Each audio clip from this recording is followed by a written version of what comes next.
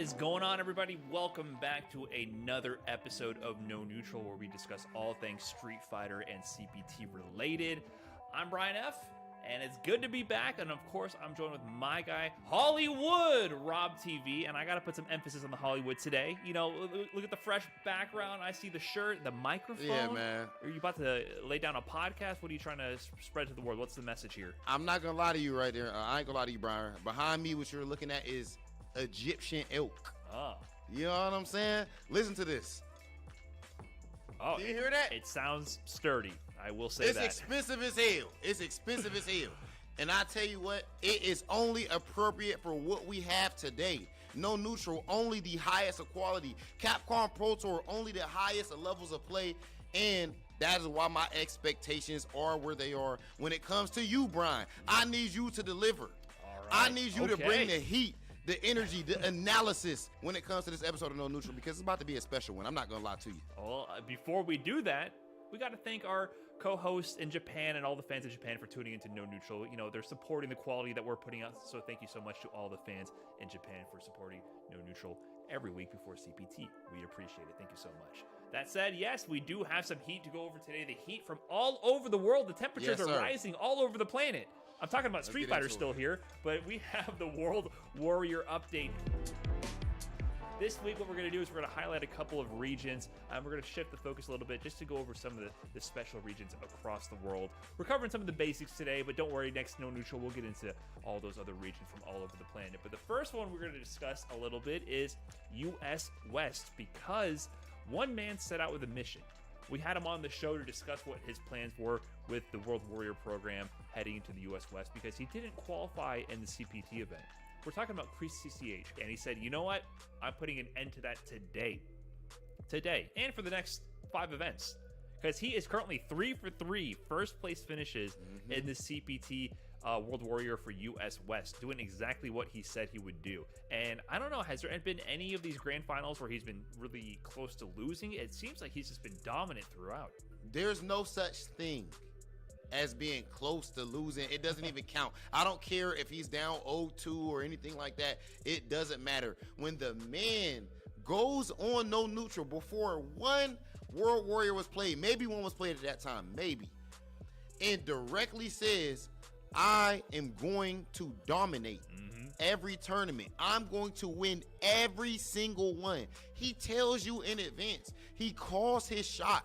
And you have all the time in the world to practice, to study the replays, to find a counter pick, and there is nothing you could do because the kid is just that damn good.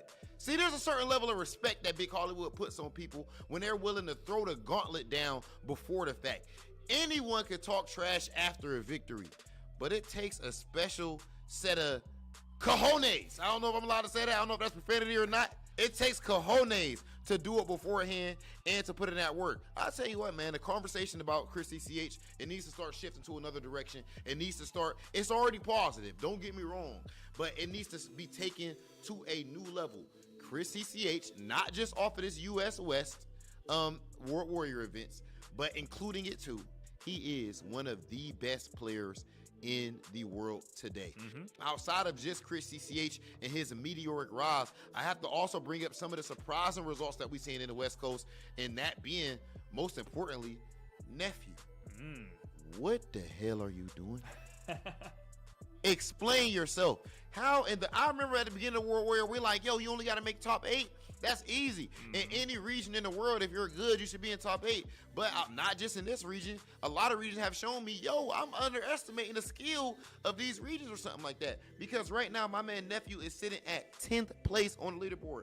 Mira is sitting at 11th place. So that just goes to show how tight this step has been. And I do want to make sure I give a shout out to Jock, Filipino Man, JB, Flaquito, 80s Willie, and Prototype for qualifying for that top 8 up to this point. But US West is coming in hot when it comes to these World Warrior events right now, Brian. I'm loving the World Warrior overall. Shout out to Chris CCH, bad man. Dominant performance. And speaking about dominant performances, we're going to shift our focus over to Japan for the time being, because we're seeing some dominant performances from the Young Bucks in Street Fighter 5. So we have John Takeuchi, who is taking the lead in the points after the past 2 events that they've had, but he's looking extremely consistent with the first and second place finish. And speaking of first place finishes, Shudo, who's, he's not, I don't think he's quite as young as John Takeuchi, but he's not one of the OGs in the Street Fighter scene, because these World Warrior events, we gotta put some respect on them in Japan. Hundreds of entrants.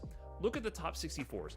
Every player that you've ever looked up to, idolized, worshipped, said, how are they so amazing at Street Fighter? They were in these tournaments and did not make top 8, did not make top 16, did not make it out of pools. Daigo, Fudo, Tokido, Gachikun, they're all in these brackets, and they're failing to qualify or win them because these players are putting in the work. Shudo actually took out John Takeuchi. He beat Daigo in that run. He beat a bunch of other notable players and won the last World Warrior event, and that secures him a second place spot on the leaderboard up to this point. And then third place, Higuchi. He's in third place. What do you know? It's the new players on the scene that are getting the consistent points in this World Warrior, which is really interesting to see. It's not until fourth place where we see Gachikun there. Just goes to show that there's a lot of new blood in the Japanese scene who is saying that we are a force to be reckoned with. So I'm excited to see what happens with the rest of the events in this region. They have 3 more to go, so still plenty of time to shake up the leaderboard. We might see more familiar faces climb up. I mean, we have Otani in 5th, Fudo in 6th, Fujimura in 7th, and YHC Mochi in 8th. So there are familiar faces that are still in that top 8, but there's no Tokido, there's no Daigo. They're definitely trying to get these points. Plenty of time to shake it up. I'm curious to see if the Young Bucks will hold the lead or if some of these OGs are going to reclaim the throne. Brian, when you bring up the new blood, you bring up the Young Bucks. Now, what I want you all to imagine is a 9-year-old sending out a message to all of the United Kingdom and exclaiming, "You are all free." You probably think it was cute. Oh my gosh, that's cute. Oh, he's so funny. Look at the little guy. You would have been a damn fool, because that 9-year-old was none other than Ending Walker when Street Fighter V dropped. A boy, a drop in the bucket. The boy didn't even have hair on his chest. And fast forward only a few years, and he is dominating every single World Warrior event in the UK and Ireland.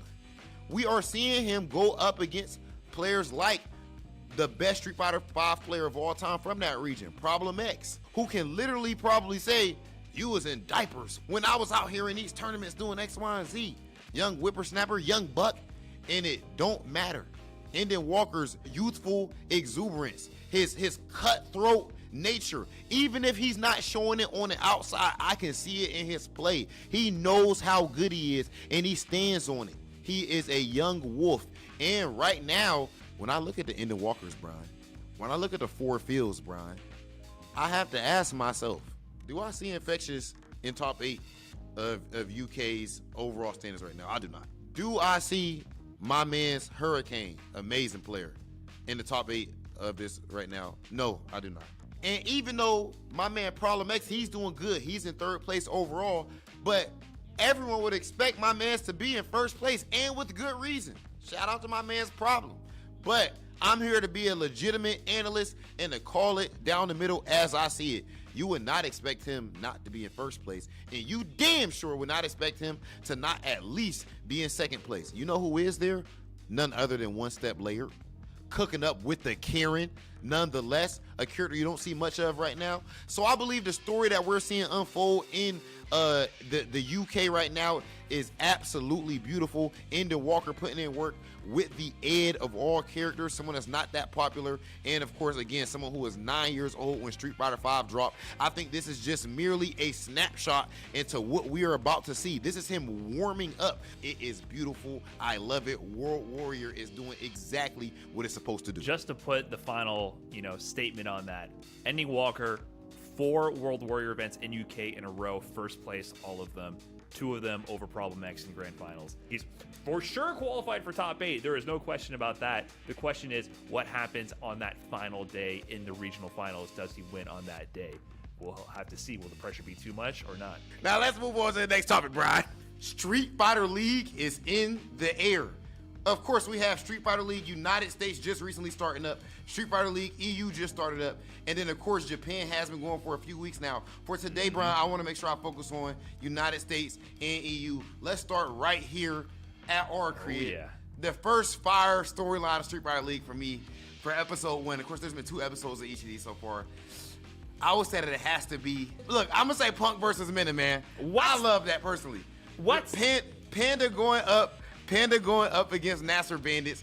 Nasser Bandits definitely the favorite on paper there, and the most fascinating thing was the match where Minute is up 2-0 against Punk, playing Luke versus Karen, and in the end of the day, it looks like all right, it's all over for Punk. What happened to the Alpha? My man goes and switches to Luke himself. He starts cooking Minna up. He's talking crazy in between every single game. Luke, I'm carried now too. All of that. Disrespectful. Wins 3 straight.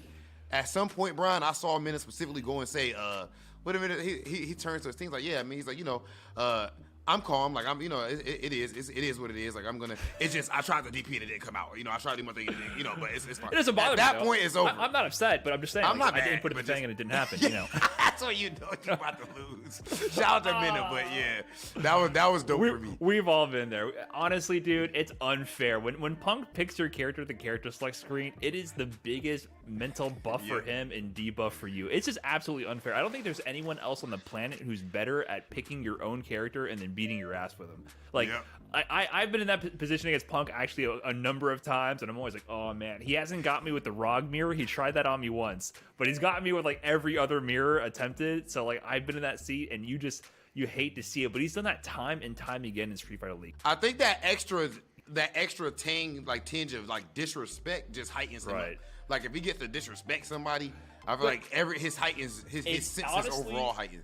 You always want to come from the underdog position, and I feel like as Punk, he's been the top dog for so long. I think the way he positions himself to be the underdog, because that is a huge mental advantage. If you've ever been on the come up, like there's a point where like you stop being the underdog and start being the favorite, and then at that point, that's when the pressure's really on, and that's when you can see your performance tank. Punk goes for the mirror match. If he loses, hey man, it's your main. I should lose. Wait, you're losing to me right now? What's going on, man? This is your character. Yep. Oh, dirty. Well, that was a great moment, but I gotta say, for that episode, I'm gonna be a little bit biased here. I gotta go with, of course, Team CLG. My own team, my sponsor there, going up over Endemic, and I feel like this is like David and the Goliath here, right here. Yeah. And going up against Endemic, we have IDOM, we have Shine, we have Knuckledew, and we have GamerB. Oh, what? But that squad is ridiculous, right? We have 2 Capcom Cup champions, Evil finalists, and Shine, one of the most dominant players in USA for a long time, going up against Team CLG. Firepower-wise, they're outnumbered. They're outgunned. Let's be real here. Very strong, promising team of up-and-coming players, and, Samurai and Christy CH, very steady, consistent players in USA, but they're outgunned here. But, man, this team battle goes down to the wire and almost ended with just a blowout from CLG. Jack goes 2-1 over Shine, super clutch set. Samurai 2 over GamerB, not even having to pull out the Samurai X Factor, the number 1 clutch god of Street Fighter League. He just wins nice and easy over GamerB. Chris CCH almost wins 3-2 over IDOM in the anchor position. It comes down to a clutch comeback from IDOM there. And IDOM does double dash cars like it. That's why, like, the most IDOM thing possible. You win in the most annoying way sometimes. Like, stop winning like that. He do all he's like, wait a minute, solid, perfect stuff, and then you're human. Yeah, like, at the very end, he's like, you're more human than I am. I'm a robot. You're human. And at the end, he wakes up with the jab and it connects to a full combo, or he triple double dashes out of nowhere, and you're not ready for it because you're human and he's not. Right, so IDOM does IDOM things, takes it over Chris DCH. That makes the set tied. Comes down to the first 2-1 sudden death. We send up Chris DCH. IDOM goes back up, and Chris DCH finishes it with a dominant final round, showing why he's a confident killer in the game, showing why he's not one of the best in the US. He's one of the best in the world, I think, at this point. Contender for top 8 at Evo, losing out just a kid in the last pixel for top 8. And big first win for Team CLG, so I'm happy to see that, taking over Endemic, who I think was everybody's favorite. So definitely shaking up the storyline right from the get-go. Well, Brian, someone that shook me up a bit and shook up the world with the announcement that he was even going to be on Street Fighter League is none other than knuckle do dang. Of course, he's been away from the game for an extremely long time. He also finally had his first match. He lost his first match. He lost to Big Bird, but that match in general, Endemic and Nasser Bandits, I feel like that's something where it can easily be, that can be considered the top 2 teams on paper in all the Street Fighter League. Easy. You know, I think for me, those guys in UYU, I think are all right there in the same conversation, but I can see Endemic and Nasser. And then finally at the end you had Outarm against Angry Bird. Outarm clutches out because of course he's him. It's Zeku and Poison right there. But what was very surprising is that when it came down to sudden death at that point, because Outarm got the 20 points to tie it up, it comes down to sudden death. You can send anyone up from Team Endemic.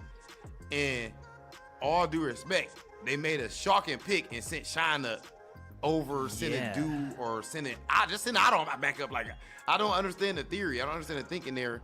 Maybe Idom was scarred from his last sudden death against Chris CCH, but it does seem like a surprising pick. And maybe but maybe it's something where like you want to get your players warmed up early in the season. So like, hey man, let me show you, we trust you in this spot, you know, so that if it comes down to, there's plenty of strategic decisions going on behind these things, I'm sure, but usually the best strategy is to win. So one thing with Street Fighter League is I feel like we also tend to overcomplicate a lot of things with Street Fighter League. At the end of the day, put the damn best player up. At the end of the day, it's pretty simple. You win. Win, get money, get accolades. Right. I agree. So yeah, that was definitely one of the highlights of that episode for me. For sure. But leading up to the next episode, I feel like we're already off to a lot of upsets because by the sound of things, Endemic is 0-2 right now, which is shocking to me. Shocking. I would not, to me, I think they'll have the rest of the season. I'm predicting them to get a bunch more wins just based on the roster, like the ridiculous roster. But they're 0-2 right now. And I think to me, that's the strongest team. The way the points go, and I agree, but the way it goes this season, remember, it's not off of point system, right? Yeah, it's point system. So the fact that Outarm is in that anchor spot and he's won both of his matches in an anchor spot, you know, they're already down 20, and he's making it so that they're losing 20 to 25, 20 to 25 each time.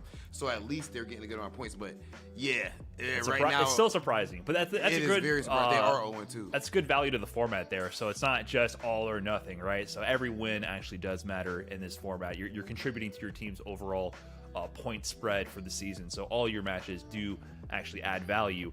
And speaking of adding value, I'm going to talk about the next upset, which was Red Rooster over UYU. And I think some character and some players adding a lot of value to their team. The big storyline here is it goes to the anchor position. Ajax Fidelity, which I feel like for most people will be the name they don't recognize when looking at Red Rooster. You know, we have Mono, Smog, Hot Dog, all household names in the Street Fighter V scene at this point. Ajax Fidelity, he's kind of like the newer kid on the block from Puerto Rico. And in fact, I knew about Ajax Fidelity for a while because Mono would always bring him to events in the past year or so. And he'd be like, oh, you should play this guy, or like he would be like showing him to all the players, and like, hey, so you'll play my boy here, like check him out. And his Ed, I haven't had a chance to play him personally, but I've seen his sets in person at all these events over 2021, 2022. He was always doing tons of work, beating top players left and right. I feel like a lot of the action has happened off stream, so I wouldn't fault anyone at home who might not have heard of him at this point, but he is dangerous with that Ed. And Ed is a character we've seen definitely be extremely relevant in this season of Street Fighter V with all the adjustments, going up against NL on Team UYU. NL, everybody knows NL at this point. He's had one of the most prolific careers in Street Fighter V, extremely dominant player throughout the seasons. I think even since season 1, I believe, definitely early season 2, he's been on the scene, tearing it up internationally and doing great in a lot of tournaments. 3-0. Ajax Fidelity. 3-0 over NL. And I feel like Ajax, he 3-0'd a lot of the idiots that like to say, oh, but this guy's been around for 500 years playing Street Fighter. Don't matter. Don't care. Run my set. That's what Ajax Fidelity is pretty much showing that his mentality is. At what point are we going to realize? I think that, to me personally, as far as answering that, so it's not just rhetorical, Street Fighter VI, people are going to be very surprised, man, how good people like him is going to be. And yeah, bro, like, so look, anybody who's complaining right now about 5 or anything like that, please get ready. Like, get your drafts going early because you are going to be losing to 18-year-olds, 20-year-olds, 16, 15-year-olds that are super godlike, and surely it's going to be, oh my God, this game is just too easy. So easy that you can't win, and you're going to keep getting your ass beat. And no disrespect to NL, because that's a great guy. Shout out to my guy Gunn. And it's only his first set of the season. I believe that he will cook up for the rest of the season. I think he'll warm up. I think NL, we've seen that in the past as well, where he's maybe had shaky starts before warming up.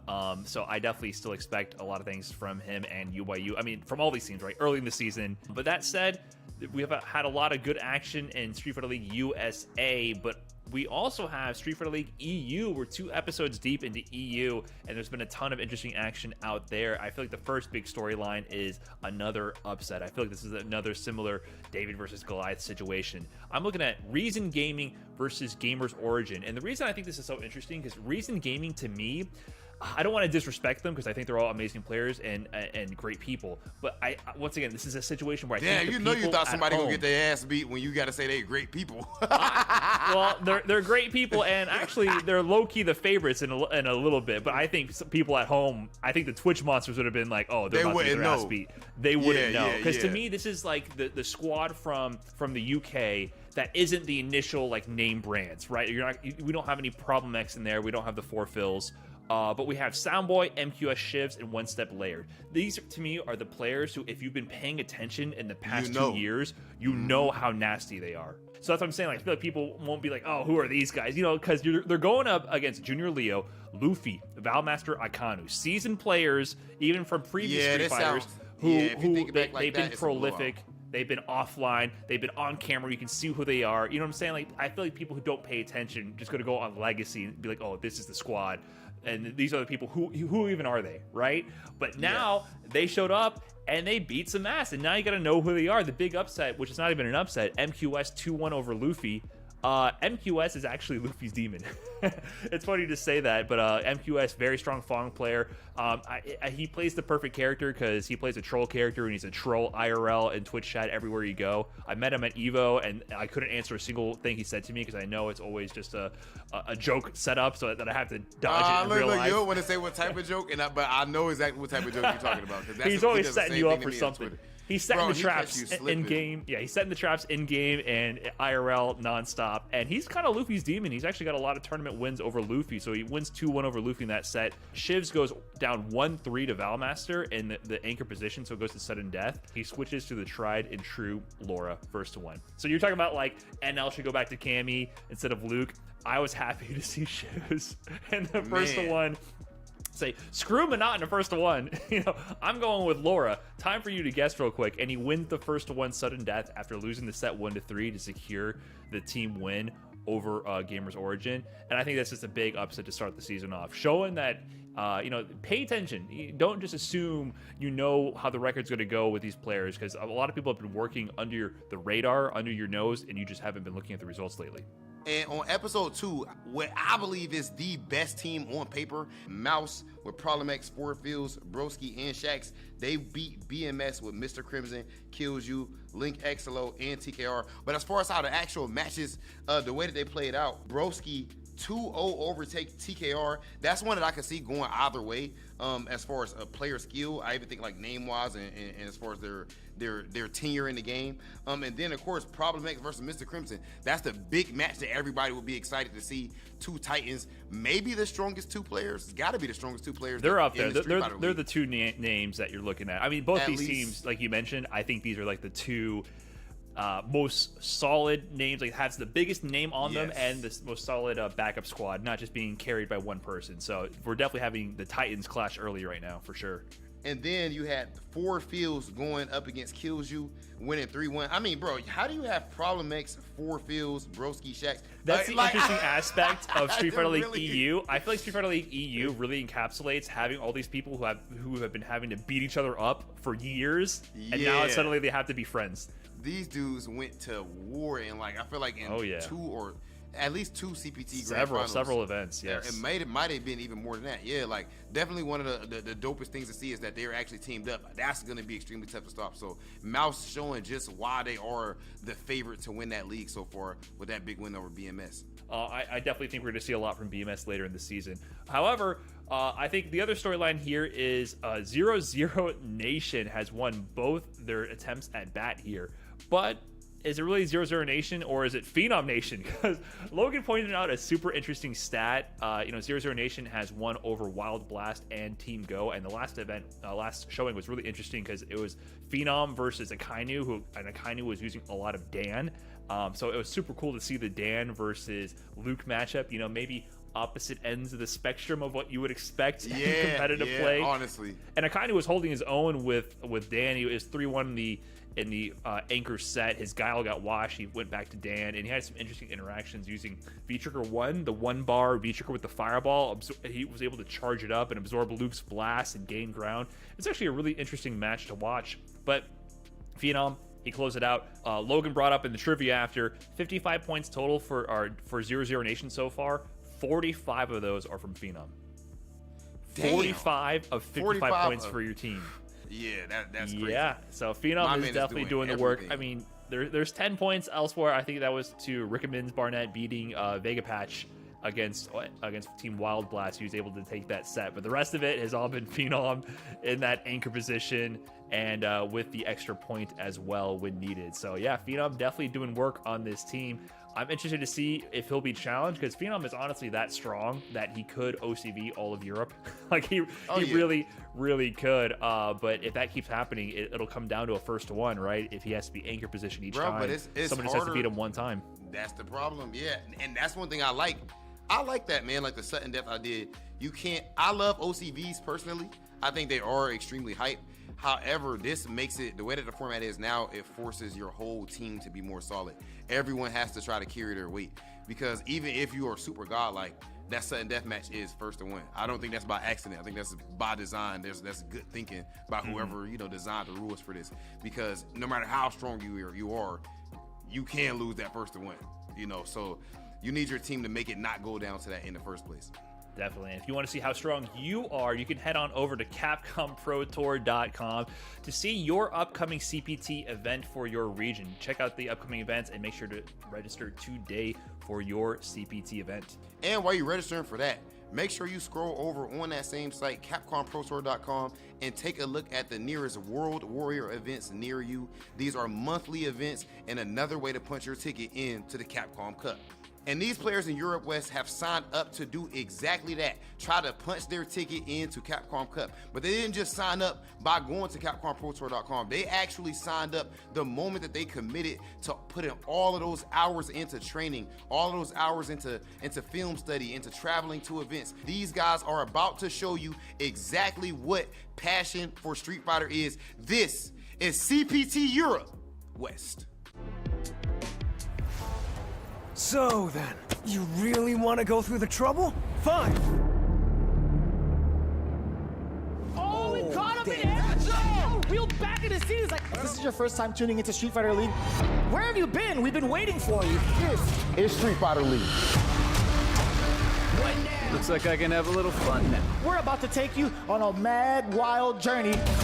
Oh my God. I was actually in awe.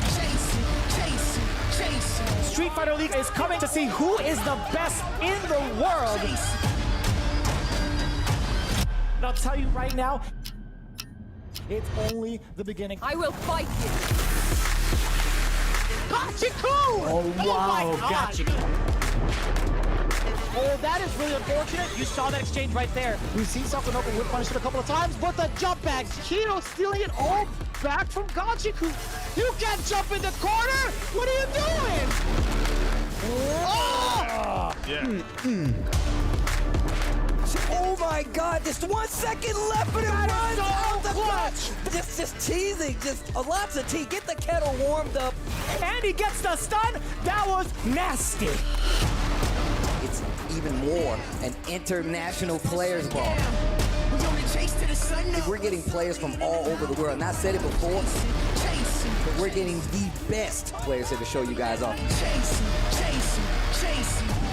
No time to be wasted. I think there's gonna be more than enough to jump in.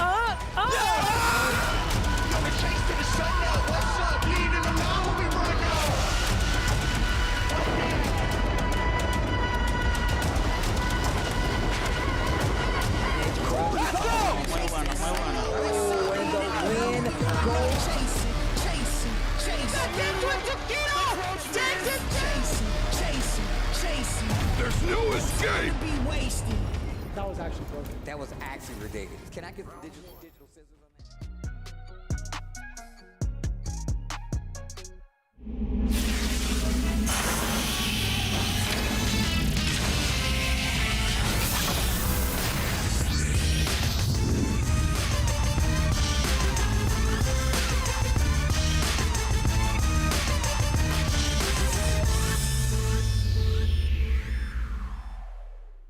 Welcome, everybody. It's 5 p.m., of course, and welcome to the CPT here for EU West. That's correct. It's 5 o'clock I didn't even have a watch on. Why did you in correct Central me? European time.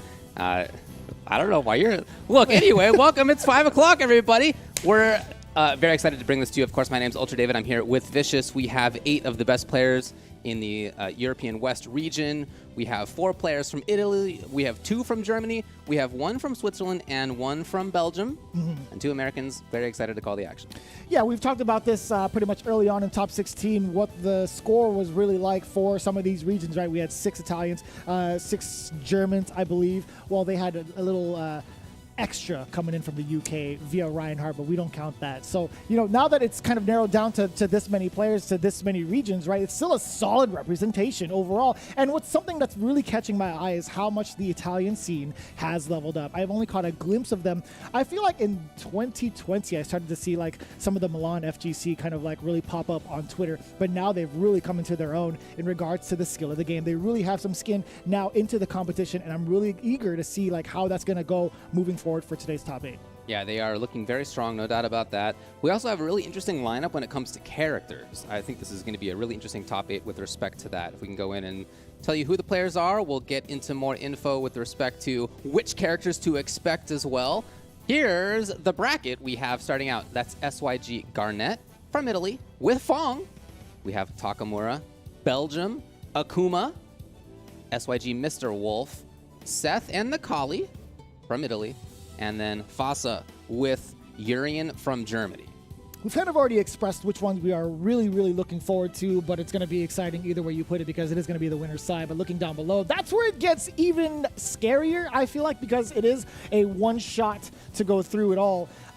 Looking at it, it's Akram, Quad V with Lucia, Colleen, and more recently, Jury from the Salt Mine Leagues over at the World Warrior event number 4 versus Gambonera, who's used Dan at least once. We're looking forward to whether or not he's going to be using it again. But the Ken, also just as exciting, just as offensive. Jimmy also going up against Geeko. That's going to be the sole Ryu representative in the world, I feel like, via Jimmy. And then Geeko, who's been putting down that aggressive play with Cammy. Very, very impressive overall. And yeah, I think either way you spin it, whether it's from the winner's semifinals or losers round 1, it's going to be nonstop action. So just to recap, here's the potential characters we could see. Fong, Akuma, Seth, Nikali, Urian. V-Trigger 2 Urian. All right, this is not even normal Urian. Lord of the Tackles. Lucia, Colleen, Jury, Ken, Dan, Ryu, and Cammy. That's a lot of characters on deck right there. And of course, it depends on the matchups, depends on how they're feeling each day. We'll see what we end up seeing. But man, we are expecting quite a list. Pretty cool. And in the top 16, we saw some of that stuff come out. We saw some very close matches, and we saw some blow-ups too. I'm thinking in particular when it comes to the strength. I was super impressed by Garnet 2-0 over Doom, and I was super impressed by Takamura 2-0 over Valwing. Of course, as we said, they're going to be playing. Years past, I would have said that I felt Takamura was definitely the favorite to take this, and I think he's still one of them. But the region has other very strong players too, right. and that matchup, I think, based on how they played yesterday, based on how they've been doing in the World Warrior program, I'm really looking forward to. Yeah, I mean, one of those other representatives that have been like dominating the charts, Geeko, he's been pretty much dominating with this Cammy, has gotten first place 2 times over and just barely missing that first place finish in event number 3. Like, again, he's been dominating for so long, like month after month after month, and now he's in like pretty much the ride of his life for CPT, for Capcom Cup, being in the losers bracket against none other than Jimmy. But even outside of that, like, switching it over to a 3 out of 5 scenario all the way through is a whole different story, right? You could win 2 straight and then immediately get down, not immediately, but you could get downloaded 0-3, right? That's going to be a lot more considering like what's on the line too, like not only just Capcom Cup, but $5,000, right? Being placed into the top 4 prize pool, but everybody wants to go to the big dance. That is the biggest takeaway you could ask for, especially for the final year of Street Fighter V. I think that's right. Yeah, that's the big thing. Now, this region is a little unusual in the sense that, yes, if you win this event right here, you're in Capcom Cup.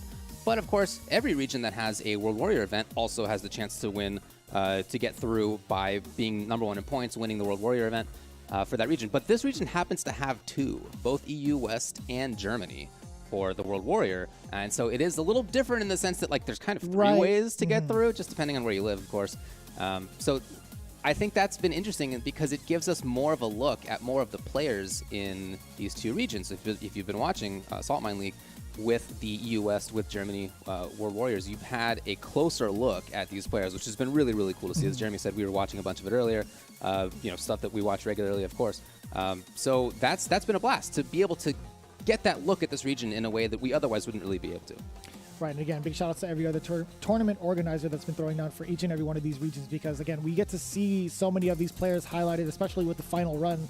A lot of these players are really starting to like gun for Capcom Cup spots, and I think just overall opening the floodgates for even more spots. Like, we don't get to have those kind of events offline as often. Well, this year we're starting to slowly get it back into it, right? Back into the swing of things.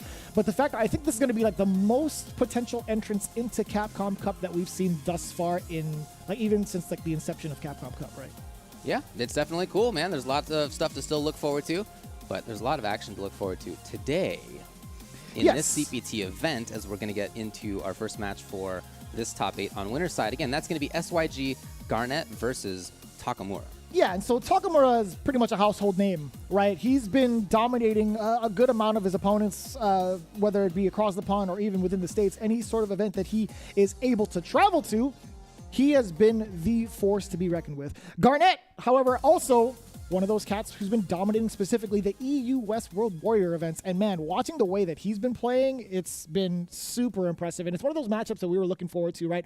What happens when you have like a wall of poise and a wall of well-placed normals against somebody who's trying to maneuver around said normals? Well, we'll even get that preview from Garnet, as we do have our quotes ready for us before the matchup. Let's see what Garnet had to say going into his top 8 moment. Takamura is a great player. I play against him a lot, and he knows the matchup really well. I'm so honored to play against him with much respect for the best Akuma in Europe. I hope to give you an epic match. That's what I'm looking forward to, too. And based on how they played yesterday and based on what we've seen so far in the World Warriors, I think that's probably likely. So Garnet is currently the first place in the World Warrior for EU West. His results have been awesome. You know, he got 3rd, he got 1st, he got 4th, he got 2nd. So just really good consistency. Takamura has maybe arguably better consistency, though, even though he's currently 4th in points. He got 2nd, 4th, 3rd, and then just didn't enter the last one. So that's why he's further down in points. But they're super, super close when it comes to that. And as far as, other stuff, historically, I would have said, like I said, that Takamura is the favorite here. He got 1st place at CPT 2021. He got 1st place at CPT to enter, I should say, qualify in 2020 as well. So there's like a lot of history there in a way that Garnet doesn't really have. But this year, I just don't really think it's as clear as it used to be. There's a lot of really strong players in this region, and they're loading up with the characters we expect. Takamura, interesting as always. Fact about himself. We always ask the question. He says, difficult question. Quote, he says, I am ready. Yesterday's quote, it will be an interesting match. So, you're always getting into the interesting stuff in the actual match when it comes to Takamura. Yes. Maybe not in the quotes, but in the match, we're looking for a good one here as they load into the Street Fighter Duel stage. All of his quotes are AI generated anyway. It's fine. He's got the supercomputer loaded. Now it's going to be time to overclock that bad boy as we see Akuma on deck for Takamura, which is expected. And again, this is one of the things we talked about, right? We've been looking forward to this match since the end of top 16. Already striking first. A very significant one at that. Takamura getting a crush counter against Garnet. And this is what I was looking for. Like, what is Takamura going to do to kind of hover around Garnet's playstyle? Hey, 3-framer. Blowing it up. Again, we are expecting a lot of matchup knowledge. It's not going to be anything caught off guard. Garnet trying to navigate. Oh, the range was perfect. No! Safety first, Takamura backs off. Way too far. But you can see Takamura's got the style where he was so strong on just kind of slowly moving forward, at being at the right spot to get whiff punishes, and then waltz right up for the dub. And that's exactly it, right? I think he's just been looking for spots to really pick apart Garnet's choices of normals, what he wants to do. Once you instill that fear, you get into this situation, right? Like, there's way less wiggle room for Fong to even like try to set up shop. But when he does, he has to like spend a good amount of resources to even try to like either get out or even find use for them too. There it is. Too far. I think one too many jabs. Trying to get that consistency is tough though, off of the jabs. The jabs with the fierce. Yeah, not an easy combo. Pretty good navigation so far around the V skills by Takamura, but there got knocked. If that juggled, I would have thought. Hey, man. I thought there was like at least like a juggle point out there for him. Oh, big chance. And takes the activation point too. V-Trigger one's the choice. The Stinky Man. Oh. Maybe that does make sense actually versus Akuma with lower life than most. Yeah. Just constant poison. Man, I love the activity from Garnet on defense as well. I think that's like, you know, that's the second time he's flexed that option from his performance in top 16. I mean, we only got to see one set, but that jump back medium punch into the fly has been so consistent. I love that. Yeah, still ready for it, even after the cloud hits. The wheel bend is still lasting long, and the response that Takamura has been giving against some of the clouds with Red Fireball has been so important for Garnet. Right, he gets to set up shop, set up Ryu Benda afterwards, or Nishikyu afterwards. The movement from Takamura is so good. He's evading so many of these projectiles. He's even dancing around where the normals are. Look at this, dancing around where the anti-air was, too. I mean, you could say the same with Garnet, like trying to go around some of the fireballs that Takamura has been implementing, but now the Ryu Benda. Again, he's back to the fireball game, and Takamura is willing to spend some of that V-gauge to avoid it. Now, look at this. Just menacingly staring at him. But that's not the benefit of Garnet, right? Because of the fact that the poison's still ticking down life. Yeah, little by little, Garnet is starting to take this lead. Takamura definitely knows this matchup well. You can see him challenging in places where he can challenge. Garnet trying to stay safe. He's got the fireball. Nope, Akuma's over it. 35 seconds on the clock. The poison no longer a factor just yet, but that's within territory for Garnet to hit at least a medium button or higher. The wall's up. Takamura with super. Oh, no. At this point, his life doesn't matter. If he gets hit, he's dead either way. Now it's... Oh! That's dashed? What? Oh, no. Trying to steal a big turn there was Garnet. Maybe dash forward, crouching light kick is something we often see from a Fong. Sometimes crouching medium kick to go for bigger stuff. He didn't even need that. He only needed the little tax of a crouching light kick or an overhead maybe. Dash forward into one of those two options is pretty frustrating. But if you're ready with the fierce, as Takamura was... and with the hit confirmed too. Of course he's going to be ready with that.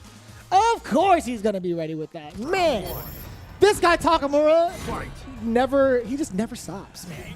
He's definitely got anime quad armor, I'm telling you. That was a long match for Garnet to bet it on that. You know what I mean? Like, that was a long time spent, and just kind of now with very little result, you know? You had so many more hits to take outside of critical too. Like, yeah, it's true. Ooh. That's just rough. Against sweep? Wow, I've seen him use that back fierce in interesting times before. Come on, he's blowing it all up. Look at this.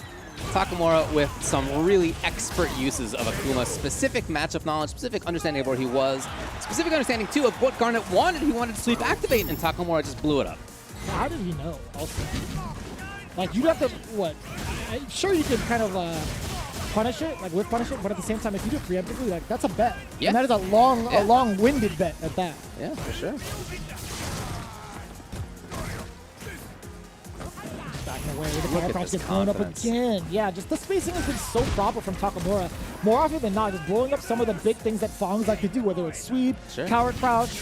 There hasn't been a lot of success in that regard, but Garnet, again, still can't find the offense. Takamura has been an absolute wall. Very different game than last time, where it was much closer. This is all Takamura. Shield on the whip forward. Big chance. Needs a little bit more. He's just away. Just getting away from any potential of easy activation. Okay, finally, here it is. That was jump back jab, by the way. He was trying to find one hit. He might be able to do it again. He's definitely one touch away.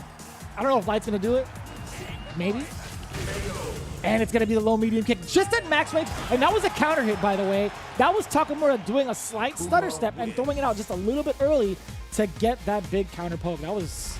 It's so tough, too. Like, how does he know? How does Takamura know when you want to press a button? Like, count how many counter hits have happened in these last two sets. Even in that game alone, in those 2 rounds, there were so many big counter hit plays. He really does know when you want to press a button. I'm thinking again back to his use of the fierce, his use of the parry. Even the demon flip, where he caught, Garnet's cower crouch and sweeps. There you go. Yeah. He's so smart, David. All right, buddy. He's so All smart, right, buddy. David. My man did uppercut to get himself past the fireballs too, so that there's no potential trade. It was so good. Quote, I am ready. What? That's what he said, man. said? That's all he said coming into this thing. But he was right. Now I'm starting to think that's a frame kill. I'm really starting to think that's a frame kill. Off of the jump medium punch air to air from Akuma as he's going down. Haven't seen the parry at range before in this match.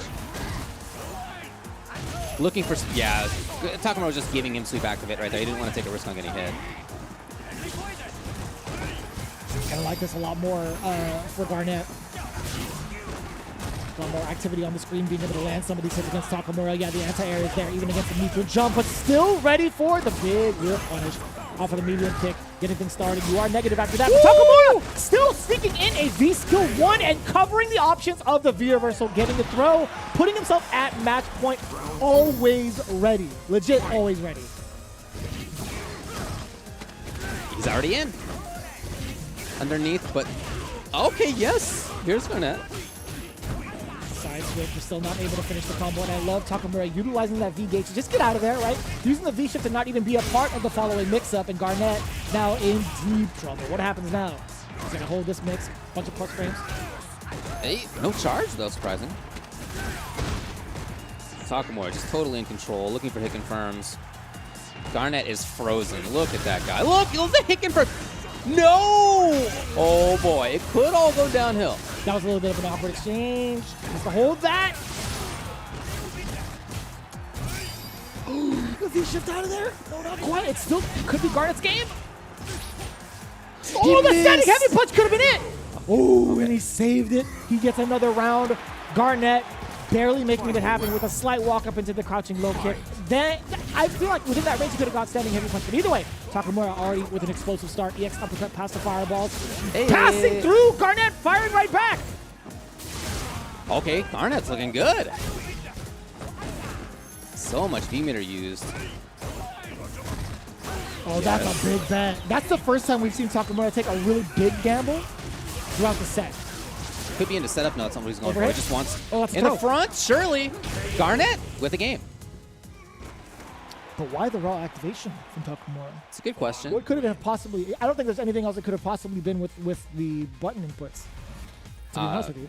Right. It could have been that he was looking for a specific mix-up and screen freeze. I don't remember offhand how many frames Akuma's V-trigger is stuck. You know, so it varies a lot. Some of them are just a couple. Some of them are like a long time. But I think it's notably enough to get punished. I feel like whatever mix-up is coming from Garnett, I think like we're still able to 6 frames be punished, right? is the answer. That's actually a lot shorter than I thought it would be. Yeah, some are short. Like Fong's is like 2 frames.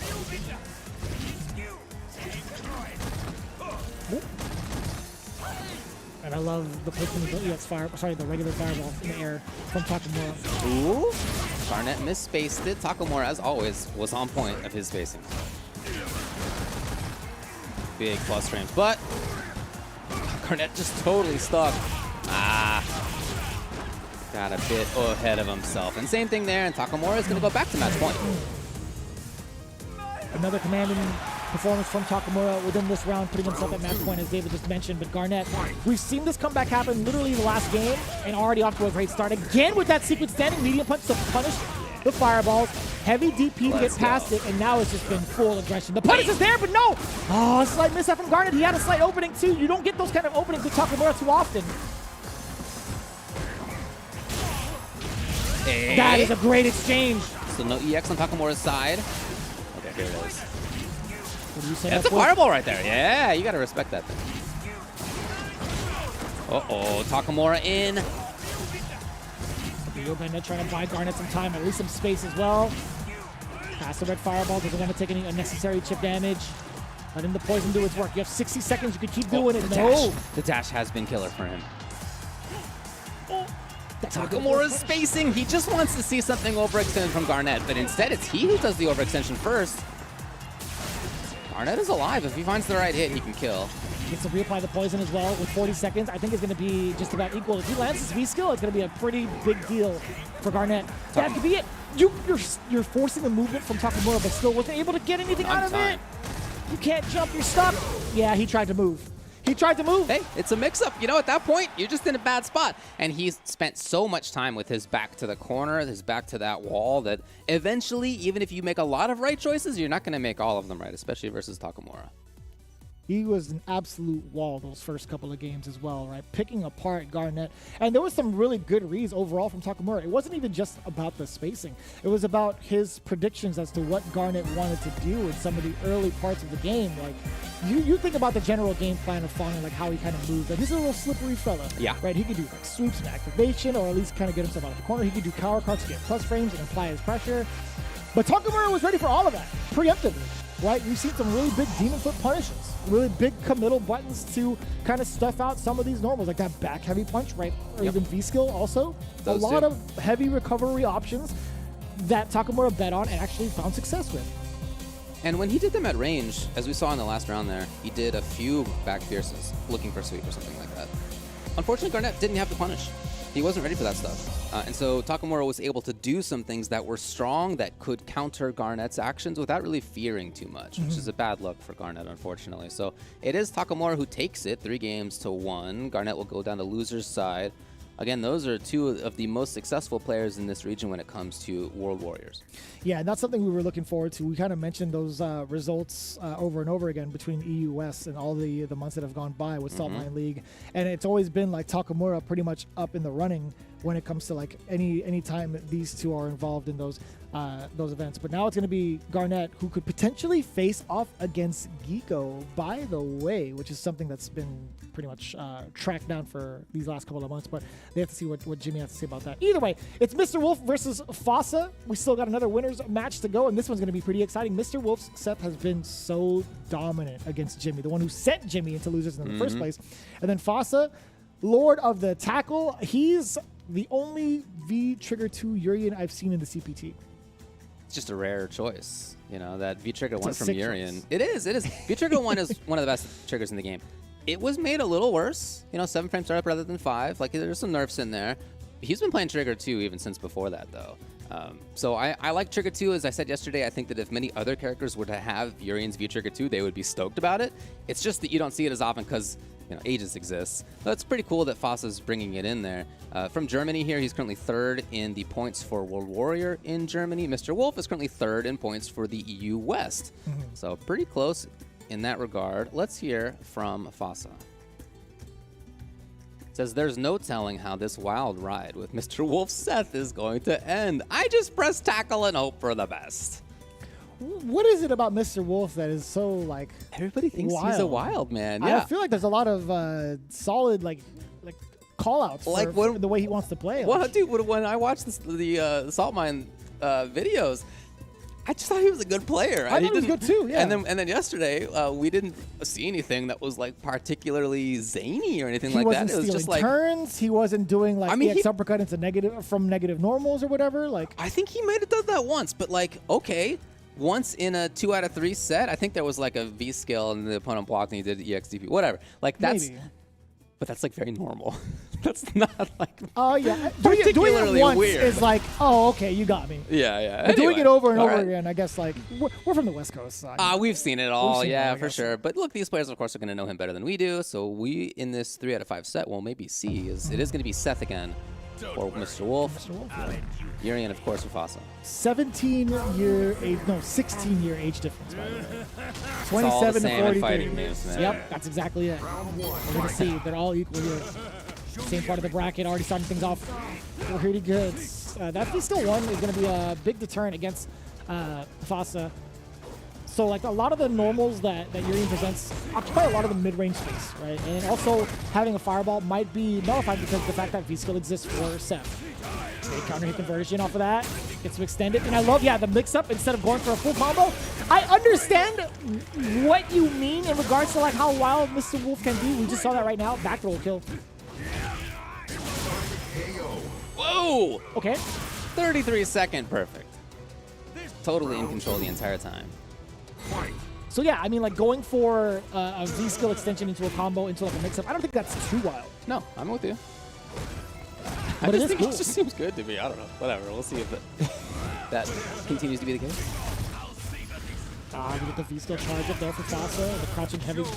Man, that was actually way further than I thought. I honestly thought he was going to run into the metallic spheres, like ending like the tail end of the fireball.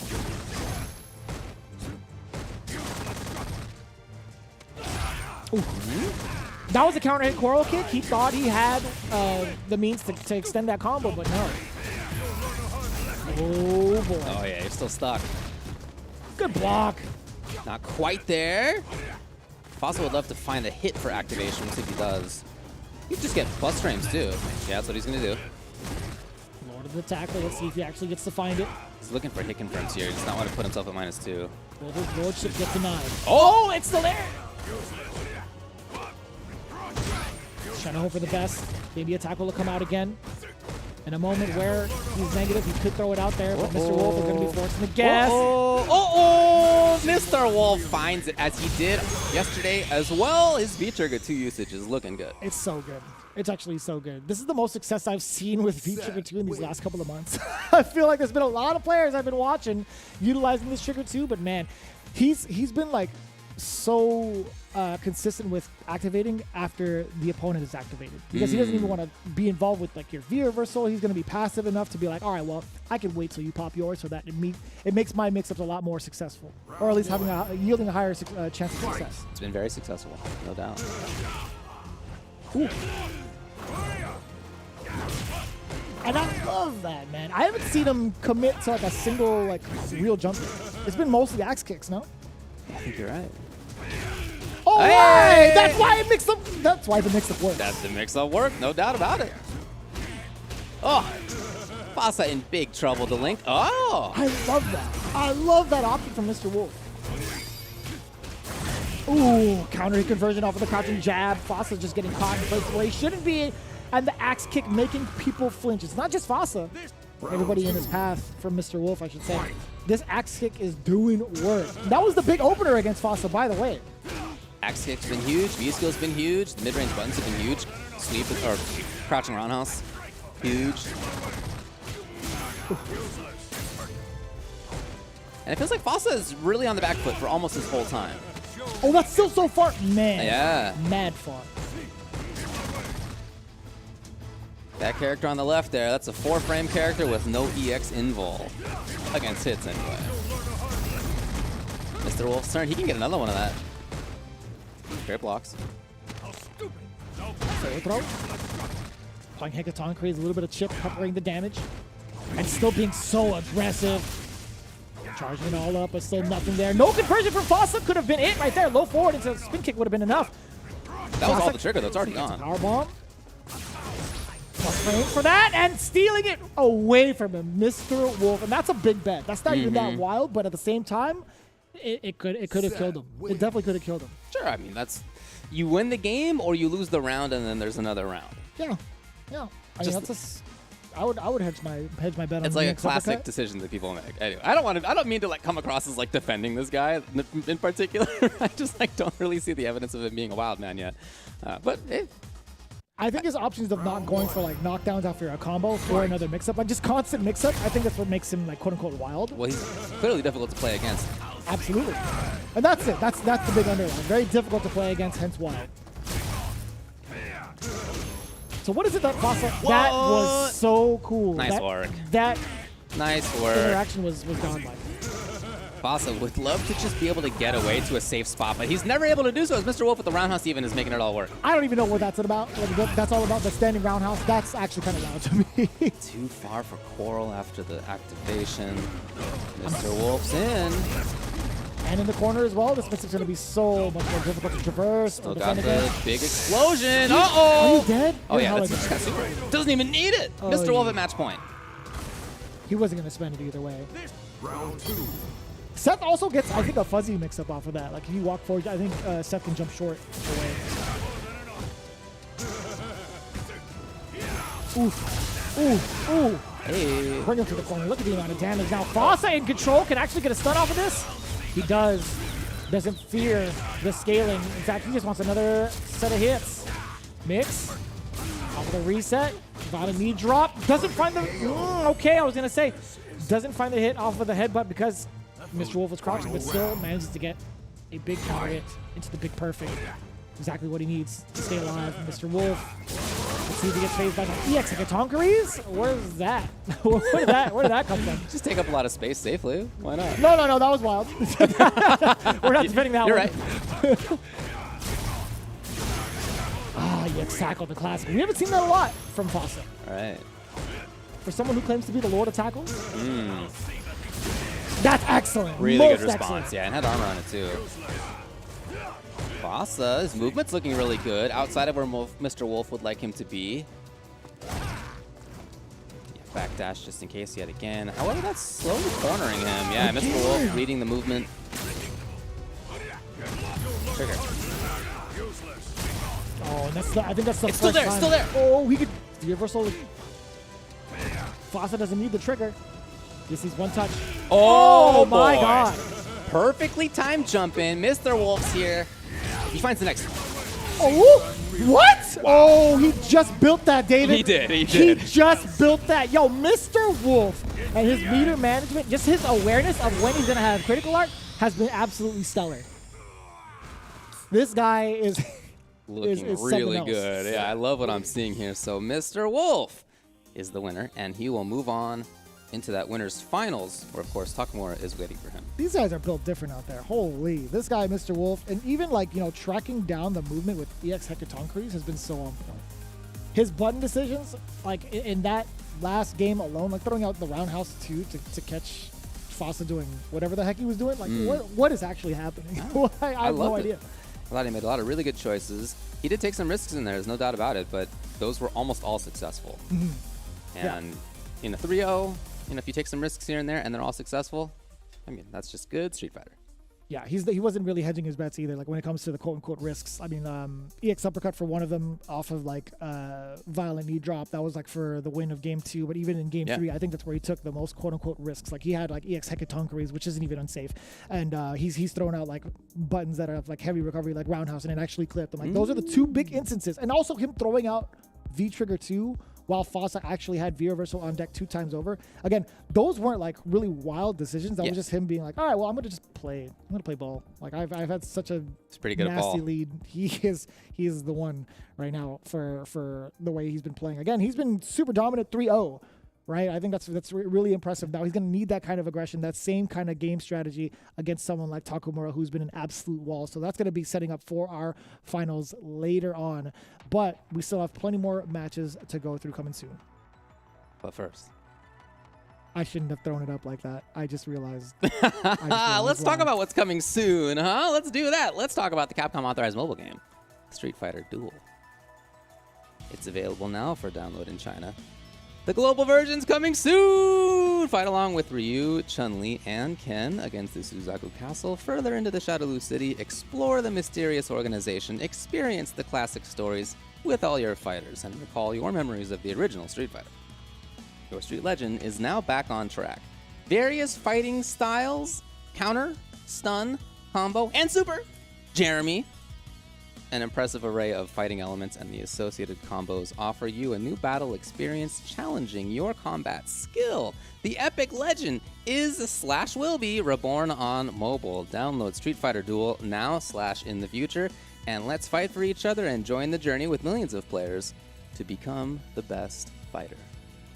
Great read there, Davey G. I got to say, that was pretty impressive. Coming real soon. You sound like the super wacky inflatable tube man salesman guy. That's what you sound like to me. Thank you very much. All right, well, switching over to a more serious tone, World Warrior is happening each and every month, actually, for a ton of different regions with all of the tournament organizers listed. Again, all you really need to do is sign up over at CapcomProTour.com. It's never too late to accumulate some points, but also never too late to get accustomed to the FGC. You have some of the finest talents from around the world competing for this pretty impressive array of slots for the Capcom Cup. And what better way to be a part of it than right now? Get yourself ready with the World Warrior. As it stands right now, we already have ourselves the first 2 big winners from the winner's side. We still have plenty more loser side to go through. You do not want to miss it. It is Europe West for the Capcom Pro Tour. We'll have more of that Street Fighter V action coming back after this break. Time to fight, time to fight. Never give up, we won't retreat. The ones who stand up turn to feast. So fight, time to fight. Glory waits for those who fight.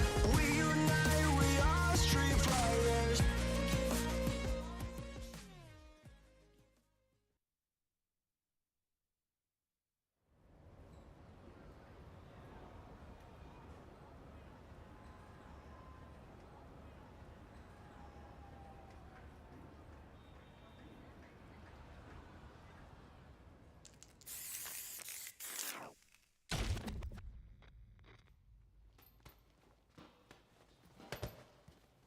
When you go looking for strength, it's not like a game.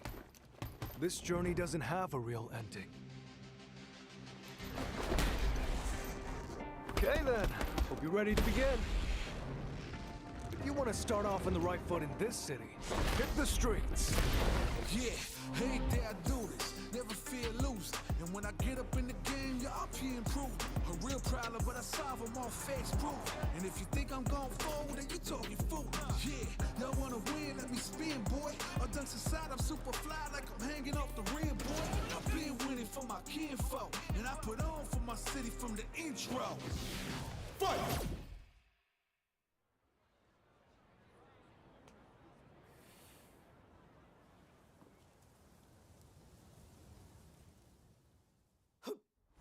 It started from the ground up, training getting wound up, channeling it in itself and moving up and down, crossing over, passing around, I'm on the time like I can keep score. 30 years I never thought it crossed before. When I get out on my knees, I got it digging it deep. I feel like I'm on the road, it really has got me. Since I went to win, no goodbyes, and you just better get. I'm out in the skinny, riding around in the dreaming. Once I get the feeling, The top player is here. Let me have some fun. Ready? Then show me. This will be a good fight.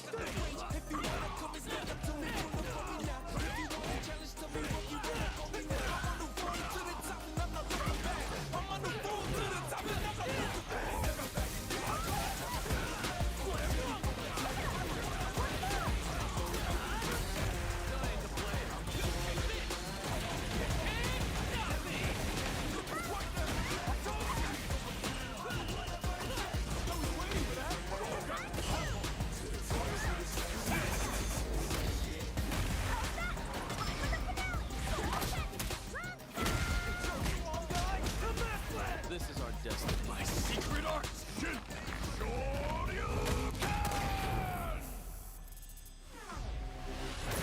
Street Fighter VI.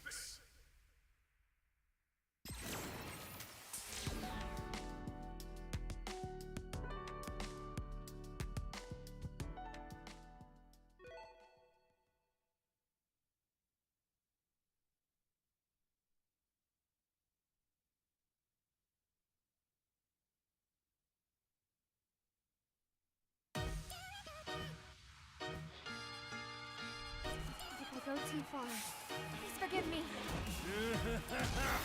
My name is Seth. Bow down for my cycle. It's time for trial. Show me everything. Download. This will do.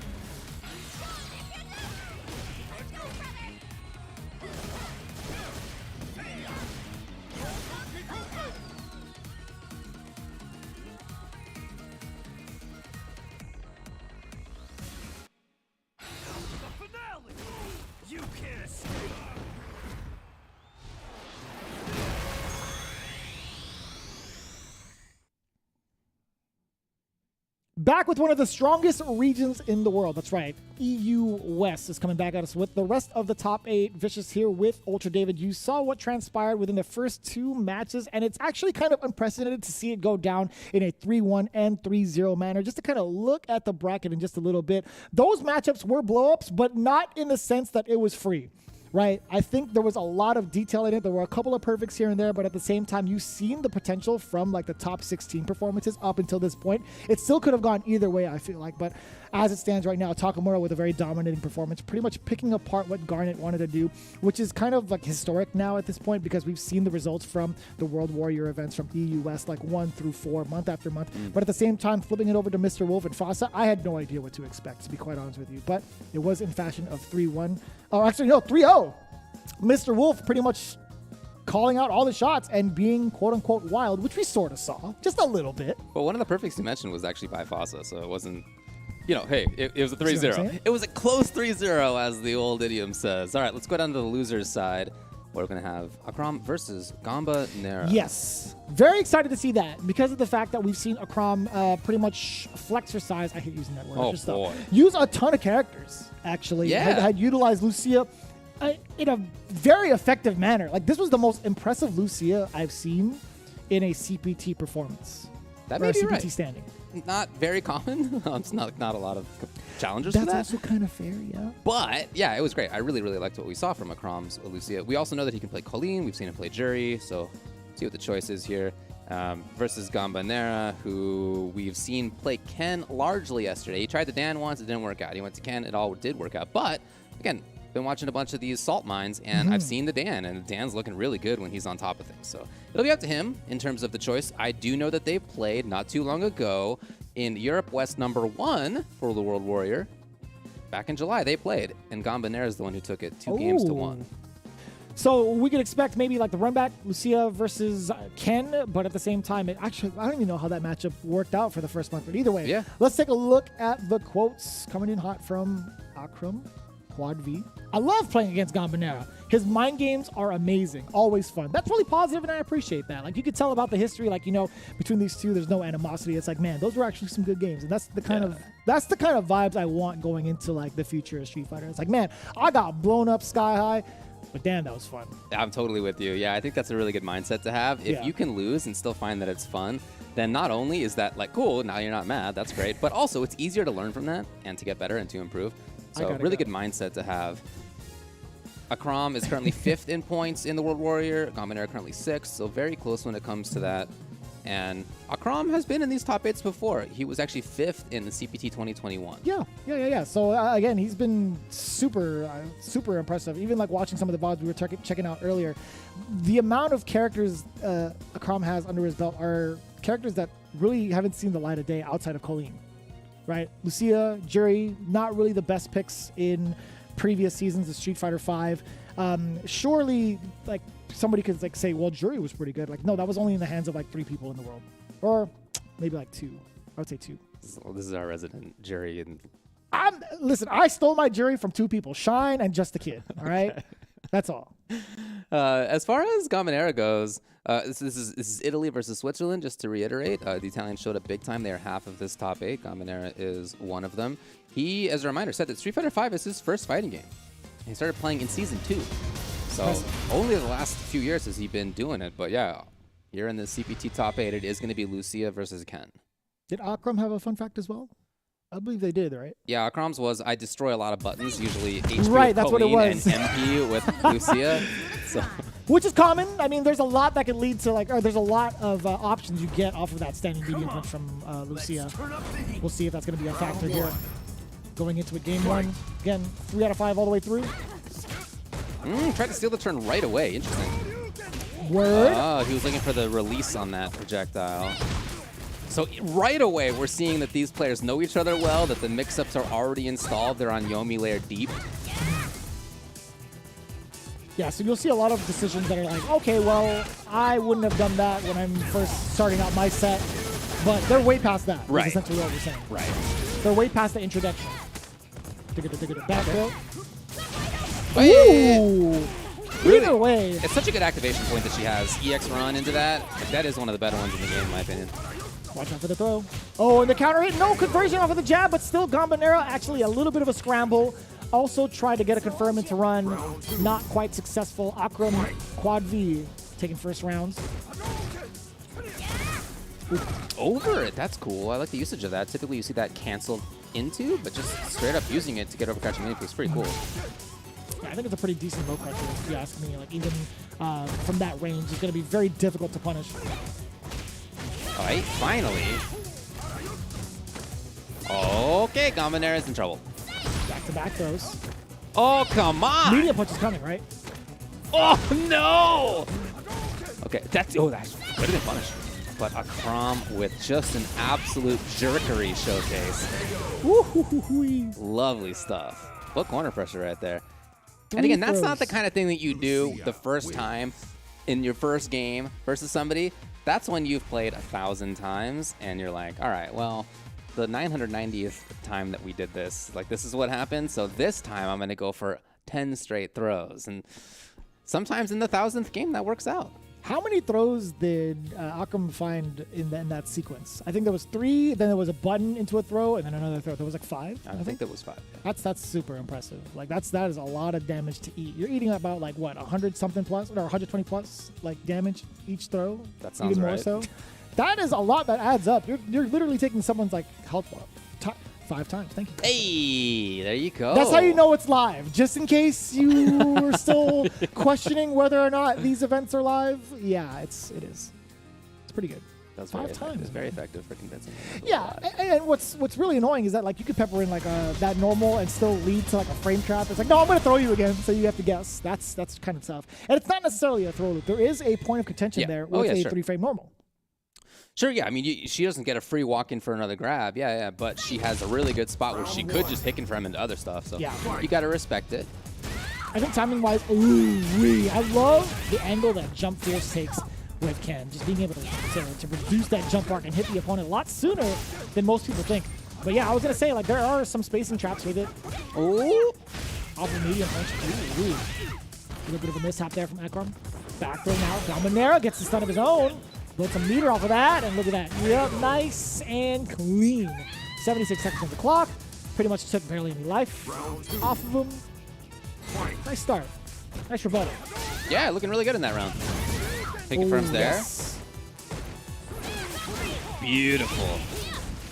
Setup City. Why would he? Wow, okay. I'm very surprised that somebody who knows the matchup as well as he does did not do quick rise.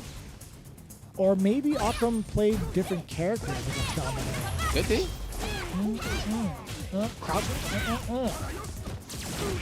Actually, I don't even know if it matters if they're standing in crouching for the extension, but either way, Gambonera lights him up. Back throw now. Yeah. What happens after this? Looking for confirms. Really strong spacing right there. Beautiful. Ooh, He knew exactly what Akram was looking for. The spacing was perfect. And then when he felt he wasn't at exactly the right spot, the backdash came at just the right moment.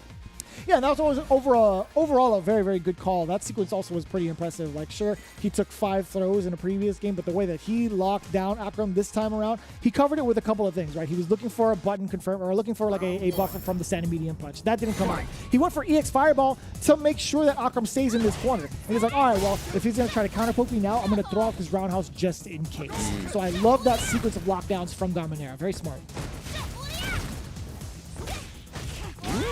Just underneath was Akram. Very similar sequence, right? Standing medium punch doesn't find success. Immediately throws out a fireball to check Akram, prevent him from moving forward. No confirm off the roll forward. Again, he had a sequence. Gambonera getting a lot of damage on the table. Back throw, this is where he's in control. I love that decision from Gamba.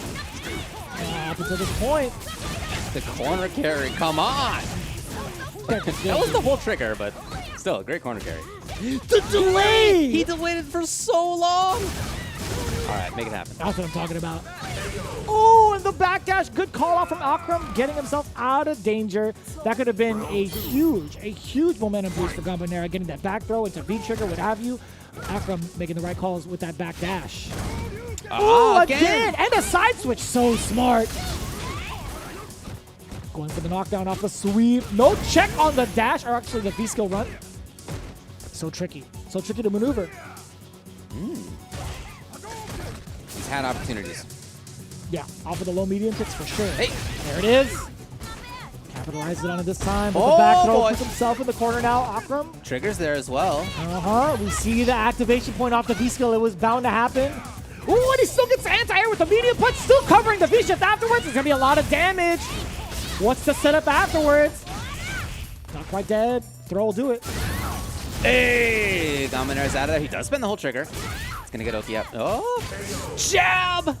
That's the Quick choice. rise. I guess the read must have been by Gamanera that he expected back roll, a little bit more delayed, but instead it was the quick rise into immediate button. So that, again, shows me that there is a lot of matchup, both character and player knowledge here. Yeah, that really blows up options of, empty jump lows. I don't think there's enough time for you to cover anything else. If like that crouch jab that Akam used on Wake Up lands as a counter hit, I don't think there's enough time for you to or that's kind of like a big signal as to what Gamanera tried to do, right? Empty jump low, empty jump throw. I think he was just hoping that it would be cross up because she would have woken up later due to back roll, but hard to say. He's caught in the corner now. Big smiling Abigail looking over it all. Creepy. How does he have any sort of manufacturer build something that big as a Christmas decoration? Excellent question, to be honest. We got to get to the heart of this. What? No, he didn't actually get the combo. It's okay for Gamanera. Ooh. Let me give him neutral jumper free in front. So scary. Okay, getting hits actually okay. This actually gives Gamanera a trigger. Oh, too close for the slide. Nice and patient Gamanera with a very, very subtle punish. But a punish nonetheless, getting himself that damage, getting himself the round on the board. Moving further into a game 5. Gamanera looking good here. Oh. Very good pressure. Yes. Oh, Oh, again. two. Oh, no. Let's go. All the time the first saying not bad led to that very moment, David. Okay, so he knows that Akram does not actually mash out of stuns. Oh, here we go.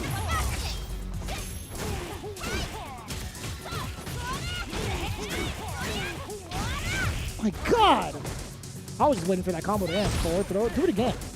Ooh. Now find the layers. That's going to be more than enough damage.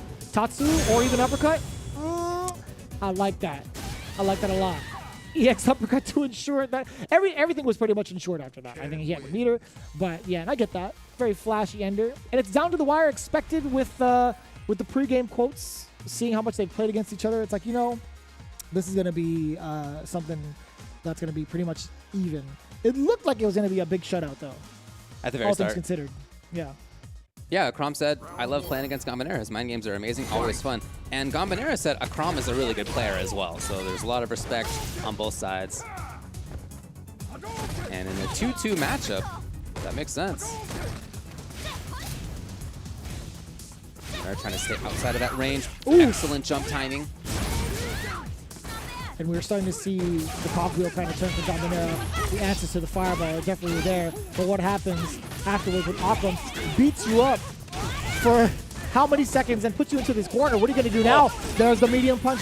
The layers of the frame trap coming through now. Back roll stun. He knew it. He took a gamble. Paid off. Gets himself out of the corner as well. Reducing the stun. Great Huge. confirm. 2 EX bars though. And not within grab range for killing, but hit range for killing, yes! It's match point for Akram. And you saw that from Gamanera. You saw the reversal. It could have been maybe a Tatsu, maybe an anticipation for a throw, maybe the light uppercut. Who knows? Fact of the matter is, Akram blew it up with the proper meaty. Gamanera now striking first, and a big heavy punch. Yo, Akram just threw it out there and caught Gamanera swinging a little bit later, and we see the footsies in play. The low medium kick, finding the mark 2. Forward throw now. Akram in full control yet again. Still checking the lows. Gamanera now stopping the throw game immediately with the low. Gamanera's in trouble here. Doesn't even have trigger. He finally has it after getting beaten up. He's in huge trouble. Is that going to do it? It is. Akram will take it. 3 games to 2, eliminating Gamanera. At the right ranges, being able to continue the combo in that fashion, that's very good character knowledge there from Akram Quad V, getting even more V's into the name. Gamanera, I will say, like, best of luck to you in the future. His Ken has been super impressive to watch. Looking forward to seeing how he performs in the further Salt Mine League events. But Akram V right now is is so impressive with this Lucia. I'm looking forward to seeing how they perform against the upcoming players on the loser side. Man, that was so fun to watch down to the wire too. We see the back and forth, right? Gombinera making the subtle adjustments against Akram Quad V. The amount of control here was super impressive too. Just being able to exercise all the options and making the correct reads to punish Akram where Akram wanted to use, some of the command normals for movement out of the corner. And that was just an unfortunate circumstance too. Great reads on both sides. Great showings of spacings and understanding of the opponent and their character on both sides. Really, really good match. So hats off to both players. Of course, it doesn't work out for Gombinera. He lost to MDZ Jimmy in winner's side, and then here's the elimination by Akram. Akram, who lost to Fasa, has since made it past Riso, Dedum, and now Gombinera. And guess what? I think he gets to play off against Fasa again in a double jeopardy situation. You are correct. That is going to be, as we see there, Akram versus Fasa. So that is the run back. Really looking forward to that. I mean, I wondered how it went between those two in regards to like the character selection and the actual score itself.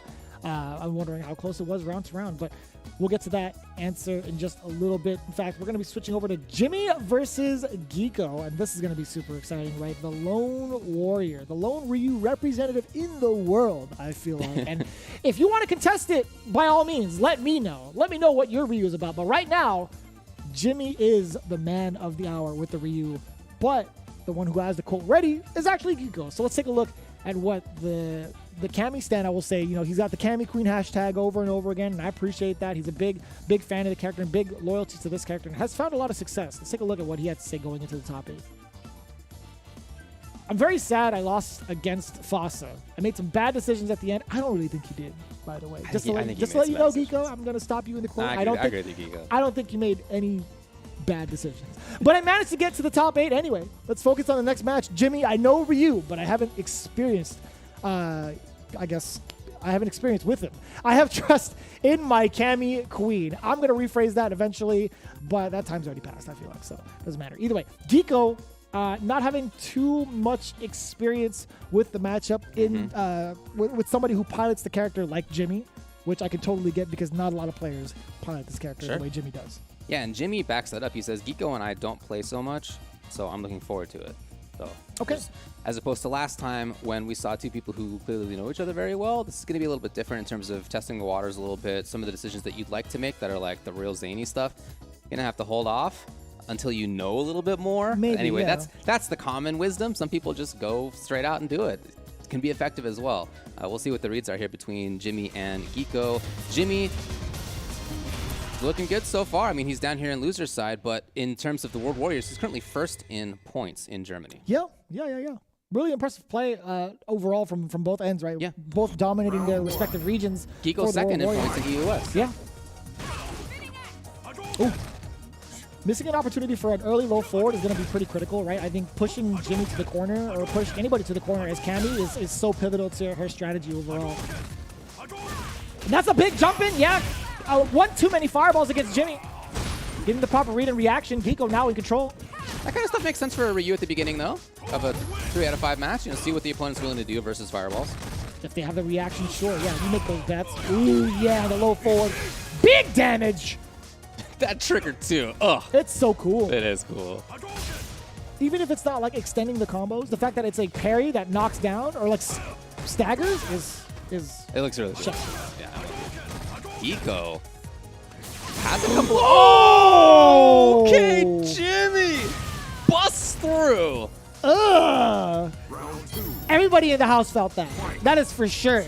That was something that I think was built upon him throwing those fireballs earlier, seeing what the opponent likes to do when they feel that they really need to get in. Yeah, and that was unnecessary roughness. He still had trigger 2 left. I think if he had parried it, he would have been just fine conserving the meter, but he wanted to be flashy with it. Mission accomplished. Well played, sir. Sometimes you're at the right spot on screen. That should have been a big signal for Geeko as well. Yeah, not in time to catch the fireball's recovery. In fact, it's an uppercut to the face instead.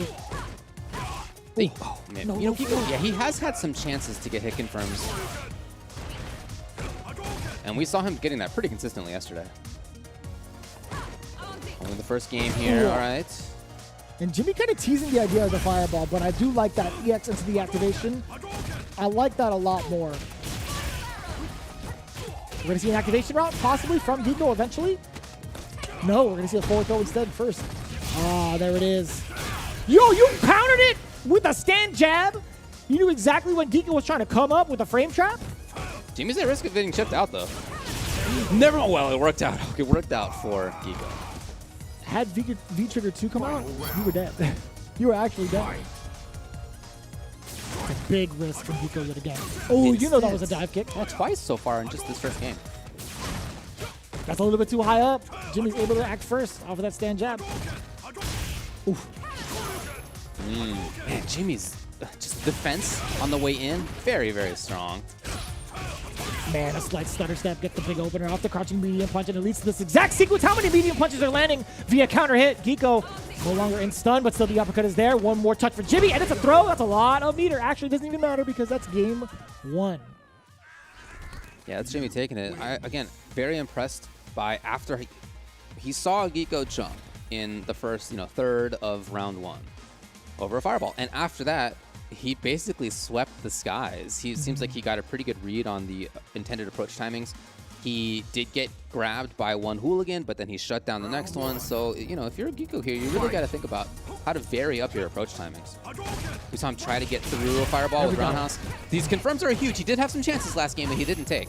Again, damage off the table, or damage left on the table, excuse me. Again!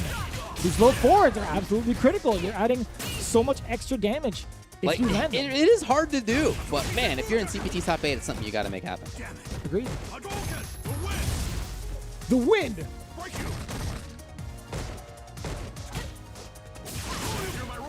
Oh my God! Hear my roar, indeed. I rarely get to hear that line. That's so cool. Hear my roar. Oh, that's a giant jump in for Geeko, and the side switch as well. You saw the reversal. Geeko blows it up, whatever it is. If it's not a metered a metered uppercut, it's not gonna find success.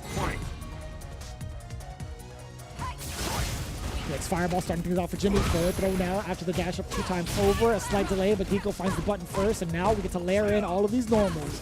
What happens though? The spinning axe, yeah, successfully blocked by Jimmy. Not going to be susceptible to that trick. Woo! You gotta jump sometimes. For Geeko, can't give up on that angle of approach. No, because then you're susceptible to the ground game, right? Yeah. You're eating a ton of plasma. You're falling right into Jimmy's plan, and I love that. Yeah, catching the recovery on the top seat. Yeah, forward throw. Here's Jimmy. Very common route too. EX fireball into trigger 2. Solar plexus. Oh, huge shit! No, the buttons just happened to be at the wrong time.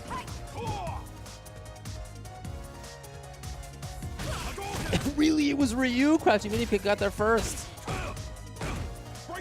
Oh, big chance on the whiff. No. Oh, whiff punish that from Geeko. Solar plexus was there. How many times has he answered the call against the dive kick? Uppercut has found so much success in this matchup.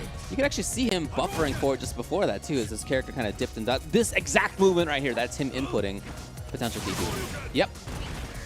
You're absolutely right. But it's so difficult. Like, that could be fireball as well. Sure, yeah. I mean, it doesn't need to be DP. But it's DP. It is DP, yeah. More often than not, if you're within this range, like, you could still kind of like interrupt with stand medium kick. Possibly. Like, or at least show that option off, right? I don't think that option's been shown off too many times. Low medium kick has for sure, but then when it hits, there isn't a lot to behind it. So Jimmy hasn't feared it as much. Right, those are all chances that could be into damage and Oki, but they just haven't been.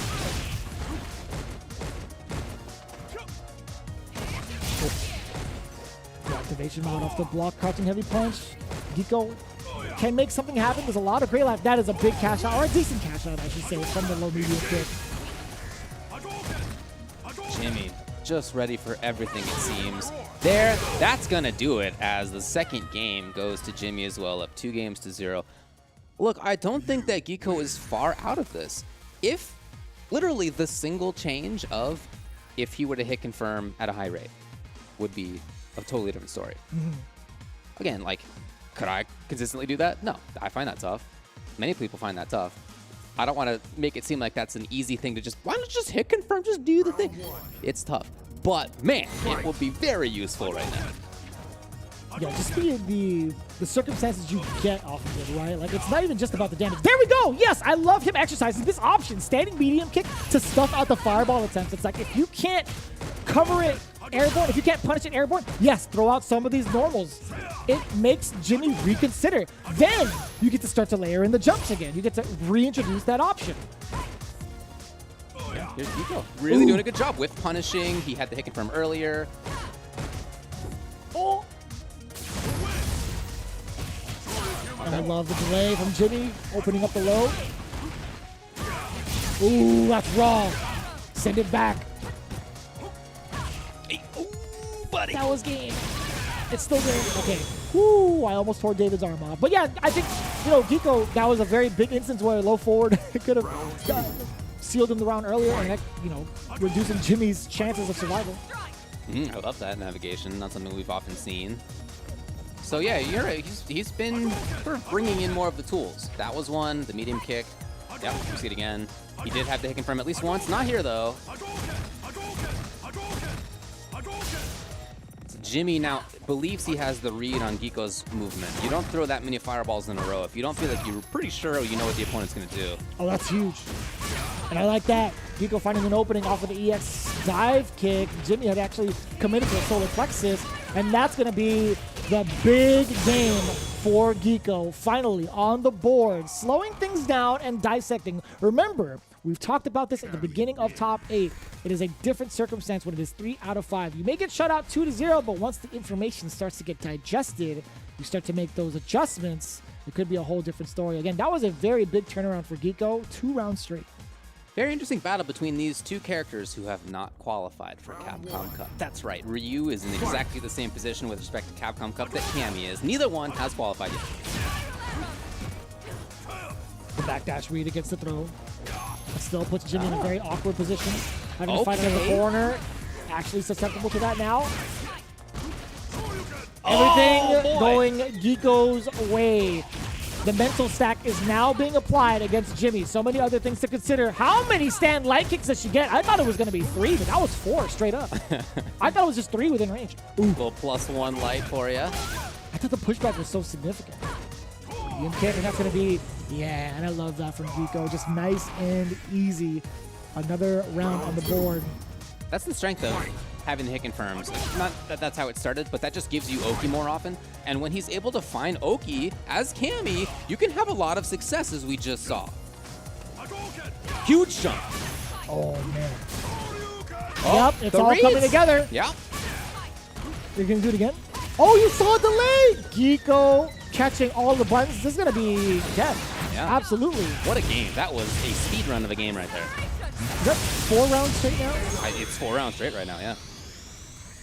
Geeko making all the right adjustments. Also the correct reads against Jimmy, right? Yeah. Being able to block that EX uppercut, being able to delay the normals to catch the counter hit. It's all coming together, right? He's already dissected what Jimmy wants to do. Now it's up to Jimmy to really change things up. I think he's played on the back foot majority of this set, if I'm not mistaken, trying to throw out the fireballs. Let the fireballs do all the talking. I want to know what happens if he starts to become the person to move forward against Geeko and throw out some of these medium punches as well. But he's standing his ground with a couple of fireballs. A lot more activity from the fireballs. He's not afraid of it. Yeah, this is a range where it's pretty tough to jump on reaction for Geeko. Yeah, he's bulldogging in, which is a really important strategy, but it also means you're not really going to be jumping at that range. Ooh, you see that? The reluctancy to get the uppercut? Yeah, previously, Jimmy would have nailed that down. Fasa already eager to watch the results. He's getting in there. Ooh. A little bit more activity from the low forwards from Jimmy, checking the movement from Geeko, find success there. Again, a ton of these fireballs have been doing all the talking. Almost all his damage, in fact. Maybe all his damage has been fireballs? You want to crash a medium kick or something? Ooh! So got hit by the universal.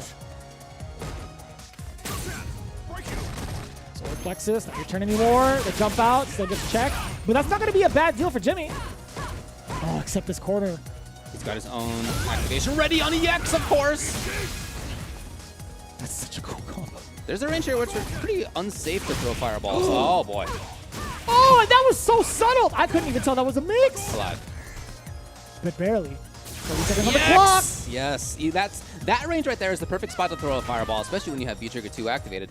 Further than that, she can do things like EX drill under it. She could jump over it. That range right there, pretty tough to contend. Yeah, that's this is the spot. Fireballs have been so effective just outside of the just within mid-range. Oh, no. You know that was a dive kick from Giko, but either way, fortunately enough, still catches the recovery. Jimmy looking better. The response is here from him, looking strong. He's at match point.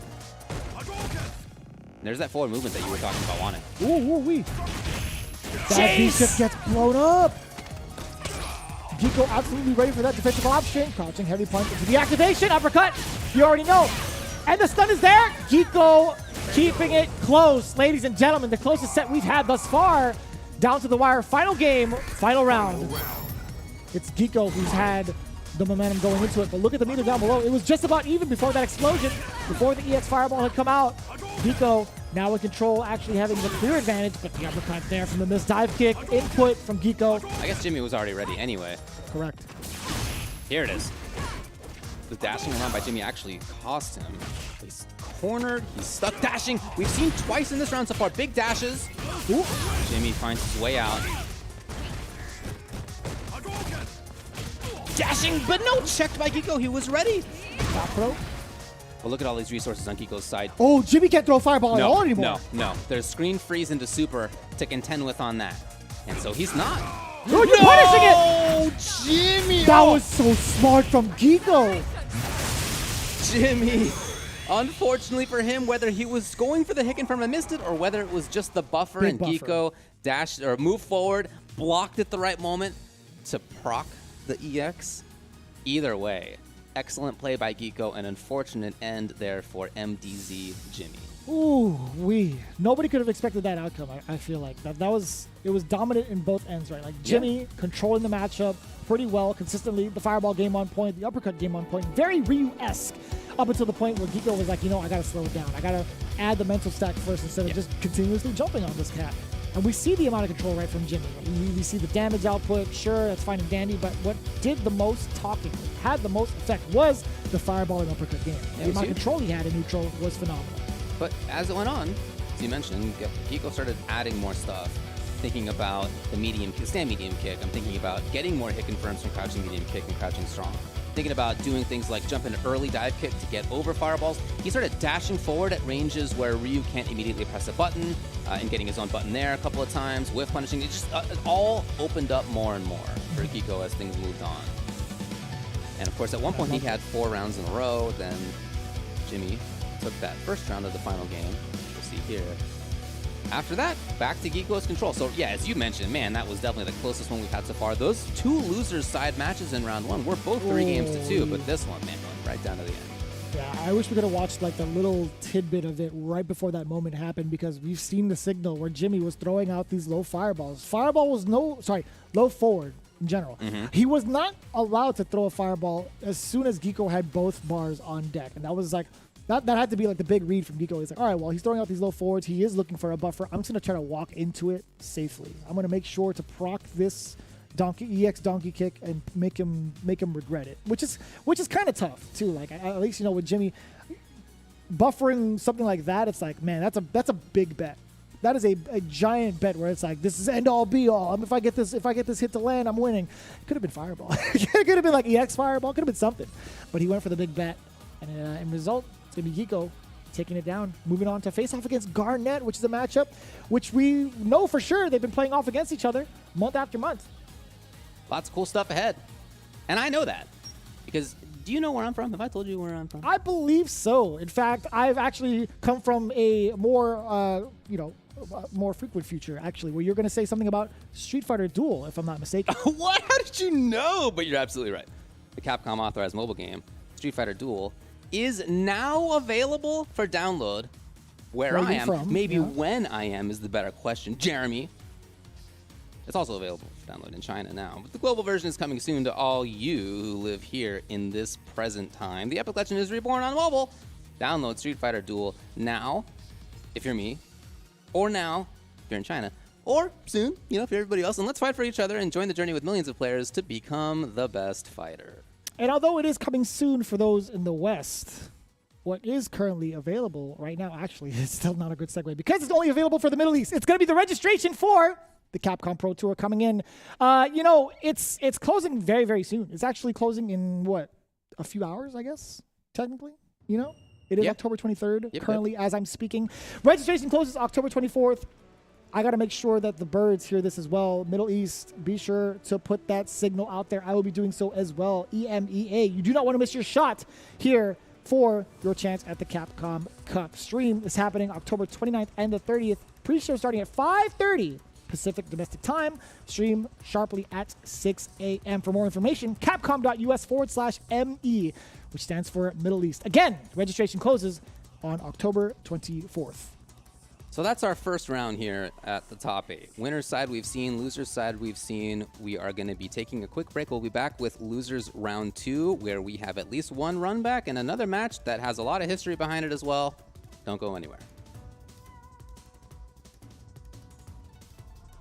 Time to fight, time to fight.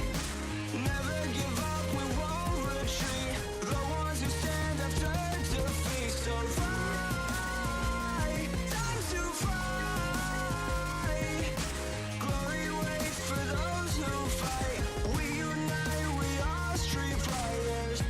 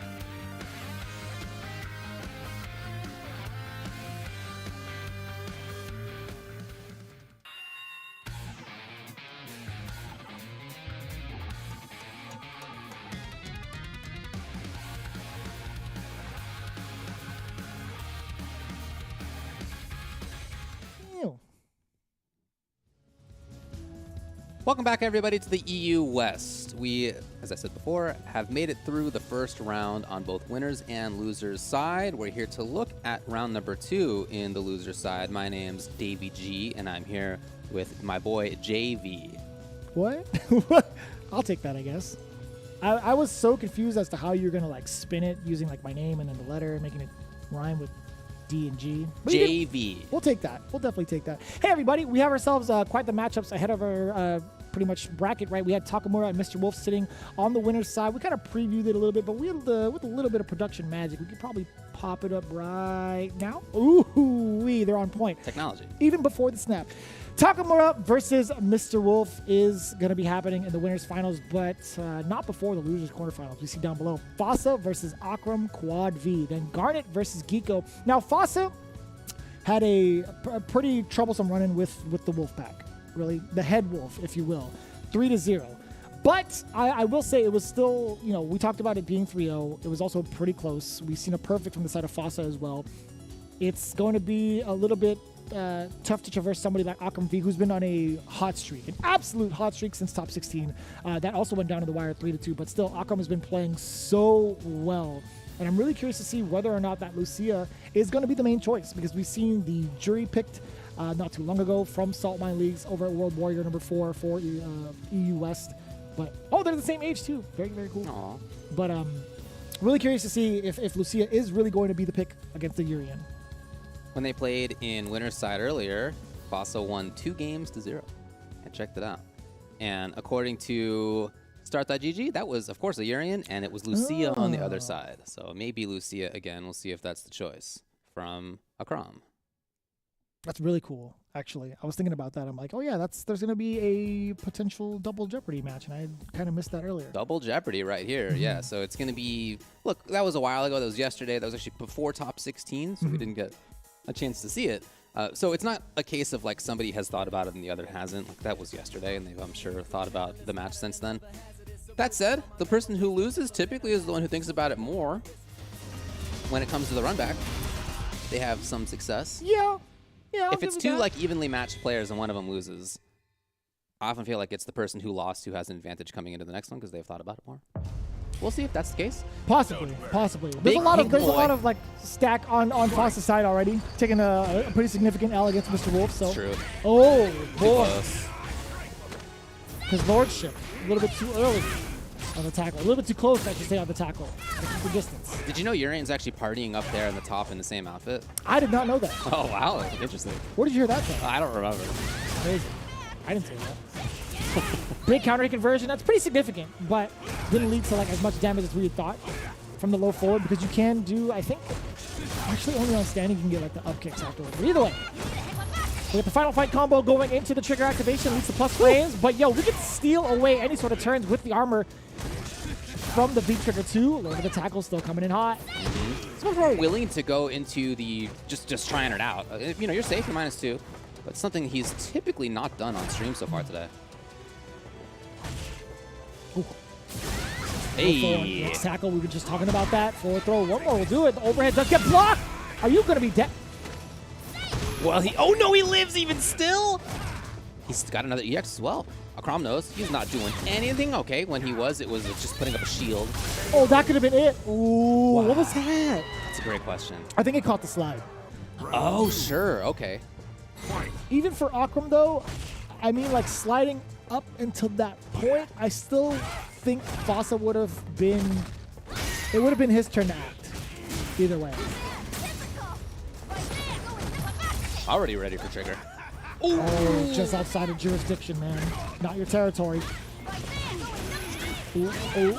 Yeah. All the way to the corner, please. Make it a double. That was a big chunk. That was an espresso, if you ask me. Got a full cup of coffee on that one. Activation off of the EX tackle. And Fossa is trying to take a couple of plus frames with that roundhouse, but Akram is moving out of the way. I like that conversion, and also in preparation for the tackle. We get a big conversion off of that. Speaking of tackles, sets him up again. Oh, is that too close? Yes. He's got super, though. Fossa's a dangerous man. Or he has 3 EX tackles is another way to think about it. That There's one rip. one. Let it rip again. Hey, oh, that's huge. That's his built trigger. That is so smart. And extending the combo, Akram Quad V. Jeez, I get it, man. I totally get it, man. How many V triggers in a single game? He's had a lot of them, no doubt.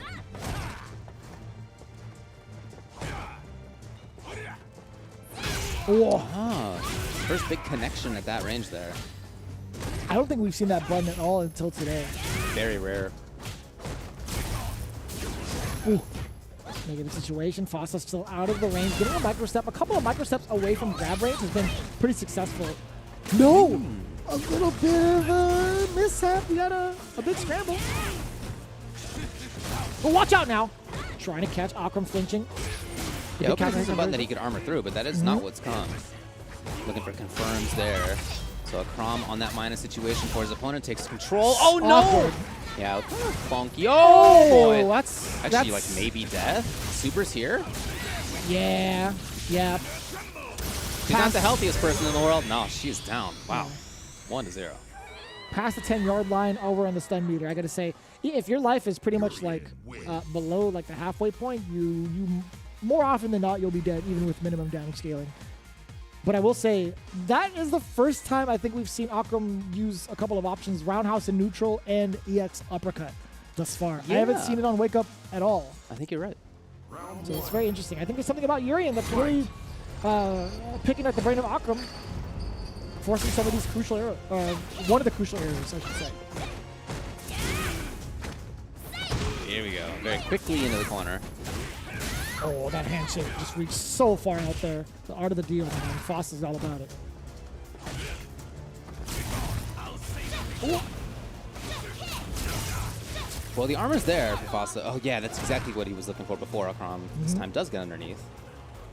Having guided that in round number 1 of game 1. Yeah.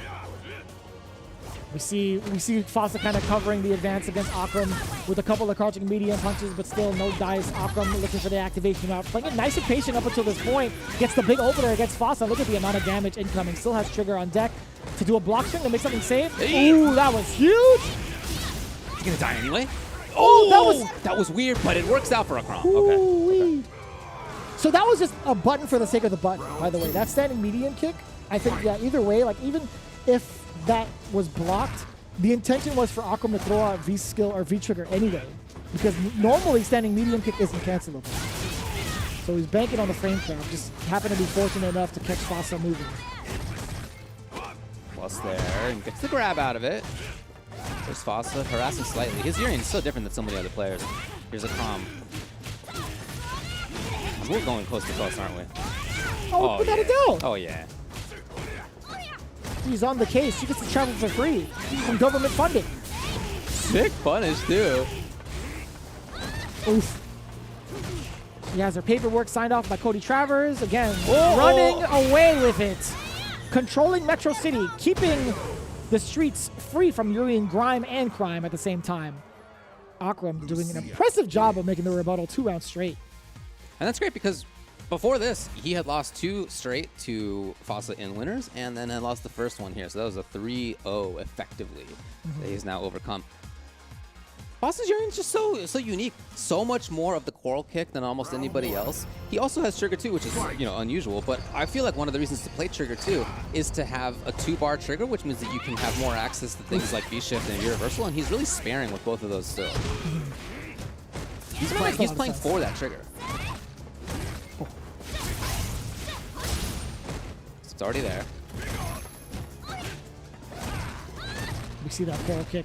And the response, I think, from Akram has been, if you're outside of that range, you got to contest with something else, or maybe even walk forward a couple of times over. There's the EX from Fossa. Didn't find the mark, but I guess it's, it's going to be a great activation point. Yeah, it's plus.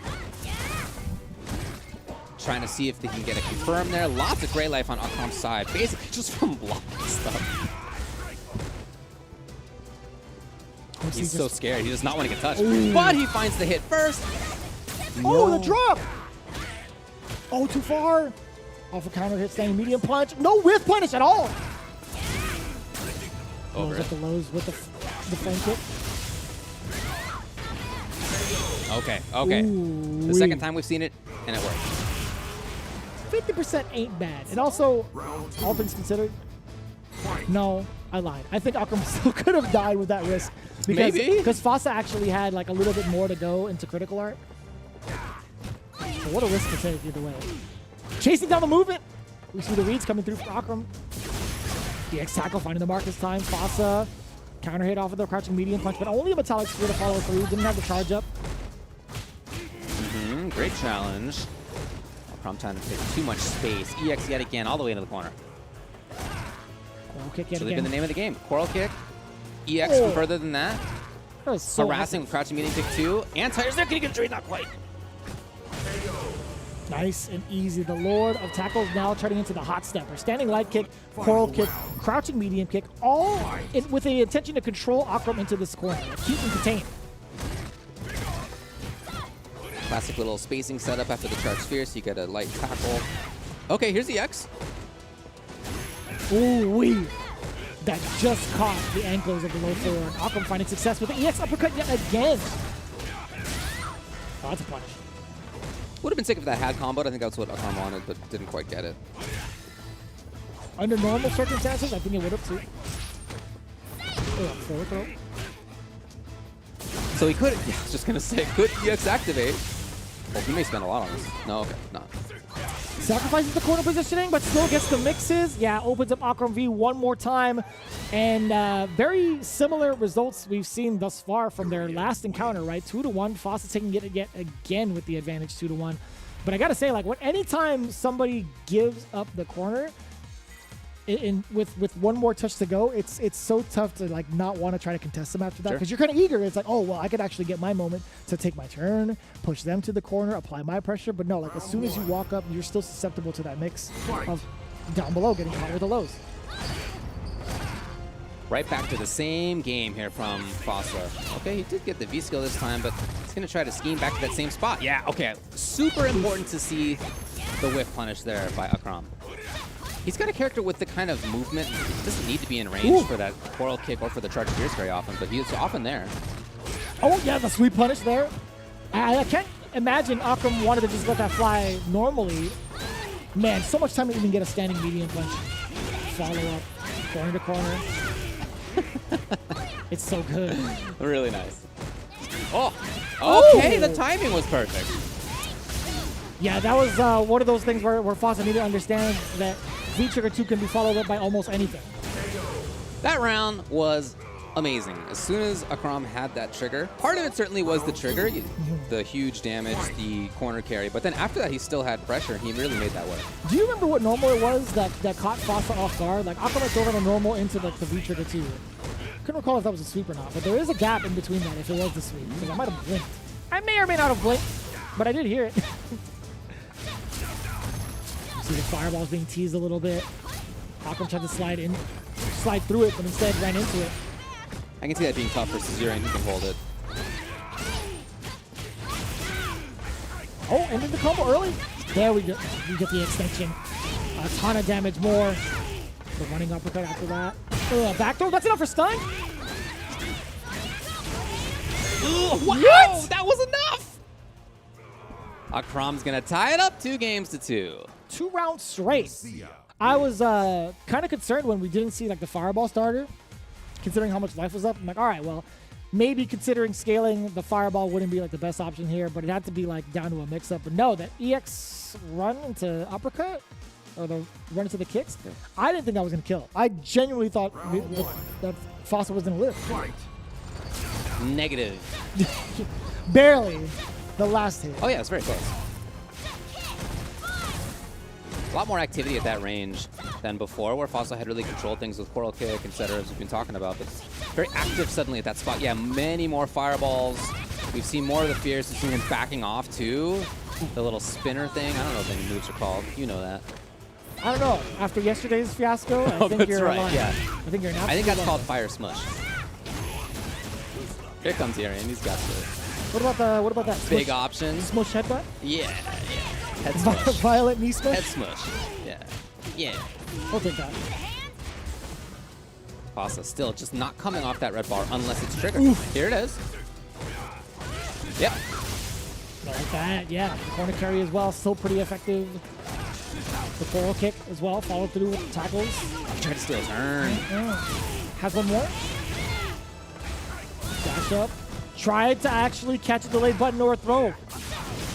Ooh, something we have not seen very often. Allows Fossa to find the hit, get in, get the grab. He's at match point. Very true. I don't know. We haven't seen a smush like that, I don't think, all set. I like how you just said it like so smooth. We haven't seen a smush yet. Yeah, you're right. I think, you know, Lucia does a pretty great job of contending against it with her own uppercut. But I do like that in the heat of the moment, throwing it out there. Man, these guys are swinging. Yeah, really hunting for big buttons, well done. I like that. Boy. Watch out for the throw. Yeah, still layering in. Activation. Fossa has to hold all the pressure. Okay, yes. Can you get anything? No, not quite there. I love the choice. It's been sparing, but it's been effective when it's come. There's Fossa, no resources on Prom's side. Plus frames after that, but still. Oh, we found it finally! EX. And it's enough. Yo, Fossa taking it down 2 rounds right back at you to Akram, eliminating him for the second time, really. Actually defeating him for the second time. Now getting the job done. The final nail in the coffin, Lord of the Tackle prevails. It's such an interesting Urian style. You can see it's effective. It's definitely strong. We've seen that for a long time now when it comes to him playing in these tournaments. Really cool to see it here on the CPT as well. The V-Trigger 2 is the most obvious difference that he has compared to most other Urian players, but it's not the only one. He also has just a really different selection of normals, of timings. He's got some of the classics for sure, like things like Charge Fierce into Light Tackle. You know, there's some classics in there naturally, but yeah, much more about the Coral Kick, much more about like mid-range footsies than many of the Urian players are, and he really does not come off the reversal or V-Shift. I think the only time that we have seen him do that was versus Mr. Wolf's set with V-Trigger 2, which is something everybody wants to get out of. Of course, other than that, he's been really cautious and held on to it for Trigger, which is another unusual thing. Makes sense. I gotta say, like, you know, there's a couple of things to say about Fossa's game in terms of like control. We've talked about the selection of normals that he's been utilizing. That Coral Kick got him so far and was pretty intimidating to even try to contest against. Like, if it gets whiffed on, like if you happen to whiff that, there's a lot of recovery, sure. But when you have somebody in the corner, you get to utilize that as much as you want. Dude, he was right about the spacing so often. Not just with Coral Kick too, but he walked up when he had Trigger, walked up and did stand roundhouse or charge roundhouse, even like mid-screen, just walked up and did that stuff. Yeah. So you have to really be confident with your spacing, and he was. Shoutouts to him. 3 games to 2, he will move on, and we're going to move on now to the second losers quarterfinals, where it'll be SYG Garnet versus Geeko. So that's a matchup that we've actually seen over in the Salt Mine Leagues for World Warrior number 4, and also I think, you know, multiple times over within the top 8, because these two have been the heavy hitters for this region. Yeah, we've seen that a lot actually, not just in Salt Mine League, but in things like Redline Fight 3, Ice-T Tournament, Redline Fight 2019, all the way back to then. So they've played quite a lot in tournament. This is 2 Italian players. You know, there's going to be quite a bit of experience here. Most recently in the grand finals of EU West number 4 for World Warrior, where Geeko won 3-1, Garnet won 3-2 in the 2 sets that they played. So interesting. A lot of back and forth there. They played in the 3rd World Warrior as well, where Geeko took that 3 games to 2. So here's what I'm telling you. I don't know who's going to win. It's going to be close probably, but I don't know who's going to take the dub. Even before that, Redline Fight 3, 3rd Impact in 2022. That was 3 games to 2. Garnet won. And 3 games to 2, also Garnet won. Yeah, so it could be pretty much a coin toss between these 2 players. It's just a matter of who happens to play better for this weekend. But going down to the matchup on paper, I think Fong does, I don't think he does too poorly in this matchup anymore. I think, you know, he's got a lot of control overall in neutral, and also the addition of V-Shift is such a killer against the dive kick. You know, we talked about this historically. You know, Fong has a pretty difficult job trying to stop somebody with a dive kick traditionally, but I think with V-Shift, it's going to be a whole different story. Yeah, I talked with Mono about that not too long ago. He said basically if you're not the best Cammy in the world, he's not worried about it anymore. But he still thinks that Cammy maybe has a slight advantage versus Fong. That said, if both you and the opponent know the matchup really well, as these 2 clearly do, it's going to feel a little bit more even. I've seen this kind of play out a couple of times over. Surprisingly, Cammy versus Fong has been a matchup that's been kind of like tough to contend against. Like if the Fang player understands like the spacing and where Cammy wants to be at, I think Fang does a pretty decent job of being able to interrupt or at least give problems to the mid-range buttons with the Coward Crunch specifically. Yeah, we saw him going to that earlier. Out of there? Yeah, and I love that. Give him the green light to go out. Geeko would love to move forward. Wow. Okay, Garnett actually gave his opponent that chance. Geeko trying to be outside of sweep activate, looks like. Oh! That's huge. Now it's just beast trigger one, so not a ton of damage, but he'll be able to control the screen well, or set up to move forward if you'd like. Essentially one touch away. Garnett needs a standing medium punch into a conversion, really. Or that indeed. Not something he had gone to for a long time. Garnett just maybe got a little bit too comfortable. Starting things out with a Rio Bendo. Oof. Oh no, punish Shirley, yes. Yeah, and this is the problem right here. This is where Cammy excels. The close quarters combat, but now we get to see the plus frames off of Garnett. And Grey Life mounting too. Neither one wanted to do anything after that. Oh, punish! Look at the amount of damage that Garnett has taken away from Geeko's health. Oh! Poison has really been a big factor in this match so far. Oh yeah, especially in V-Trigger. But regardless, it's Geeko taking game number one. Not too shabby from both ends, really. I think Garnett has a lot to really consider in regards to what Geeko is doing on the approach. I think, we've talked about the poison being a huge factor. I think there's been so many instances where Geeko has traversed past like the normal setups for poison. Right? V-skill, he's not willing to take that. Rio Benda, he's done a good job of like utilizing maybe like a dive kick, EX dive kick, hooligan, etc. Nishikyu, done spiral arrow through it. Yeah. Oh, no? Wow, he really could add more.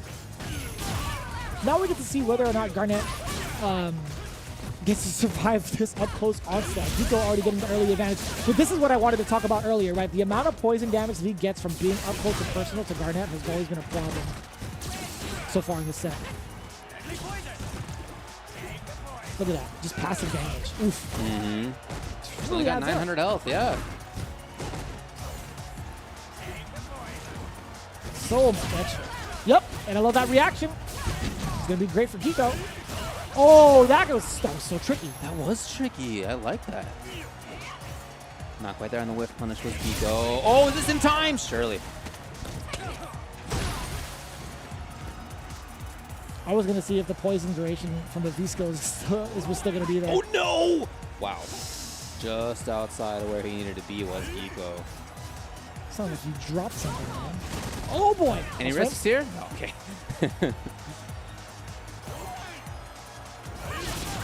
Oh, and we see, Garnett kind of overextending a little bit. Fishing with that crouching medium punch. A big tell. Geeko taking advantage of that. Another round on the board. Oh. A lot of Grey Life right there, very quickly. And the backdash. Geeko's just getting everything right. Look at the amount of poison racking up yet again. That's been the most consistent damage that Garnett's been able to accumulate. Whether it be V-Trigger 1 or V-Skill. Actually, V-Skill 1 hasn't found a lot of success either. The big interruption from Geeko. Oh, boy. No! God, I think he meant to press the button before that. It ends up working out okay for Garnett at least. Don't throw anything. Oh, boy. Right! That was actually sick. And the side switch. Oh, no, too far to get a combo to link off the same medium punch, and not enough.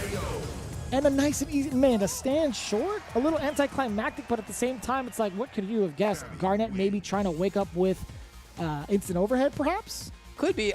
It's quite a risk to take for Garnett to press anything there. He's a 4-frame character. She's in there. She's got that light kick. It's plus as well. That is a tough spot to be in. I guess he just felt he needed to make something happen, unfortunately for him. what happened was not what he needed. So it's going to be him, I guess, going back to character select. I don't expect that to be a change, but it does seem to me like he needs to think about some stuff. Cammy for Giko has just had so much control. The spacing's been great. She's been moving forward pretty well through projectiles, been in there consistently, knocking on the door with stand medium punch and the like. So there's just a lot that is going great for Giko and for Garnet. He needs some changes. I wonder if the change would be, like, if it is actually happening or if they're taking a break. I wonder if it would be like a transition from like one trigger or one V skill to the other. I mean, I do like the application of maybe like V skill 2, but it's not really going to be a big deterrent. I don't think it's going to be. I feel like it leaves you more susceptible to damage more so than actually getting the counter off. I mean, it loses the EX move, so if she does an EX dive kick, you're just out of luck. Did he switch in? No, it's still V-Trigger 1. Yeah, I thought it might have been a V-Trigger 2 instead, but because the V-Trigger 1 for him, the idea, he's picked that both versus Cammy and Akuma, two characters who have low health. So that's nice because it means that they're poisoned more often and they just don't have that much life. That's cool. But in terms of using it to either zone out or follow up into pressure, we haven't really seen the utility showed. Already stuck in the corner here is Garnet. It's Giko looking for anything. Yes. Okay, finding a hit still. Up balls doing their work. Here's well. Oh boy. The back dash. Giko's movement is. Oh boy. As I was talking about the movement, he actually dashed into grab.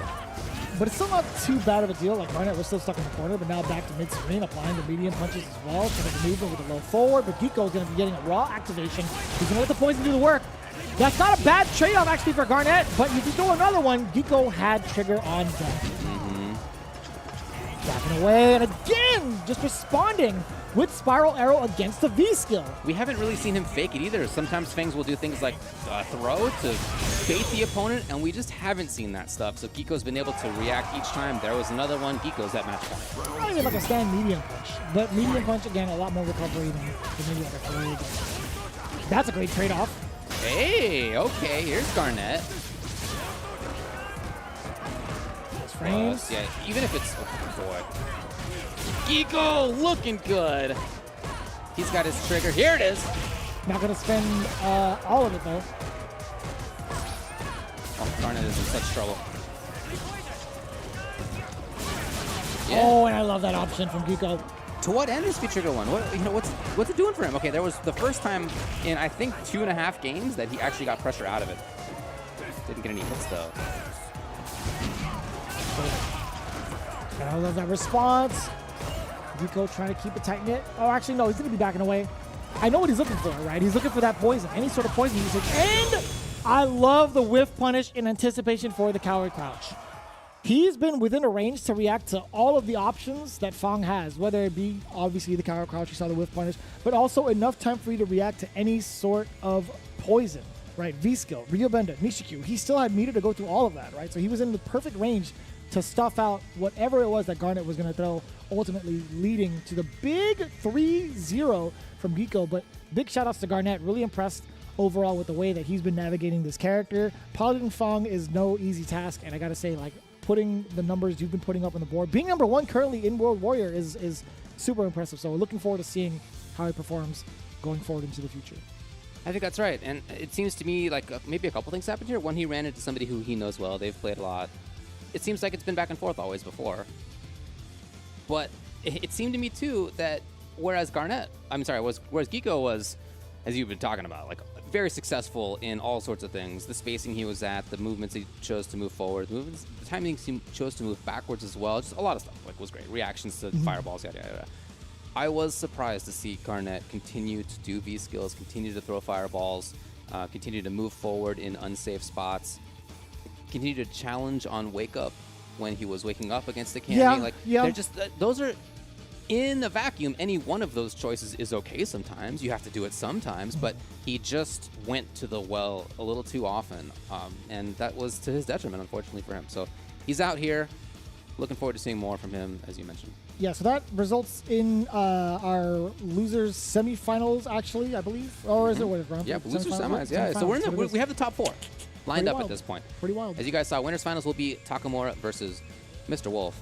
And loser semifinals will be Fasa versus Geeko. Oh, it's going to be so wild. I would love to see how that plays out. Urian versus Cammy, but even more so Takamura versus Mr. Wolf. They've been waiting ever so patiently, but that's going to be coming out real soon, just like the game I'm about to tell you all. It's going to be, coming out real soon for those over here on the West Coast or even the West in general. But everybody in China already has access to it. You guys already know it. You may love it. We'll find out when it comes out. It's Street Fighter Duel. We've seen it a little bit for these last couple of, maybe years or so, but the Capcom authorized mobile game Street Fighter Duel is now available for download in China with a global version coming out real soon. The epic legend is reborn on mobile. Download Street Fighter Duel now, and let's fight for each other and join the journey with millions of players to become the best fighter. I'm really looking forward to it because it is in the art style of Street Fighter 4. We've seen the roster from all the breaks. You hear the song. James and I sing it every single time. You guys may not hear it live, but we do. We definitely do. All right, well, let's talk about the tracksuits that have been going on here. It's something I've been really paying closely attention to. I hope you guys at home have been as well. There are new tracksuit costumes. If you weren't aware of that, well, check them out. They're actually pretty sweet. You can purchase them with fight money. But in addition, the event's winning character unlocks the tracksuits for that character the following Tuesday. So, root for the players who are representing your favorite characters. You can get these costumes for free. The list of characters so far that have qualified doesn't include almost any of the remaining 4. So we're thinking of Takamura, that's Akuma. We're thinking of Mr. Wolf, that's Seth, which has had this happen, but not Nakali, which is the other character that he plays. And then we're also thinking of Fasa Urian, hasn't gotten it yet, and Geeko actually hasn't gotten, Cammy hasn't qualified for CPT yet. That's right. That's actually kind of wild. That's right. Yeah, it's true though. So all those characters, with the exception of Seth, would be new ones to take a CPT event, which means that they would unlock some new costumes. So please root for whoever you are most interested in. Yeah, it's kind of wild to see the selection of characters we have thus far not really making it into the top 8 spot, let alone a top 4. I could have said that the other way around, but either way you spin it, it's still got a lot of diversity as well as the players in this region. When we get down to it, the top 4 will be coming right back at you with all the Street Fighter V action. You do not want to miss it. I guarantee you that. We'll come back after this break. Time to fight, time to fight. Never give up, we won't retreat. The ones who stand have turned to defeat. So fight, time to fight. Glory waits for those who fight. We unite, we are street fighters.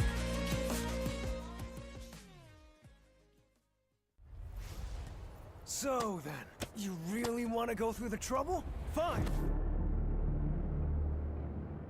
Oh, we caught him in end zone! Wheeled back in the seat. It's like, this is your first time tuning into Street Fighter League. Where have you been? We've been waiting for you. It's Street Fighter League. Looks like I can have a little fun now. We're about to take you on a mad, wild journey. Oh my God. I was actually in awe. Street Fighter League is coming to see who is the best in the world. And I'll tell you right now, it's only the beginning. I will fight you. Gachiku! Oh, wow, my God. Gachiku. Oh, that is really unfortunate. You saw that exchange right there. We've seen Sakonoko whip punish it a couple of times, but the jump bags, Kino stealing it all back from Gachiku. You can't jump in the corner! What are you doing? Oh! Oh my God, just 1 second left and it runs out the clutch. Just teasing, just lots of tea. Get the kettle warmed up. And he gets the stun. That was nasty. It's even more an international players ball. We're getting players from all over the world. And I said it before, but we're getting the best players here to show you guys off. No time to be wasted. I think there's gonna be more than enough to jump in.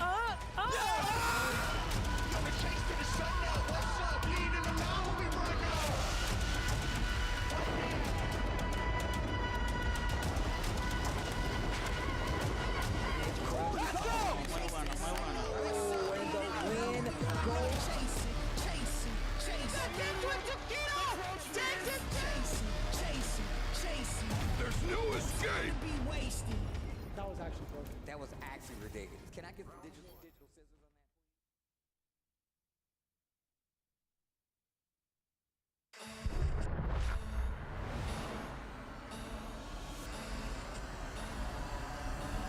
that? Let's begin. Look, if you're at home watching, please know that you're watching history right now. Best players in the world. This is a dope set of Street Fighter. Ladies and gentlemen, if you are looking for the pinnacle of Street Fighter V, look no further. Sometimes I hunt for the Look at the crowd going mad. Oh my God. That's gonna do it. Gachiku got it. He is your champion. Hold up. Hell yeah. Oh no. What was that? Flip that. Was that the That low was orb so in the air? sick.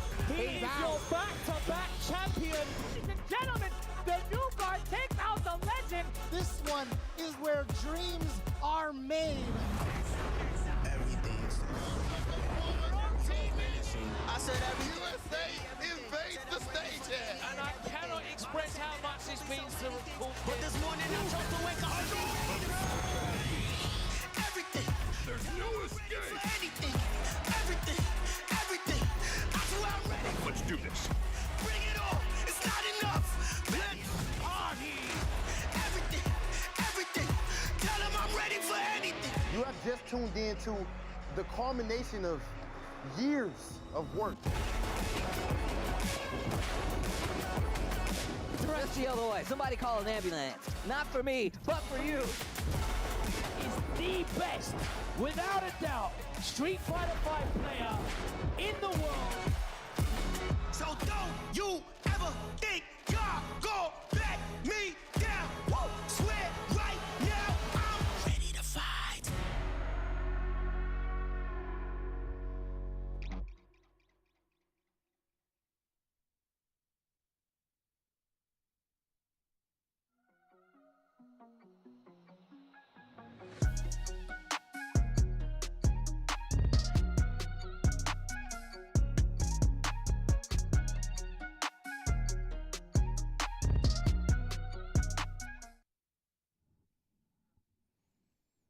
Right back where I said we would be. Welcome back to the Capcom Pro Tour Europe West. Vicious here with Ultra David. We got the top 4 assembled, and it's going to be quite the banger. I will say Takamura versus Mr. Wolf is what you could expect from the winners finals, and it's going to be pretty exciting to see because of the fact that, one, Mr. Wolf has been deemed the wild man that's been tearing through the competition. We see that big 3-0, but Takamura has been a wall of solitude. Like, he has been picking apart every single opponent he's gone through in the bracket. Outside of top 16, he has just been on a rampage. But you can see the big difference here by just 1 point, right? Takamura went 3-1 against Garnett. Mr. Wolf 3-0 against Fossa. But by no means does it really tell the tale of what's to come between these two individuals. Again, in years past, I would have said that Takamura is the favorite, but I just am not sure that that's true. Well, he's one of them, right? But I would have said prohibitive favorite before. I don't think that's right now. And I think this is a match that is kind of an example of that. So Mr. Wolf and Takamura have played recently a couple of times in the Salt Mine League World Warriors for Europe West, and both times Mr. Wolf's the one who took it 3-2 in September, 3-1 in August. Now, they did play before a million years ago, back in the CPT Online Europe West in 2020. Okay, Takamura took that 2-0, but that was when Takamura was already an established top-level player, and Mr. Wolf was just a spry young man, you know, just had not been playing for very long, young fella of 41 years old at the time. And that's, you know, since then, he's clearly improved quite a bit. I should say he actually did tell us that he started playing fighting games relatively late for somebody who's like, I'm around the same age. How are you now? I'm like 2.5 years younger than that. 3 years? How old am I? 3 years younger than that. I just wanted to see if you knew the math. That's all. I got to do it every single time. It's absurd. He started playing in 2010. Or like early 2010s, I should say. Huh. So like that's a while at this point. That's like a decade. But if you are 43, like you're in your mid-30s already when you get involved in fighting games. Interesting to see. So in any case, he is here in winners finals. He's done well versus Takamura in recent times, and Right. he's looking incredibly good today. And I don't think we've got to really emphasize the point that he's been running it with the top dogs for the EU World Warrior event. Right? He won number 3. He won the 3rd month. He's been 2nd place in number 2, just shy against Garnett. And then even so, the most recent one still reaching top 8, right? Getting 5th place. Yeah. So Mr. Wolf is definitely up there. He's got quite the task at hand. Let's see if he can continue that streak against Takamura. We were super impressed by Takamura, no doubt. In the last set we saw versus Garnett, he seemed to be at the right spot on screen every time. Seemed to punish everything that he could. So far, he's taken advantage of 2 things. But through that was Mr. Wolf. Takamura just so solid. And not giving up space or too much space. No. Or at least that puts him into the corner. But even if he does so, I think he finds such a great job of so many great escape options, I should say. But yeah, he's really not doing anything that could be considered an error at all. That was the turning point right there. Like he's not too far into the corner, but just enough to strike, right? Okay, suddenly forward movement. Oh boy, Takamura is willing to let this rock. Yeah, the defense is there. We saw a slight stutter step too between the overhead choice and the low. If nothing else, that was success. It was good, Grey Life. It was good. Oh, and just like that, Grey Life's gone. But what does that do for Takamura? Right, like that gives him even more V gauge. Yeah, makes him angry just a little bit more, possibly. There isn't much, really. Yeah, Mr. Wolf. There is the wild activity we were looking for. You know, you would rely on somebody like Takamura to really do the math, but already had the intention in mind to block. He knows full well about Mr. Wolf, knows what he's about. It's quite a different story than when we saw Mr. Wolf do that to win a game before, or else lose a round and still have another round to play with, as we saw in the previous set. There, you know, your first round, you're setting the tone here. Mr. Wolf wouldn't have won if he had even connected with that. Takamura's chasing now. Again, it just seems like he's gotten everything right. There's a good call out. No free demon flips. Well, you know, I said that a little bit too soon. Commentator's Curse is a classic. Takamura getting it down. Game number 1. Way more convincingly in round 2 than the first one. But I will say Takamura has just been so daunting, right? He hasn't been throwing out too much in the first round. I think that was more of the informative round for him because he was playing at such a wide space away from Seth. He just kind of like inch Mr. Wolf on. He's like, all right, well, you could kind of push me to this corner, give you a false sense of security, then bam, side switch with the demon flip. He's been so consistent with just kind of playing passive and at the same time having these explosive rounds. I don't even know like if you could really flip the switch on and off like that with any other player outside of Takamura as consistently, I feel like.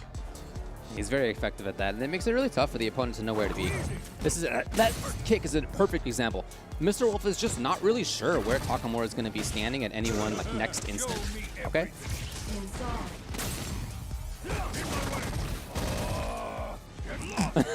I love it. I love it. I've never heard it before. Sorry. I love the cross cut. Definitely prepared for it. Ooh.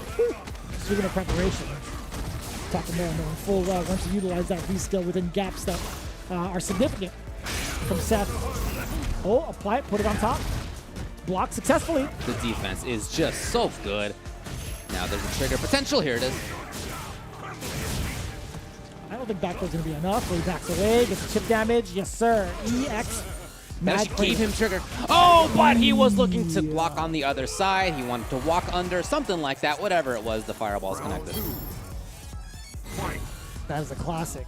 Takamura getting another round on the board with that V trigger. So dangerous as a key. Oh, yeah, that is a punch. A little bit too close for comfort. Takamura does get the big opener. You see the gamble. You see the read or attempted back fierce to catch maybe a normal from Mr. Wolf.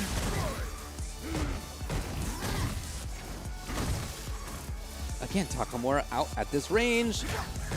And then suddenly in, just right away, the walk speed of Akuma, the 3-frame jab of Akuma. Really, really top-level play here by Takamura. I will say, to Mr. Wolf's credit, still doing a fantastic job of keeping the anti-airs alive. Up until this point, that's 2 times in a row I've made him fumble. Hey. I'm so sorry. That gave him trigger, though. That's 3. Okay, you know what? Why not? And then he was so worried about whether there would be wake-up DP, which have made sense. Many people, having been hit by or seen the whiffs of those DPs, would then, when they're getting up, do their own DP. It's in your head. You just saw the opponent do it so many times. And so that's what Mr. Wolf was worried about, that allowed the wake-up button from Akuma. Can we also talk about how Takamura is so stubborn about a certain approach, right? He got anti-aired once. He's like, you know what? Nah, I'm just gonna keep doing it. I'm gonna see if you're really about that life. And you know, we've seen the consistency from Mr. Wolf. There were 3 other attempts where he tried to get a cross-cut DP and had missed those opportunities. Had he had successfully done so, I think it would have killed Takamura by then. But at the same time, it's the fact that Takamura was so confident in that approach. He's like, no, I don't think that was real. I'm just gonna keep doing it. That was literally like reminiscence of early phases of Takamura, where he would jump Tatsu everything. Yeah, he used to be a really unpredictable player. He used to be the wild man, you know, back in Ken days. At this point, that's years ago. He's really settled it down. You could see the combination of like the patience, the staying away, and then, as you said, sometimes he gets it into his head to do things, but like those are the right things to do. So good work to Takamura. Now, we know that Mr. Wolf also plays Nakali. It's something we've been seeing him do in the Salt Mines, in the World Warriors. And when he's done it, sometimes he's had success. Will that be the change here? No, back to Seth. Anything different? B skill 1, B trigger 2? Yeah. Still got the tandem maneuver. I do like that. So for all intents and purposes, you know, V-Trigger 2 is a great mix-up tool, but what happens when somebody like Takamura is at your doorstep? You've been blocking almost everything that you've thrown at him. Yeah, his defense has been so good against those moments. So what do you do afterwards now? Do you start to do the airborne mix-ups? Do you start to implement the throws to sacrifice whatever mix-up you had for secured damage or potentially secured damage? Like, what happens? Right? So now with that V-skill installed, okay, yeah, I was going to say, he can take some extra risks. There it was. Can extend a little bit further.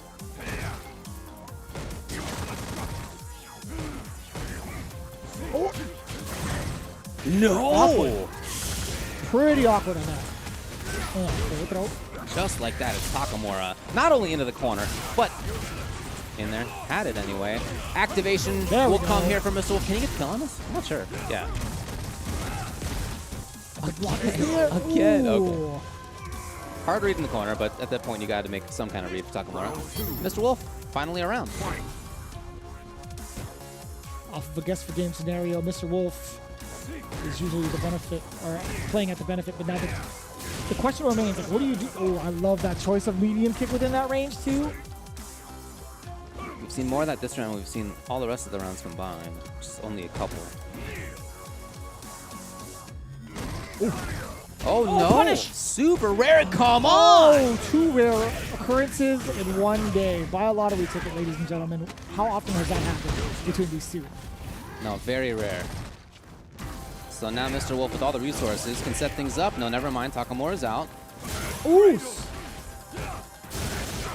He waited. Takamura waited for that DP. Mr. Wolf had waited on offense. Boy, quite a change. Oh, early. That's gonna hit, though. Yeah. No quick rise. Not that bad for Takamura, all things considered. So back to this more patient style. He is slowly pushing forward. Doesn't always do that. Oh, that's huge. I think, you know, Takamura had the right idea trying to contest after the dive kick, axe kick had been blocked, but is that death? It is death. Boy. It's so funny that I kind of have to question it now because they've normalized Akuma's health. Yeah. But yeah, I mean, good call. I think that was a very, very fortunate circumstance for Mr. Wolf. Had his axe kick blocked, but just within the range for Takamura to think he had the punish, but that wasn't the case. Getting himself a game on the board. Okay. A lot more errors we're seeing from the side of Takamura. Yeah. Some unforced stuff. The catches here. We didn't really see him dash forward at that range before either, so he's changing up the style slightly. Yeah, very different start to this round with Takamura. Again the hit, and notice, like I was talking about earlier, this allows him. Oh boy, Takamura's out of there. This is a punish. Yep, and he can follow up. He does. That's so sick. Using your own fireball against you. What's the mix? I don't even know what's okay. The block is still there. The slight micro walk out of there. Takamura with the full punish. And now you have to hold this mix. That is such a deep fireball.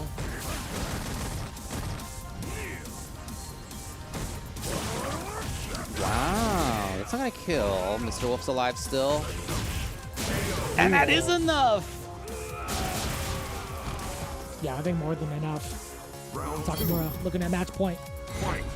Mr. Wolf needs to find something here to break down the wall. A couple of mediums from the side of Takamura. Now being, I think he was like slightly the aggressor at the start of the round, which is something we haven't seen majority of the set. Yeah, he's really settled it down now. He looks much better. Yeah, ready for this too. Oh, that was just an awkward exchange in terms of positioning. Mr. Wolf using that crouching heavy kick to get out of the corner, really. Oh, wow. Yeah! Minus. No cancel, though. There's the crosscut DP. Dude wanted forward strong to get the party started. Takamura shut it down. There's Mr. Wolf, though. Right back into it. And these just have not been effective. The defense from Takamura, blocking. There was an option right there, too. Getting out of situations, not being there, reversaling beforehand. His defense against Trigger 2 has been great. Oh, no, followed up. Yeah, unfortunate for Mr. Wolf. Too much confidence. But a big chance oh to my gosh. get a punish there was dropped too at Mr. Wolf. Got to get his head back in the game. One more throw away. Oh, that's huge. The mix-up blocked again by Takamura. Dashing the dash in. up. Look at the time as well. 17 on the clock. Takamura not moving forward. No anti-air either. And that was enough. Takamura will take winners finals. He gets into grand finals. 3-1. Not for nothing, though. Mr. Wolf was on the right track. I think towards the end, he kind of crumbled a little bit, right? There were a couple of things on the table that he left, but also making some significant errors off of the V-skill, committing, thinking he had gotten the hit. And also, there were a couple of times where he had the confirm opportunity. The low medium kick actually went without a follow-up, and that was pretty pivotal to making that comeback happen. So Takamura, I will say, it's not going to be a luck factor. Takamura was just so skillful throughout the entire ordeal, finding the right gaps and also just finding the right moments to really pick apart Mr. Wolf's defense and surviving any sort of like fake block strings or trying to steal turns away, granting him this big spot into grand finals. But Fasa versus Geeko is what's coming up next as Mr. Wolf takes a seat all the way down to losers finals. So we're back to player from Germany and Fasa, Italy for Geeko. They haven't played in a long time, according to FG Combo, in a significant tournament. Not since 2019, so don't worry about that. That was a 2-1 win by Geeko. Whatever. It's forever ago at this point. So we're up here with player who in Fasa, who, of course, is in World Warrior Germany. On Geeko's side, World Warrior EU. And as we've been talking about, Geeko's been killing it in EU West, 2nd overall right now. But Fasa's only 3rd in Germany. It's not like he's so far behind. Yeah. Had pretty impressive bouts throughout every entrance he's had or every performance he's had in the World Warrior events for Germany. He's been within top 8. I think in the second one, he had a 2nd place finish just under, some guy. Some guy? Brian Hart, the prodigal son, a fella, if you will. Heard of him. He's pretty good at games. I don't know if you know, but he's played a couple of games for the first time and gotten top 8 at it. But it's not about him. Either way, Fasa, shout out to you, Ryan, if you're watching this, by the way. We really appreciate you.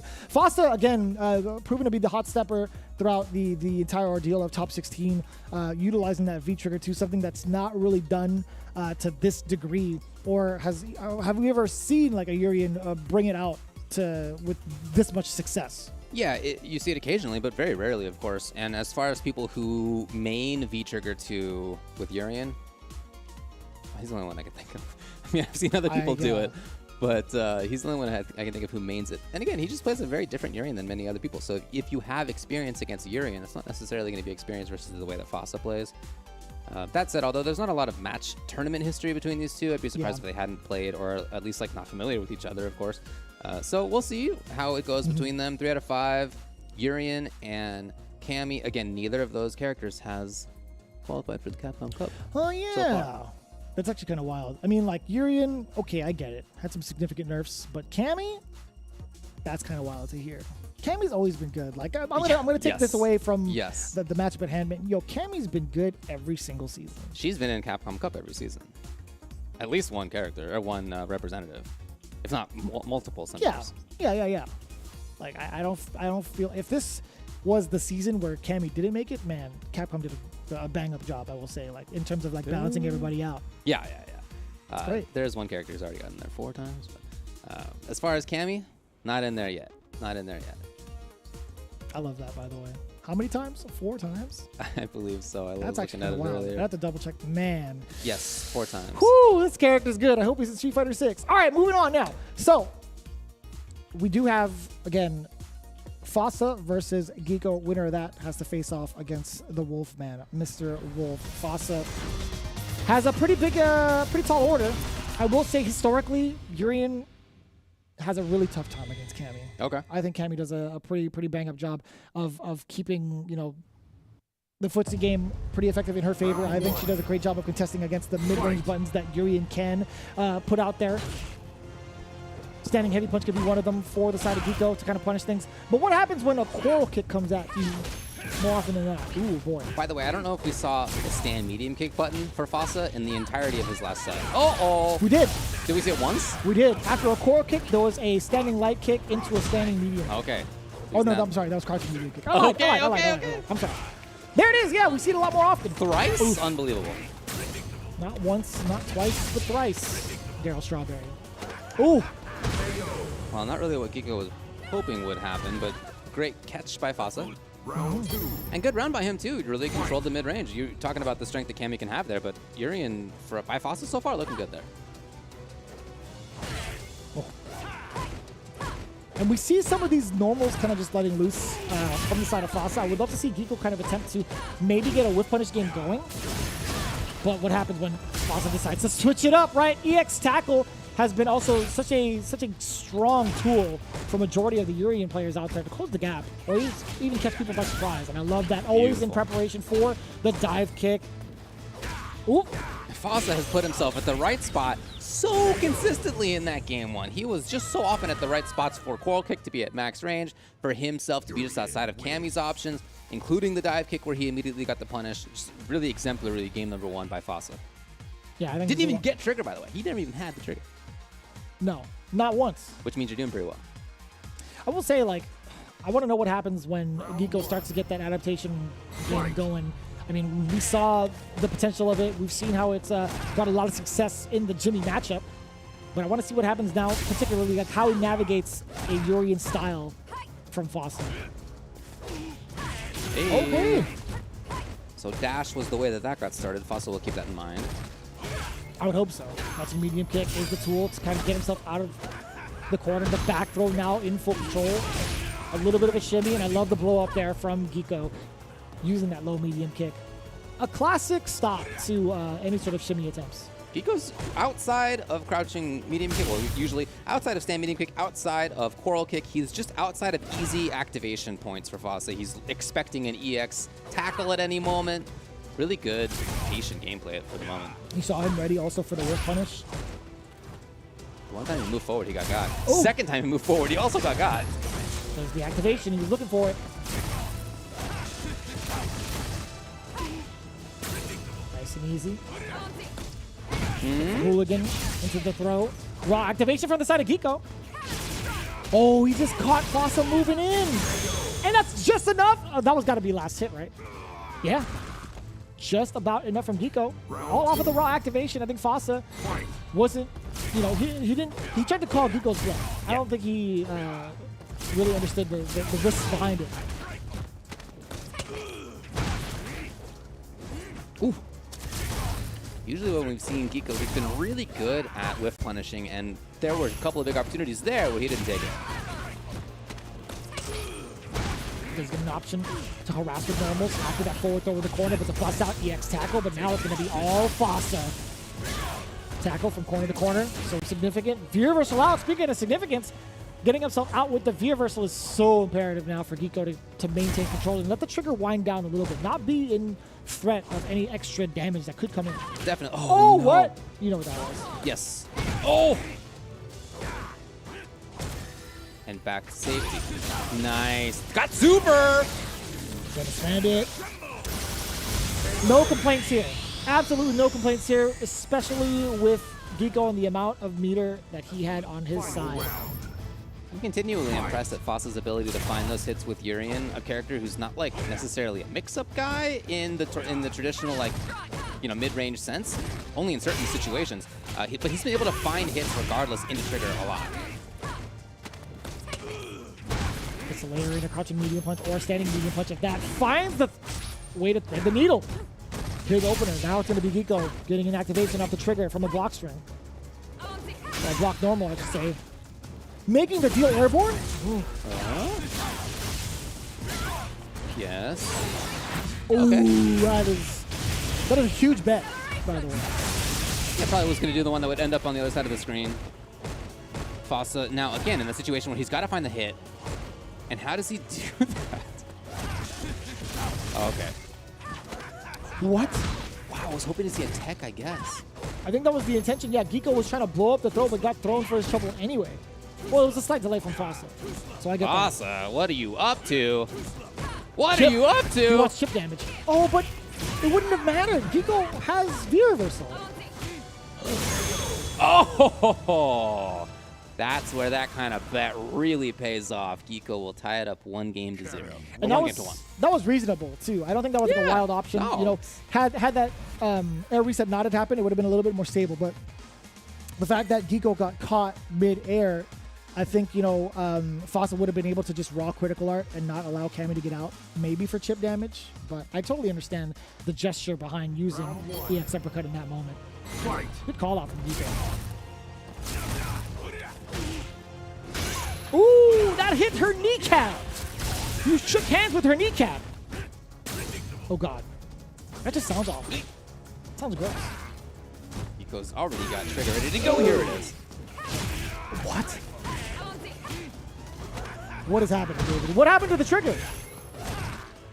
Actually, a great question. Got a metallic sphere, keeping Geeko in check. Maybe trying to force Geeko to spend bar. At that distance, I understand that being a play to get rid of the resources, but Geeko's not going to buy it. Not buying anything Fossa is selling, but eventually the deal will be made. Just a matter of how. There it is, by way of low medium kick. That is the culprit, a common culprit, which surprisingly hasn't been utilized as much up until this point from Fossa. His buttons are just so different from everybody else's. Stand roundhouse in footsies like that. It's not something you often see. Nor that often. In single rounds, like after like a charged roundhouse. Oh yeah, if it's meaty charge roundhouse, everybody does that. Yeah. In footsies, nah. No. The last person I've seen do that often was Filthy Rich from San Diego. Wow. He would do that pretty often. And it was so good. It's effective. You can see him making it work. Yeah. No longer SD, excuse me. Let me fix my face. Can you get it in Trigger time? activation? Oh, No. Would have been sick. Ooh. Coral kick just at the edge, right at the very end of the shoes. He's always right there. How though? Again. And this is against a character with excellent move speed who doesn't need to be there, but Fossa just finds the right spot all the time. Not gonna spend the critical art. Would much rather find one more confirm into it. Oof. That could have been it for Geeko. Oh. Okay. Spending it. It'll be maybe a grab for kill. Yes, it will be. So good situation for Fossa, and that's what he's gonna get. 2 games to 1. Had Geeko, I was gonna say if Geeko woke up with uppercut, because he was still in trigger, so he would still have like the invulnerability. If he did wake up uppercut in the critical art, I would have lost it. It would have been cool. But still, I think that was such a smart decision from Fossa to spend it to force that guess for game scenario, despite having all that from the side of Geeko. But I will say, again, there was that one moment where the low medium kick wasn't there. Like, he actually had the hit. He had the opener to go into trigger for that final bit of it, into spiral arrow, into critical. Didn't get to spend it. That would have... No, I think it would have killed. Maybe. Because he had one mix, he had one setup, and then he was like, all right, well, he was like this much away from killing. I think that confirmed would have killed. But it is what it is, man. Thank you for the message down here. Neutral overrated. Aegis outdated. Long have we waited. V-Trigger 2 activated. I feel like I've seen that somewhere. Again, like... That's got to be a copy pasta from somebody. If it's not, I mean, I've well seen done. similar things in the past, but good work. Again, Foster's been playing via trigger too, but yeah, it's true that Aegis got nerfed a little bit. It's 7 frame startup rather than 5 these days, which does make it harder to use for Urian. But many Urians are still playing the Aegis, and it's still effective. It's like still one of the best V triggers in the game. Yeah, without a doubt. But yeah, I don't know if Fossa is going to be utilizing that ever. V trigger 2 is the way to go. For him. think In his, for no, him- I don't for know him- if I for agree him. with that, but that's For him. clearly his mindset. Yeah, I mean, like he's doing a fantastic job thus far. I mean, there were some. What? Just jump, Geeko. Just jump. I was so We'll confused see. by that message. We'll see. Just jump. You think so? Well, I mean, it's not like Urian has an invulnerable EX headbutt to worry about. He does have a crouching fierce that he gets a lot of damage out of. And he does have a stand around house that hits the top of the ceiling, which is pretty cool too. So he's got some tools for sure, but Oh, just jump, huh? well, if that had been dive kick rather than the roundhouse, maybe that would have worked. Ooh, Wow. that was cool. Okay, so Geeko's thought about it a little bit. We're seeing a different approach right away. Even though it didn't work right away, we did see the change. It's good to see from his side. And then he had the whip punish. So 2 different things than before.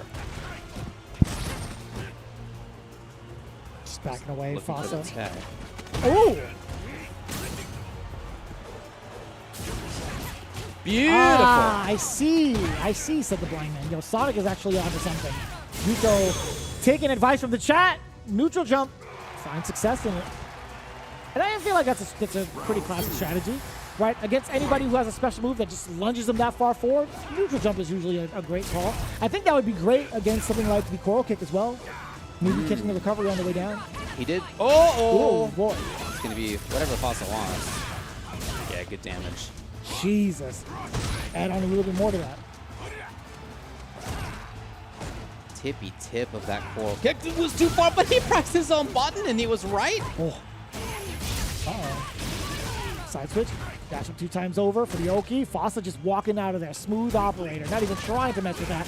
Trying to chase down the V-shift. That's going to be more than enough damage. Fossa taking the exchange off of a very awkward situation, really. Geeko thought he had gotten the chance to punish the V-shift. That was not the case. I think that was a change that Geeko tried to make as well when he went back to just time it out a little bit, think about things. Unfortunately, it didn't work for his favor. But he's got super, which means throwing fireballs is risky business. Maybe that's something Fossa wants. He wants to, like, force Geeko to spin the bar. Oh. Forward throw now. Doesn't get anything out of it. No. Check. Yes. That's what I'm talking about. Yeah, Yes, you were sir. totally right. Yeah, you can see the utility of that. Geeko's now got the corner. Got critical super hit. yet again. One solid hit. If he It gets a leads to whip punish, if devastation. there's a coral kick that whiffs, it's big trouble for Fossa. Okay. Activation out. Oof. Hey, Oh, that could have been it. that was huge. That was one of the few coral kicks to actually hit, and he didn't get the confirm. Jump back jab. To contest against the potential dive kick, and Geeko managing to get the whiff punish against the coral kick. Hook, line, and sinker. Could have gone so differently if that coral kick before had just been hit confirmed. Would have been, a different situation after that. Who's to say who wins or loses, but different situation. Wouldn't have been the same one. So unfortunate for Fossa that he didn't get that. But in that game, as we talked about, we saw a lot of changes, I think, out of how Geeko was playing. We saw more neutral jumping. That was good. We did see whiff punishing outside of coral kick range. We saw him go for V-shift. Not successfully, but he's thinking about ways to change.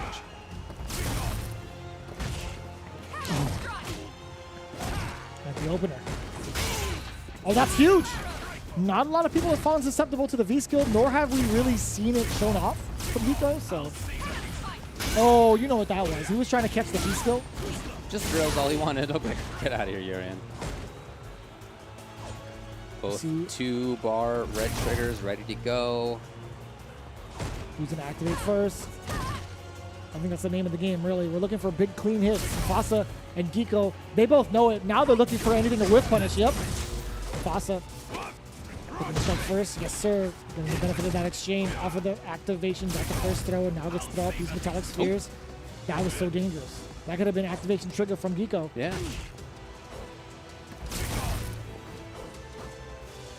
Boss's trigger still there. He's got a couple of tackles left in the tank. Here's one. Throw. What? Too early, looked like. Ooh, checking the movement immediately with the roundhouse, and then that's a button that we rarely get to see in footsies, right? Just jump, they say. Just jump. To be fair, I think that was a well-placed jump. I mean, really good choice by Fossa to press roundhouse there just in case of jump, but really he was looking for the confirm.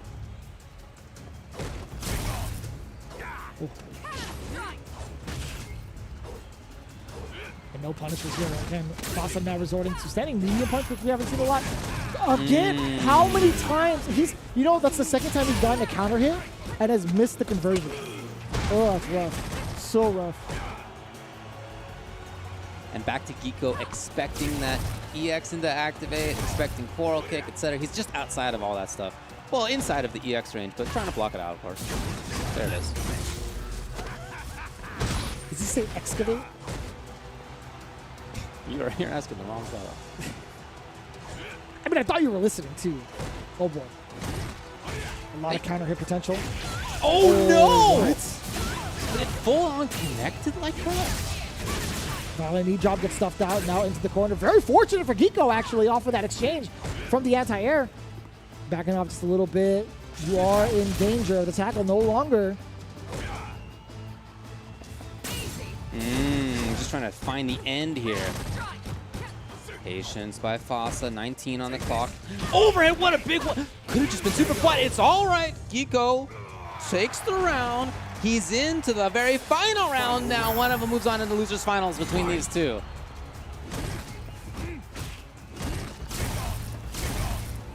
A couple of fireballs there from the side of Fossa, pushing Geeko slowly to the corner. The neutral jump is there, trying to figure out which option to counter against Fossa. Fossa hasn't shown off a lot of coral kicks at all to solicit those kind of jumps. There's one of them. Still checking with the mediums, and now back to the coral kick strategy. Geeko moving on in there. Oh, yeah. Oh, yeah. Suddenly, it's all changed. Here's Fossa. He's got activation, too. Here it comes. Oh, no! Geeko had such a chance. Gives him his own trigger. Okay, that's punish? That's a punish, yeah. Now it is, I think, guess for game, but yeah, I think it is guess for game. Back there to kill. Oh. Geeko just cannot get touched. If he does, it's over. Okay. Nice catch! It's not enough even still. What in the way? It was super. It was super, and Geeko would have blocked it out. So shout outs to Geeko for taking it over Fossa, eliminating Fossa 3-2. And that was so down to the wire. It was literally down to the very, very last round, I should say. Geeko had, he had the right ideas, too, of stopping like the coral kicks towards the end. But then Fossa looked like he was about to take it all the way, right? We saw the adaptation. We saw the medium punches a lot more often to kind of bait out Geeko. But just a couple of mishaps. I got to say, man, that was still super impressive the way that Fossa was running it with V-Trigger 2. Just wasn't enough for today. Imagine what he could do if he had V-Trigger 1. Does his play style really fit with that? I'm not sure. Again, he's such a unique player. Very, very cool to watch. Enjoyed seeing him in this top 8 quite a lot. Always cool to see him play. And yeah, very close. And great matchup knowledge by Geeko to get the punish after the overhead target chain. That's cool. But it's also great that he saved that for the very last situation. It's not the only time that we saw an overhead. Before we saw him punish it with sweep. I don't know, in retrospect, maybe he just tried to do super and came out as sweep. But in any case, he didn't do that full-on super punish until the very end, and that was good to save it for that moment. Very important. We see pretty much the final moments of it all. We see Fossa, again, trying to keep it together, and then that was the big thing that broke him right then and there. Opting to go for the target combo, but then that wake up, we already know what it was, right? Yeah. It was supposed to be like something along the lines of either wake up super. But even if he intentionally made that happen, what if he actually wanted like wake up EX fireball? That'd be super sick, actually. That'd be pretty cool. Yeah. I mean, just thinking like, Geeko's gonna press a button. He's gonna like commit to this meaty and try to kill me or throw me because he's eager, and he ends up just blocking. And he's like, oh well, here comes my metallic sphere. Hold that. That'd be pretty cool. But that wasn't the exchange we were looking for at the point in time, and I don't think Geeko was either. He's like, no, I'm just gonna chill, and that patience leads to a great reward. Now he has to fight off against Mr. Wolf. That's right. That's the top 3 remaining at this point, as y'all just saw. It's Takamura waiting in grand finals on winner's side, and it's Mr. Wolf versus Geeko in losers finals. And I do like the the point that Snowboy had made. Just raw activate. Like, why not? Just go for it, man. Alpha 3 style. Why not? I don't know. Don't do it. Yeah.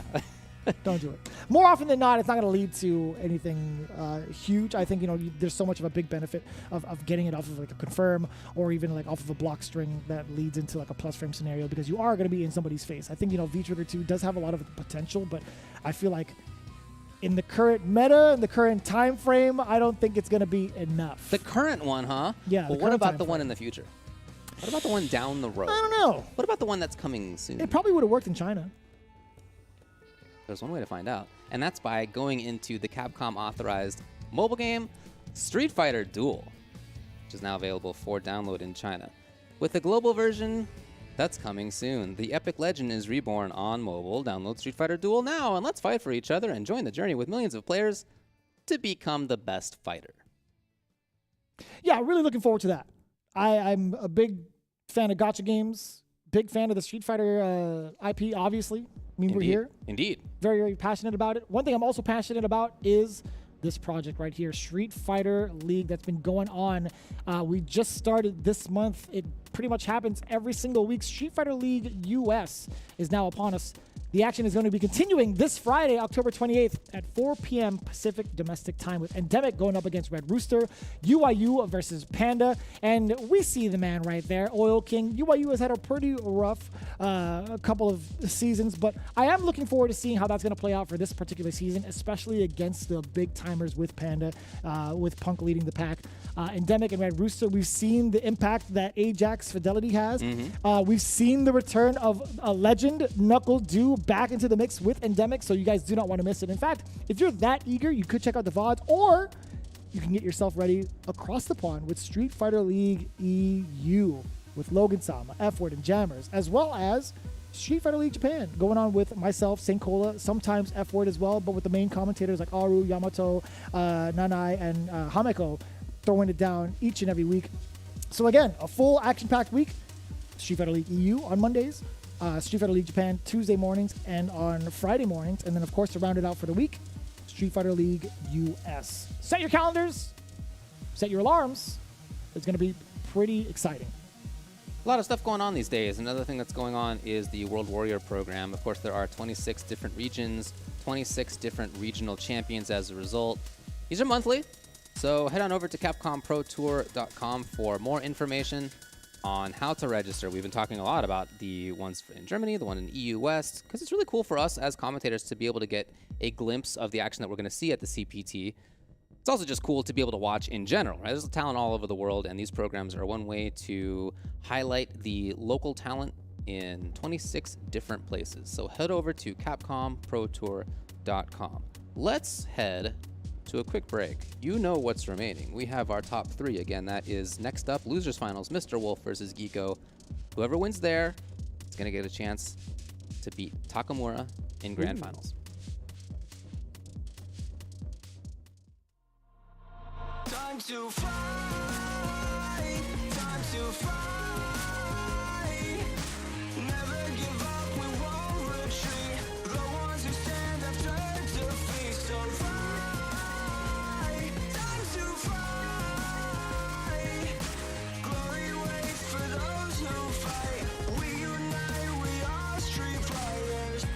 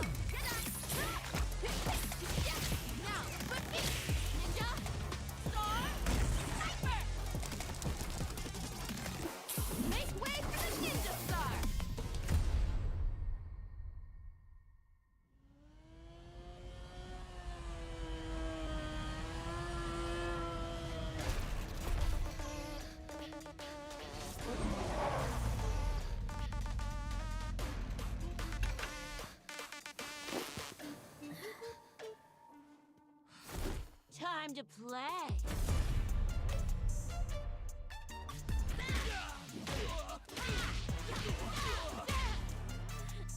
You gonna keep me waiting, babe?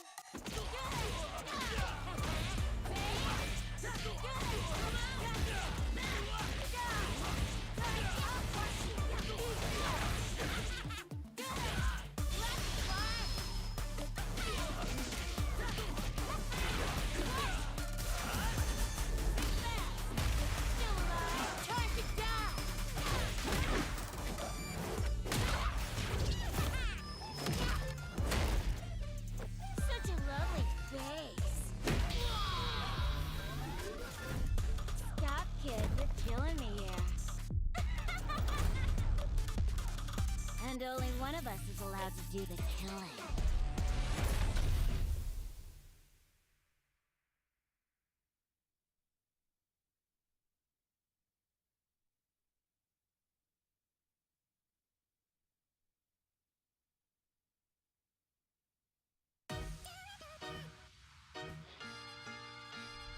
If I go too far, please forgive me. My name is Seth. Bow down before my sight. It's time for trial. Show me everything. Download. This will do.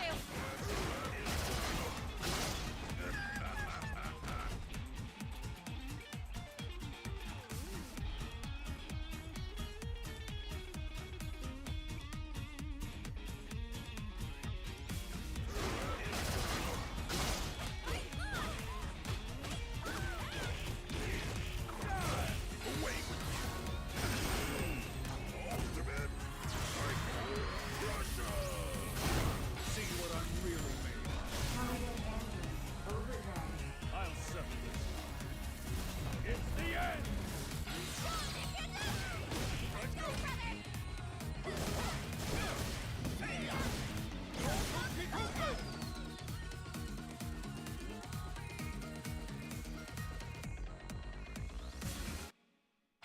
The finale.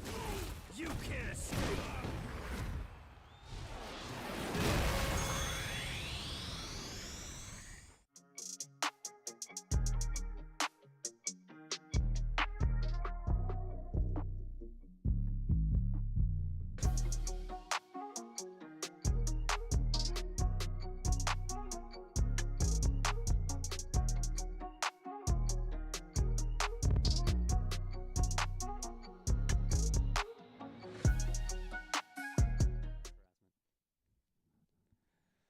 All right, we are into the top 3 here in EU West. And shout outs to Italy, both Geeko and Mr. Wolf representing here in Losers Finals, which we're coming up to. As we talked about yesterday and a little bit earlier today, Italy didn't show up quite as well in previous years of the CPT qualifiers, but obviously big time.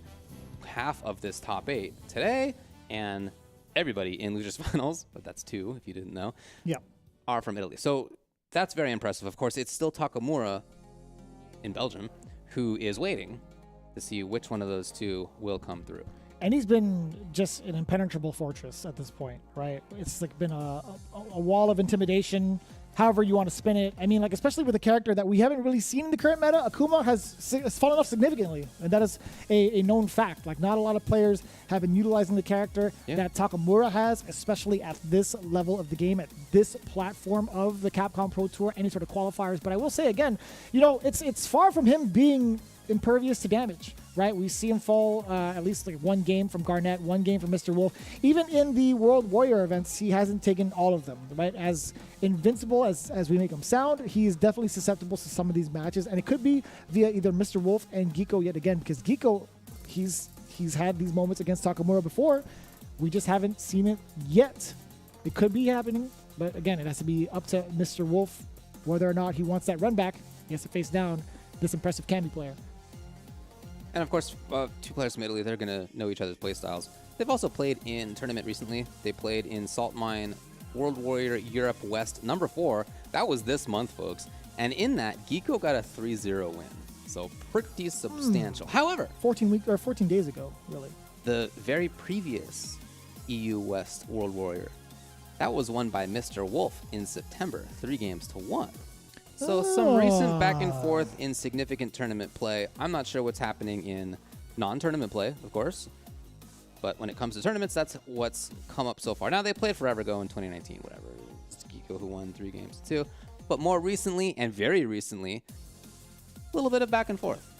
What's interesting about that is also Geeko has shown off the option of Juri, and Mr. Wolf has shown off the option of Nikali. Whether or not that's going to be the case right now, I don't think so. Obviously, it's going to be Cammy versus Seth, but maybe down the line, if a counterpick does happen, we might potentially see those characters. It all depends on how this goes down. Again, 3 out of 5, this is going to be do or die time. Losers, finals, Geeko versus Mr. Wolf.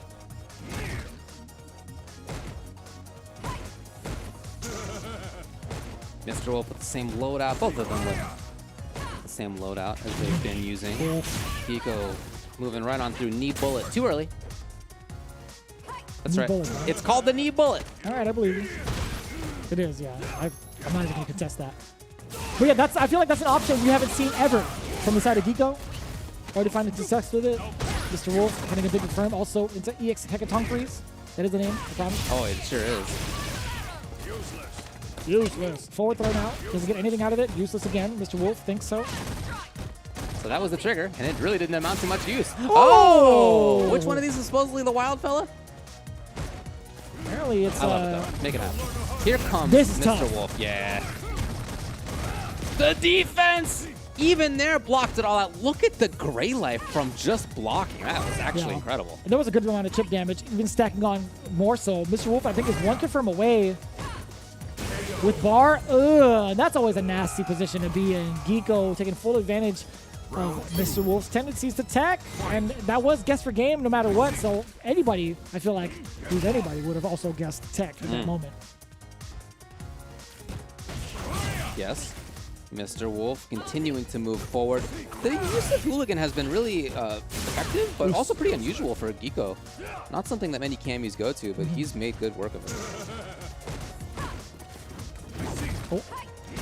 And we've seen Axe Kick utilized in a good majority of Mr. Wolf's matches from top 16, but it hasn't really been utilized as much as most players haven't been susceptible to it thus far in the top 8. It's really, yeah, okay, that makes total sense because Mr. Wolf had been moving up into the sky a little bit too freely. I take it back. Actually, Mr. Wolf did a ton of those against Fossa. But right now against Geeko, that's not going to be the case. We did see the activation now from Geeko. No uppercut. Oh! He was committed to the backdash already. No? Okay, here comes the activation. There is an invincible DP to think about, but okay. But there's too much to think about. It wasn't even over. It's true, yeah. And that was the one time I think we've seen the overhead work out in such a long time from Mr. Wolf, finally landing the V-Trigger 2 mix-up opener, which has got to be a huge boost of confidence. Man, if that was the overhead, then I got hit because I thought it was the low. Oh, was it the low? Actually, No, you could be right, too. I really am if not he does sure, the dude. swing downward, that's the low. I might have blinked. No, I think it was the low. My mistake. I'm not sure either way, man. Because if he swings downward, it's the low, but if he swings over, it's the plain overhead. That's disgusting. I thought it was going to be... Surprised to see that. I thought that was going to hit. I was like, you are a dirty man for that. But luckily for Geeko, it did not. Classic finisher. So Mr. Wolf, interesting with the super. Just it's a big commitment as well. Obviously, EXDP is also a big commitment. It's crush counterable, which is also bad news. Maybe you wanted to avoid that, but still, that's all the resources in terms of regular meter spent. That's rough. That is a pretty big rough shot. I mean, like, had he gotten blocked with the EX uppercut, he still had another chance to do it again if need be. But yeah, just spending the entire critical art, that was, I mean, that had to be an input error for Mr. Wolf. Oof. I'm still trying to check the movement with low forward after that slight block swing off of the lights. Oof. And I love that option. The very early V reversal from the side of Geeko. Doesn't want to be cornered against the Wolf. Man, that was such a quick reaction off the Mad That was Cradle. amazing. Oh. Suddenly it's Geeko really shutting down the air approach. Considering how important that air approach has been for Mr. Wolf, if Geeko can get that, that would be huge.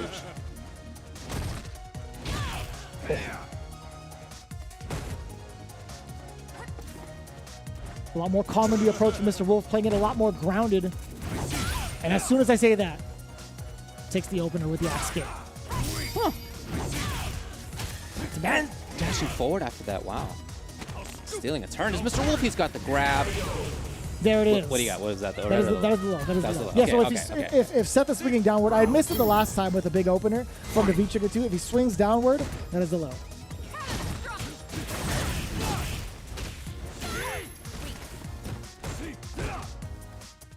Why is that a low? Because it's cool, man. Okay. That's the answer, huh? Oh, that's huge. Yeah, that's probably dead. Crouching If he gets jab, the nice link, cradle. yes. Or actually, yeah, Hikatonkaris is just fine as well. You are doing more than enough damage. Minimum damage scaling is going to ensure this kill. Oh, yeah, Boom. exactly. Yep. Is that a halo on Seth's side? Yes, that's got a halo. Kinda. It's like tilted. It's like straight up. But anyways, yeah, I mean, like that was a great offensive sequence coming in from Mr. Wolf. Pretty much undeterred from what had happened, what had transpired in the previous game. Pretty much wasting off that critical art. Not phased by that one bit. Of course, you can see the utility there of having that super. So much extra damage of it. Do you know how that works? Super does more damage. Good point, David. Absolutely. Good point. Good analysis. Thanks, man. I'll look up Takamura's lines for more analysis in just a sec. Unnecessary. You can just pretty much I'm ready. make it up on the fly. Always ready. The matches will be interesting. Here comes Ego, suddenly moving forward. And Mr. Wolf. Both had similar ideas at almost the same time. Oh boy. What's going to be happening now for Mr. Wolf, though? He's so focused on the ground game. Yeah, he actually checks Geeko dashing up forward, but what happens now? Like, he's going to start moving forward with some of these medium-range normals? No, he's keeping it so tough to, like, track down. He's keeping it airborne. He's keeping it grounded with medium punches. He's playing a fireball character, basically. Oh, no. Nothing. Oh, no! Hello? Well, unfortunate for Geeko, the big miss. But yeah, Mr. Wolf doing a great job. Jeez. Geeko at least getting it that time. So getting through into the corner. There's the V-reversal. You know, V-reversals that move very far forward are better at escaping that than others, and that's a great example. Oh, that's huge. That beat back strong, wow. Oh, you could still get a trade. You could have done EX Hekatonkaris. Oh, he wants to save it for critical, I'd imagine. Sure, but he's not going to get the chance as Geeko takes the round. Look at the time. You know, these two characters, neither one has much life. Both of them have big burst damage, and yet they have been slow rounds. Maybe in part because of that. Neither one wants to take the big commitment because they know that they could go downhill so fast. Yeah. So back to this effectively a fireball character game that Mr. Wolf is playing. Oh. Wants to get the DP anti-air. He wants to control that mid-range with V-Skill 1 and with far spin kick. And keeping it, chipping away little by little. And when he's outside of range, he'll throw in some of those heavier normals. We haven't seen Geeko be as offensive. A lot of the counter poking has been from the side of Mr. Wolf. Hey, here's a boy. That was definitely a big chance. Instead, Mr. Wolf is the one who finds the big chance. Off of a counter hit, crouching medium punch, Geeko had an opportunity, but opted to go for crouching heavy punch instead. Paying Dash into for pressure. Here's Mr. Wolf. Hekatonkaris afterwards to follow up. Mr. Wolf still needs one more. Okay, I guess one more after that. Excuse me. He looked so confident in front of a Cammy who had all those resources. That was amazing. Oh, trigger could be an option here for Mr. Wolf. He needs to find a target combo to do it. He wanted it. Geeko knew it. Geeko absolutely knew it. Crouching medium punch saves the day. Dash in the mix. Over EX Med. Jesus. EX Madman is what he is. There you go. So tying it up here, not just 1-to-1 in games, but 1-to-1 in rounds too. Ooh. And Geeko opting to just dash forward, trying to catch Mr. Wolf off guard. Being the aggressor now, Geeko peppering a lot of mediums. Trying to get it well seasoned. That's just mad unfortunate. That was so sick. I love that from Mr. Wolf. Regular jump in. And Geeko. Okay, yes, he finds the hit. But it's been him who's getting pushed towards the corner throughout most of this. Can't be a reversal out of this one. Is indeed the low. You're going to spend it? Yeah, this leads to a good amount of damage. You're at least, I think, like a throw away from kill. I think that's right. I think this is dashing to throw or not for the kill. Oh no. Jeez. Didn't want to steal the 10 this time. Oh, spending the rest of it. EX uppercut. Woo! Now you're also within throw. Yo!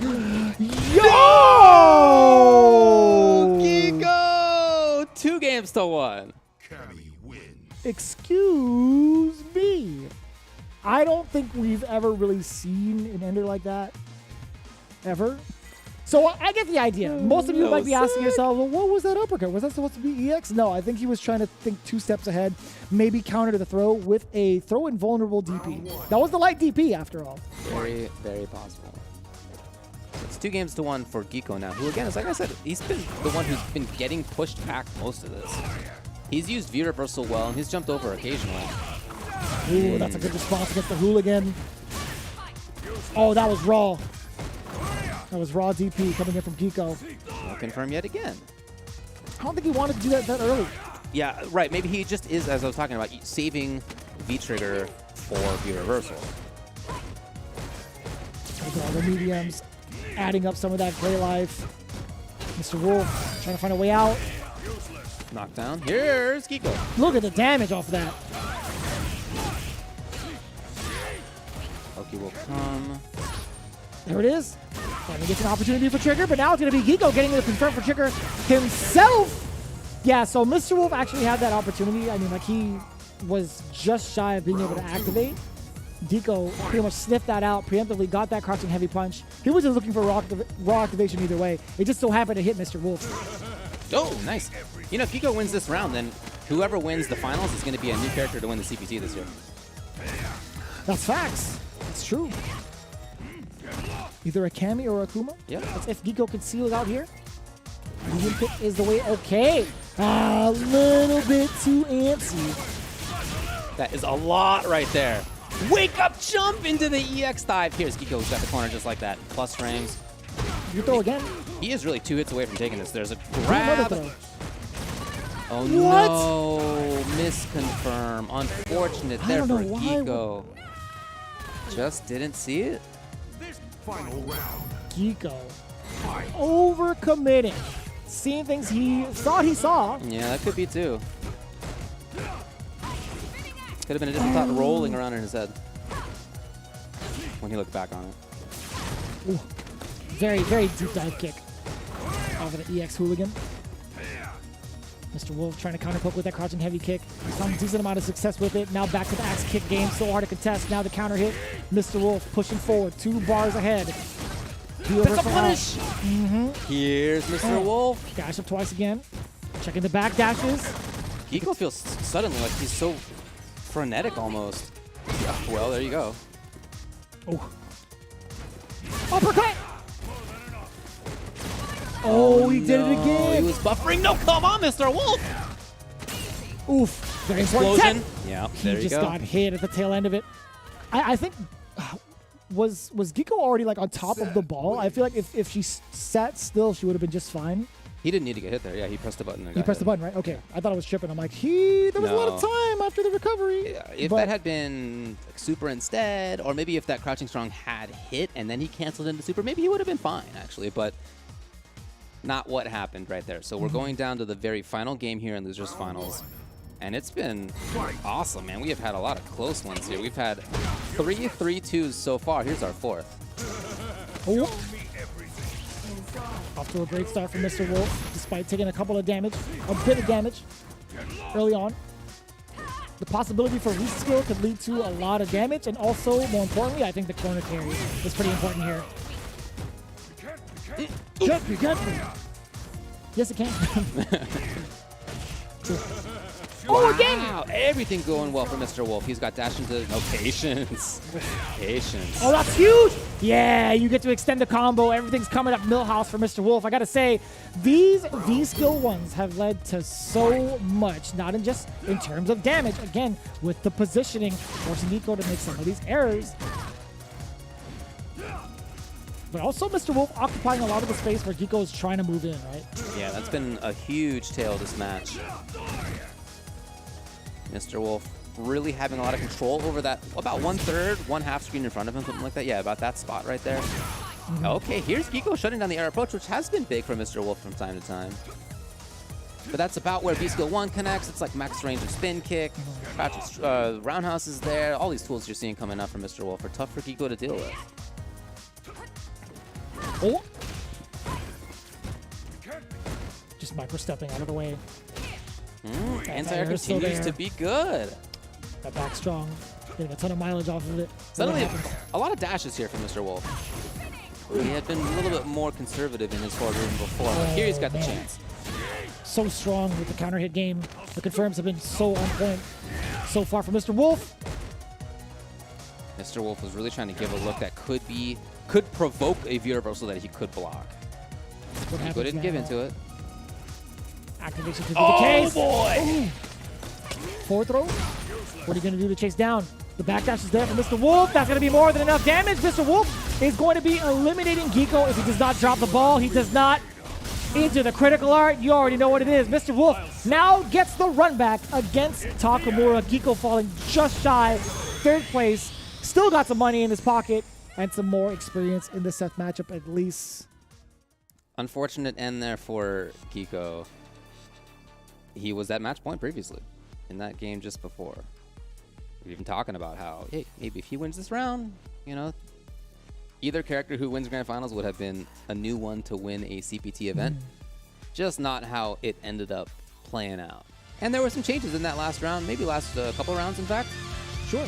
That I thought were really impressive from the way that Mr. Wolf decided to play with his Seth versus Cammy. So we're going to look back at the bracket here. Mr. Wolf, 3 games to 2.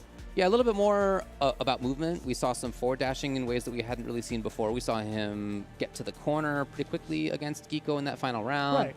He was harassing, but doing so in a pretty safe way, crouching strong only, hoping to see like a V reversal that he could then block. Didn't come, so it was okay. He went for the low afterward. Like, it just wasn't like he was taking big risks. And for somebody who occasionally does take big risks, we've seen him do that occasionally here and there, that kind of play style seemed like it was tough for Geeko to deal with. Yeah, so as it stands right now, Mr. Wolf, again, doing a great job of occupying a lot of that space towards the end. Leading it to 3-2 against Geeko. Big ups to him. I think, you know, Geeko had a fantastic showing again. It's no easy feat to make it all the way to losers finals, coming in from the top 8. From the loser side, even like beforehand, right, looking at the run, falling short against Fossa was not like the best bet for him. We saw that in like how much it affected him mentally. Making it his pregame quote is like, you know, I made some critical errors, I made some bad decisions or whatever, but I also think he didn't make that bad of a decision. It just so happened to be 1 pixel shy that led him into loser side. But hey, man, great showing, fantastic work. Looking forward to seeing how you perform over in the World Warrior events. As it stands right now, Takamura is the man to beat in the winner's side of Grand Finals. This is indeed the run back against Mr. Wolf. How did that go again? Was it 3-1? It was 3-1. That was 3 games to 1 before, yes, when they played in winners finals. Yeah. And a lot of it was defined by Takamura being outside of where Seth wanted to be and then walking, or in some cases demon flipping, up to where it was difficult for Seth to deal with. He just really wasn't in that like range we talked about just before, where Mr. Wolf controlled very well versus Cammy.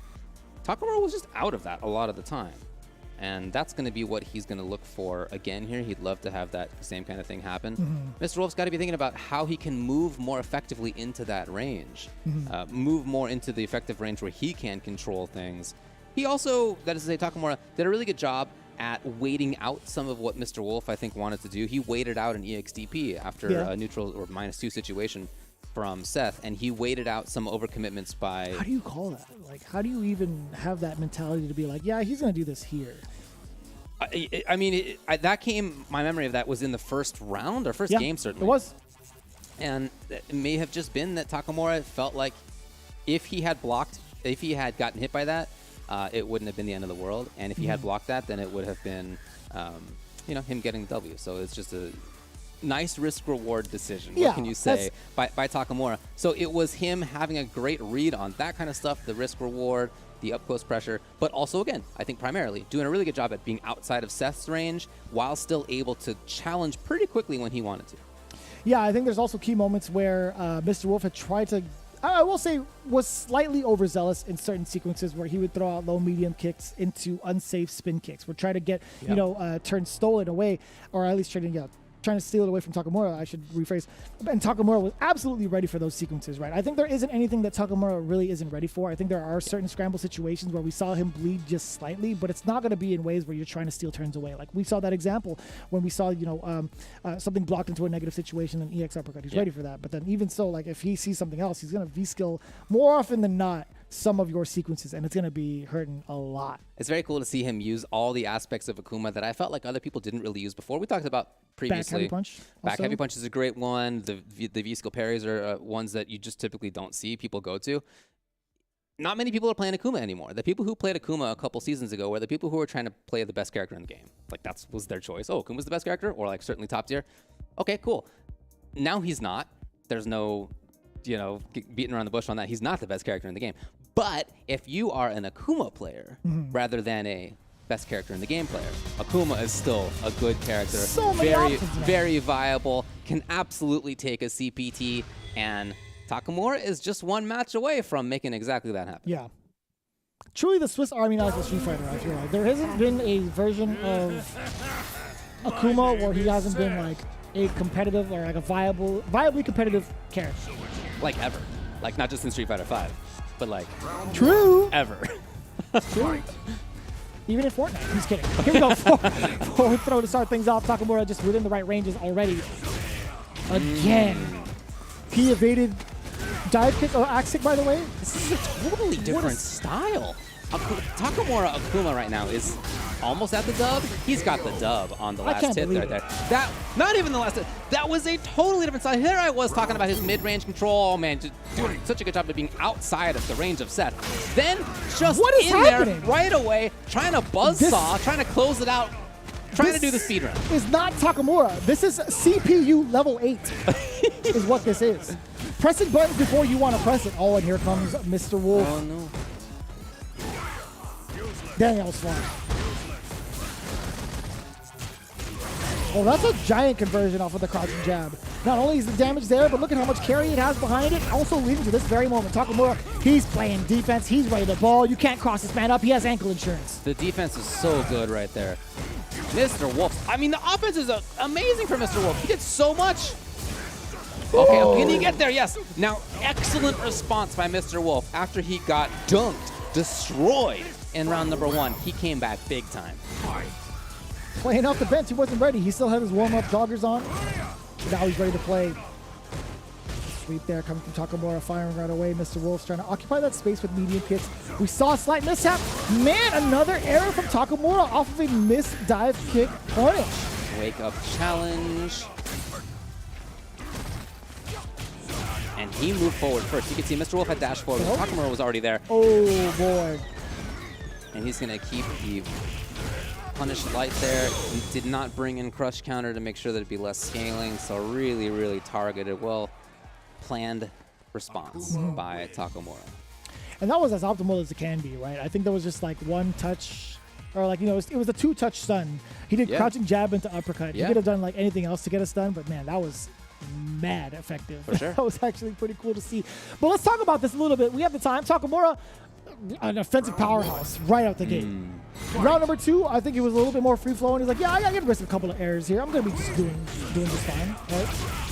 He's back to that same old story. Same old song and dance. Pretty aggressive. Already Mr. Wolf into the corner, but that roundhouse has got him out of so much danger these last couple of games. So you can see what he was going for earlier in round number 1 when he got counterhooked. Not going to be the case here as Takamura already getting another opener. Very similar sequence into the corner. Mr. Wolf trying to get activation with forward strong. Here's another chance. No backdash. Takamura's out of there. Takamura just knows exactly what's coming up. In and out of the range again. In and out constantly. This guy's a West Coaster, that's for sure. Animal style. Takamura, he has all of it. He is the complete package. We talk about Akuma being the Swiss Army knife of Street Fighter. Takamura is definitely the proper wielder. He is the true wielder of the Swiss Army knife. I tried to do my best, like, Lord of the Rings kind of that tone, too. Oh, okay. I tried. Okay. Didn't have it. Yeah. Thanks, man. going into it now. Takamura. Yeah, I mean, finding a way out of there. He had to spend the meter for the EMP flip. I get it. Oh my Again, god. outside of the range that Seth wants to be at. What happened? I didn't think he was going to be in time to get the back fierce at all. No. This guy is evading moves. He's evading taxes. He's collecting that fight money. Grab for the kill. Of course, Mr. Wolf knows. Oh And then back my again. god. Somebody stop this man. Takamura, he's the hot stepper right now. He has made all the right decisions on defense. How do you stop this wall from closing in? It's so frustrating to deal with as the opponent here. Mr. Wolf just wants to get his good stuff out. You know, you want to do things like sweep into activate. You want to do forward strong into target chain into activate. Like, you just, that's like the stuff that you typically get away with. But Takamura has prevented that very consistently. Oh, yeah. It's been tough for Mr. Wolf to be at range for max range of spin kick. That's been whiff punished 2 or 3 times now. Wow. It's been just very difficult in neutral and in pressure. And he's gone back, it sounds like, to the lobby. Now, we know he plays Nakali. We also know that in the last several games versus Takamura, he's down 0-2 here. He was down 3-1 in their previous set, so that's 5-1 right there. It's not a great record. Maybe he goes to Nakali here, because why not? I'm thinking about that. I don't know how likely that would be. I mean, I'm trying to think about what kind of difference it would make. Having access to like maybe a command grab, more activity in the normals, that aren't really as punishable, and also having something like a V skill to keep Takamura in check. If he's trying to play outside of the ranges that I want to throw buttons at, all right, well, I'll maybe throw a V skill, but that's not the case at all. It's going to be Seth. It's pretty much do or die time. Mr. Wolf has to commit to this character. Yeah, he's got to win this set. He's going to win the next 3 games, and then he's got to win another 3 out of 5 set, and it's not a great start as Takamura already has that stun bar up. Ooh. Man, that's calling so out tricky. grab. That was super sick by Takamura. What? He was ready for it already? What? Look at him standing there, threateningly. Watching the way that Takamura has been playing makes me so glad that I am no longer a competitor. If I ever have to face off against someone like Takamura, I would be losing my mind. He has just such a genuine understanding of what his opponents want to do before they do it. Where does the opponent want to be? Oh, hold on, though. Mr. Wolf, that said, has the corner yet again. All right, Mr. Wolf. Oh, how often have we seen that? Neutral jump into the fierce. We've seen Takamura trying to extend with what, like a standing jab, I believe? Huh.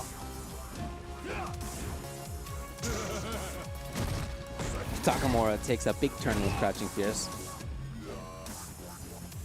So he's trying to maximize what he gets in situations like that, not just taking the easy lights.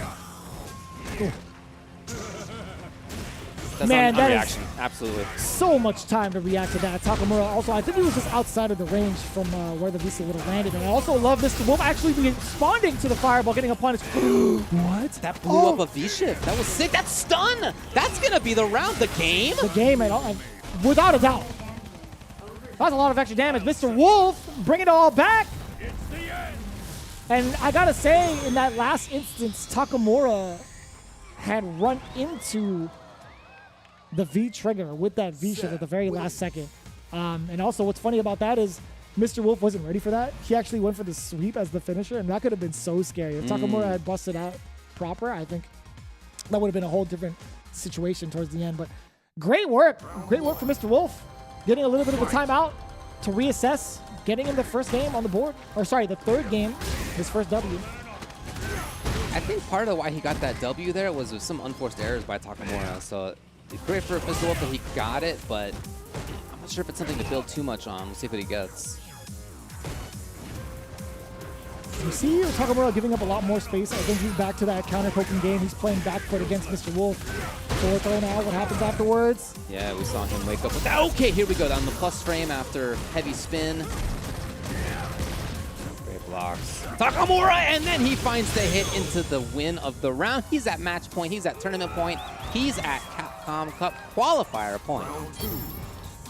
Yes, indeed, with just one bar as well. We're going to see whether or not he's going to be the aggressor or player on the back foot. As it stands right now, Takamura is trying to get a couple of whiff punishes. Actually, he's trying to be a little preemptive as well. Again, Mr. Wolf taking advantage of that. Ooh, that's a big start also for Takamura.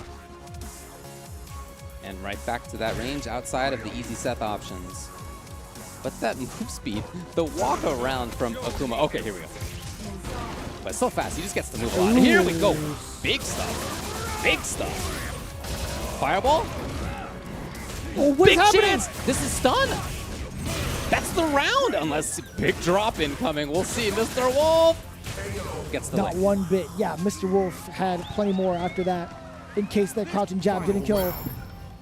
Looking to put himself at least within even fighting ground against Takamura, getting himself into a position to push Takamura towards the corner and start his offense. The uppercut could be there. No, sir.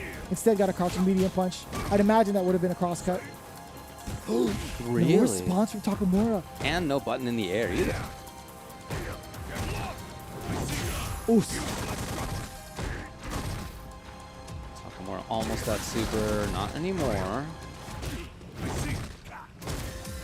And suddenly it feels like Mr. Wolf is able to move forward when he wants. Oh, that is just very dangerous at too far of a range.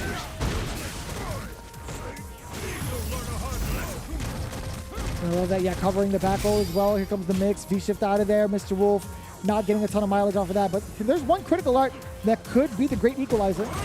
Yeah. We've seen that sweep, and we have not seen the counter poke from Mr. Wolf. Could be That Space and could've Trap. been it. Had a chance on the hit from your right on crouching medium kick. Didn't bring it out. A lot closer, though, to a potential kill. Matt Cradle could have been into critical art. Oh, boy. We had not seen Takamura take that kind of risk until right now. Here it is for the And a tournament. fireball? No. Oh, on the other side. That was so smart. It's still plus frame for Mr. Wolf. Oh, boy. One hit for either player.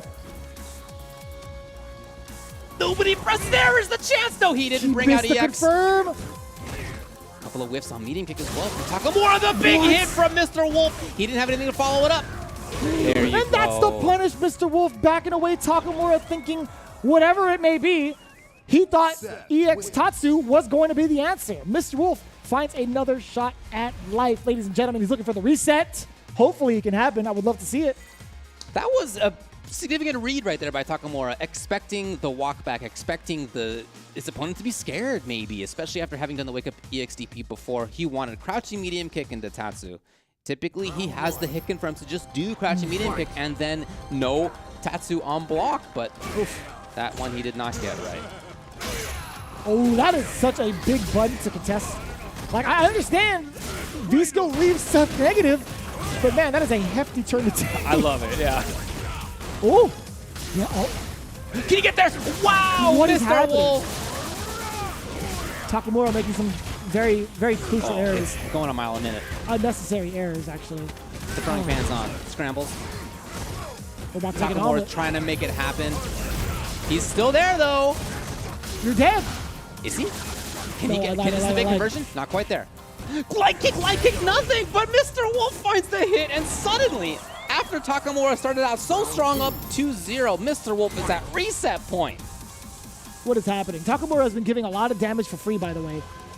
Especially from that last V-trigger sequence. Just dashed right into it. I don't know what that was about, but maybe Takamura has something up his sleeve. I don't think taking free damage was the intention, but who knows? I genuinely do not know the way how this mind works. Allowing the dash. Previously, we had seen him check that. Mr. Wolf hadn't been going to it. Again, the dash! That's not a good look for Takamura. That Mr. Wolf's gotten away with that twice.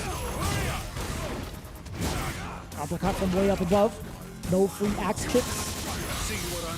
Right. I wonder if that was something Takamura tried to use V-Skill against. Maybe in anticipation for a spin kick. That's so much damage. Okay, here's the big plus frame activation. That's a great trade-off for Wolf. Ooh! Big hit! He's hoping for the stun, yeah. Oh, he actually had it. Mr. Wolf's in huge trouble and did not expect the regular fireball. It's match point now for both. Takamura could win the tournament. What was the intention from Mr. Wolf? Why did he get hit by the normal fireball? somebody's got to check the CFM. Close enough this time. Oh boy! Oh, that's critical. Look at the carry behind it. The damage is significant, but the positioning even more so. No All the way down? Mr. Wolf! And sets it up with the trigger. Oh, and I love the teleport option, still being able to chase down, plus frames, -5. You are going to get a punish. This could be stunned. It's not! Oh, he could have. He could have just done jump around us. I absolutely agree with you. Takamura has a chance. Oki's here. Either way, Gravy lives. Hold on, hold on. And he gets it. Takamura finishes it off, makes it into Capcom Cup for your Europe West qualifier. Ladies and gentlemen, that still could have gone either way. Takamura catching Mr. Wolf would get, again, another fireball. That was a fascinating match. At the beginning, it was so much about control from Takamura. He went up 2-0. He was outside of what Seth wanted to do. At the beginning, he was super fast about getting the dub as well. And then by the end of things, as it was so close, as it was down to the final game, seemed like it was all scrambles. It seemed like it was Takamura forcing situations that he wasn't before. He forced his way in with EX Demon to try to just get things going a couple of times. One time he got busted for it. The other one, he busted Mr. Wolf for it, and he seemed to be okay with the fact that that was such a different take on how to approach the match compared to the beginning. So awesome set of adaptations by both sides. Really different play styles even within the same match. I love that, but Takamura, as you see, is the one who moves into Capcom Cup. And as much of the positives we've seen from Takamura, I will say there were some significant parts, just like that. We were talking about some of the moments where Takamura had just taken some of the damages for free. I don't understand what could have been the decision behind it all, but there were some glimpses of greatness from Mr. Wolf. There was definitely a ton of potential for him to make that reset happen. It just happened to fall by the wayside. I can't tell what made him flinch towards the end. This final moment right here, again, getting caught low forward into Fireball. That has been 2 rounds straight in that particular set where he had fallen short, or at least 2 sequences straight, not 2 rounds. But man, either way, amazing showing from Mr. Wolf, the wild man himself. Everybody had deemed him to be very tough to play against, and we definitely see why. I think this has been one of the best showcases of Seth we've seen in a while, outside of the one who's qualified, right? But I will say, very great representation from Italy, and the only other Seth player to really do it in that way is Seoul VMG, right? So really impressive stuff. I'm very excited and eager to see how the rest of Italy is going to fare off against each other for the rest of the World Warrior events. Hey, look, Mr. Wolf's only been playing fighting games for like a decade-ish. He's a young man. Young man of 43. He's got many years left. He's got half his life left, dude. That's a long time, actually. And I'm really excited to see more from him. I am very impressed with the Seth, as you were talking about. That was great. The decision-making choices were really great. Awesome to see the character used as effectively as he did as well. So hats off to Mr. Wolf. But as you saw there, Takamura is the one who takes the big dub. Yeah, we still got plenty more to talk about. In fact, we still have plenty more Street Fighter action coming soon. I do want to segue into Street Fighter Duel, a game that is definitely going to be coming out very, very soon. I don't have that exact date, nor will I ever. And I'm not going to lie about that. Here we go. I gotta say, the Capcom authorized mobile game Street Fighter Duel is something that I've been really looking forward to. It is currently available for download in China, with the global version coming out when? Pretty soon. The epic legend is reborn on mobile. Download Street Fighter Duel now and let's fight for each other and join the journey with millions of players to become the best fighter. Currently happening now, at this moment, Street Fighter League season is currently happening here.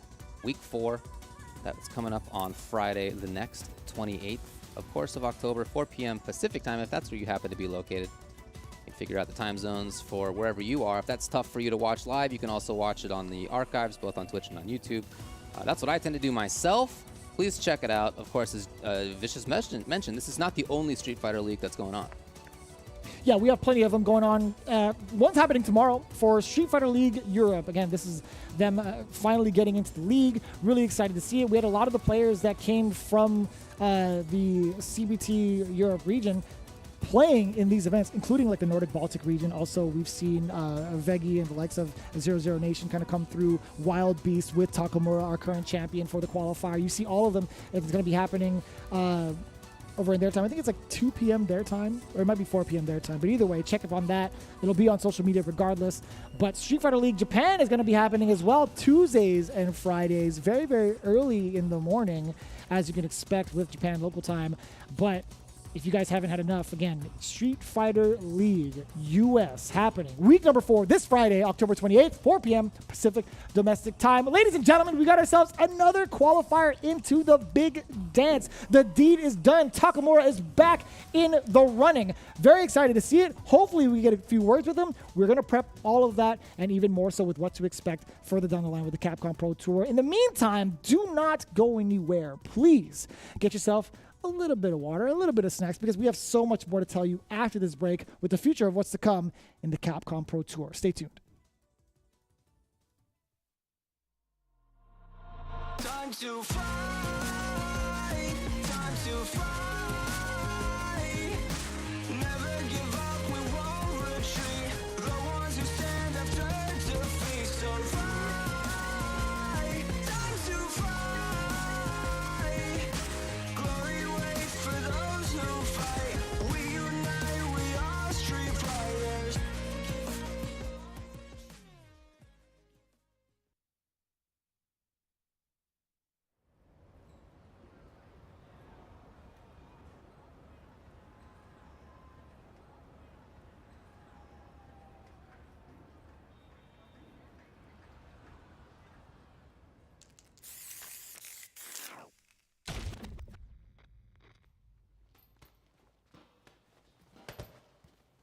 When you go looking for strength, it's not like a game.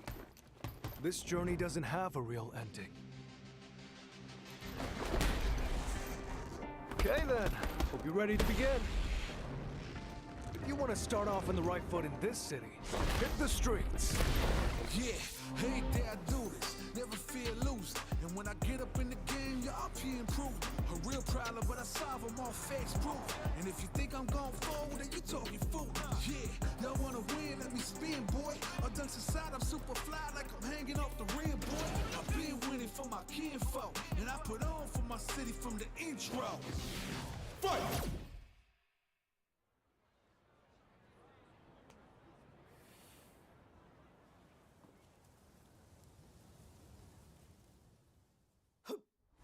It started from the ground up, training getting wound up, channeling your inner self and moving up and down, crossing over, passing around, for no time to clock and keep score. Years I never thought it crossed before. When I get tired on my knees, I got it digging it deep. I feel like I'm on the road, it really has got me. Since I went to win, no goodbyes. If you just let again, I'm out here scheming, riding around and dreaming. Once I get the feeling, The top player is here. Let me have some fun. Ready? Then show me. This will be a good fight.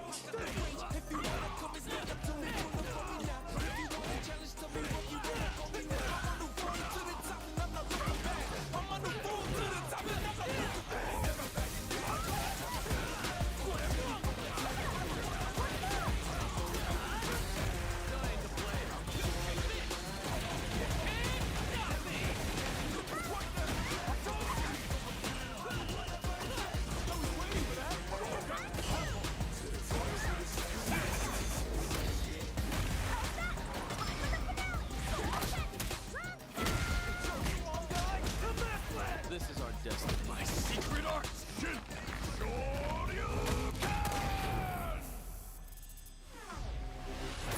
Street Fighter VI.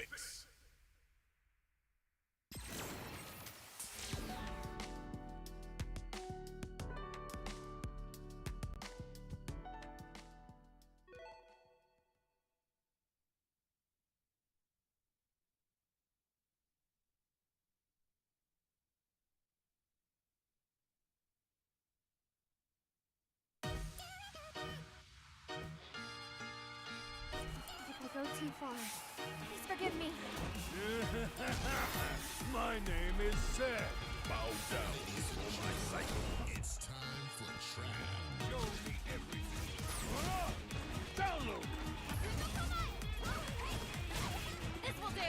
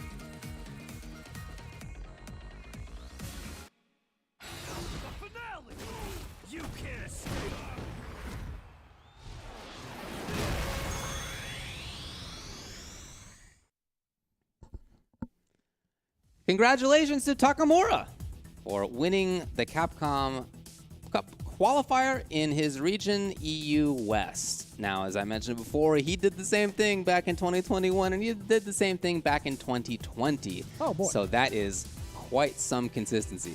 But I will say, it was a harder fought battle for him this time than it had been before. So shout outs to the scene here in EU West for really putting up a great set of matches. A lot of fun to watch. Yeah, it's big shout outs to everybody involved. Really, we've had such a diverse roster. When I take a look at it, right, we've had what in top 8 alone, we had 4 from Italy, 2 from Germany, 1 from Belgium, 1 from Switzerland. But overall, like, we've had just such a giant representation from both Italy and Germany. We had some representation from the Netherlands as well. So it's just been so fun to see how well these guys have improved, like, season after season. We haven't even actually seen a lot of the Italian FGC up until like this point. And I'm going to be honest, from the west side of things, at least from the state side, I've been very ignorant to it. And I will say, like, it's now like really coming into to light with the Italian FGC, and I really enjoy seeing the way that they've been playing. So I'm looking forward to all the other World Warrior events coming forward with the Salt Mine Leagues, especially with, you know, EU West, Germany. They have Nordic Baltic as well in control. These guys are putting in that work. But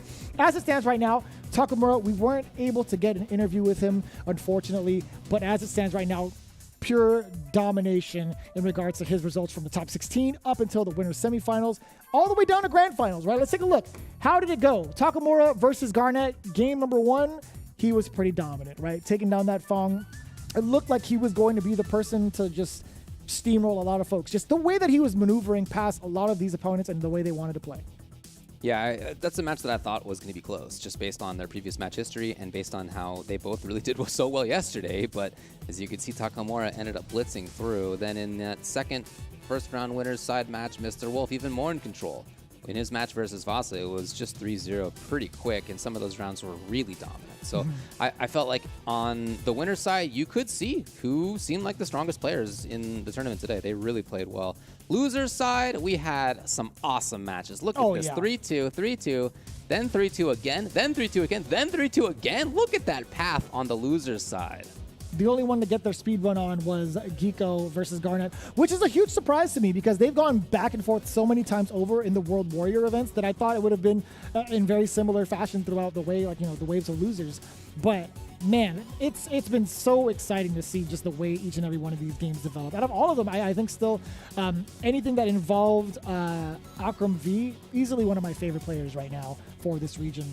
But moving forward into it again, Mr. Wolf ultimately taking down Geeko, where we potentially could have seen, you know, the Kami run into Takamura just a little bit shy on that one. It still could have been either one's game. But let's talk about those final moments a little bit between Takamura and Mr. Wolf. Again, the Belgium representative taking it down over Mr. Wolf in ways of low forward fireball. We actually did some investigative work. We hired a top-notch private eye. Quite the jammer, if I do say so myself, in regards to... Does he see in HD? I think so. He's got to be 4K at this point. But yeah, little Jim Jam told me that... Man, he's going to kill me for saying that name, by the way. Little. Hey, not a word that's ever applied to him in his life. A little Jim Jam, right? Now, I'm not saying he's little, but this man's huge.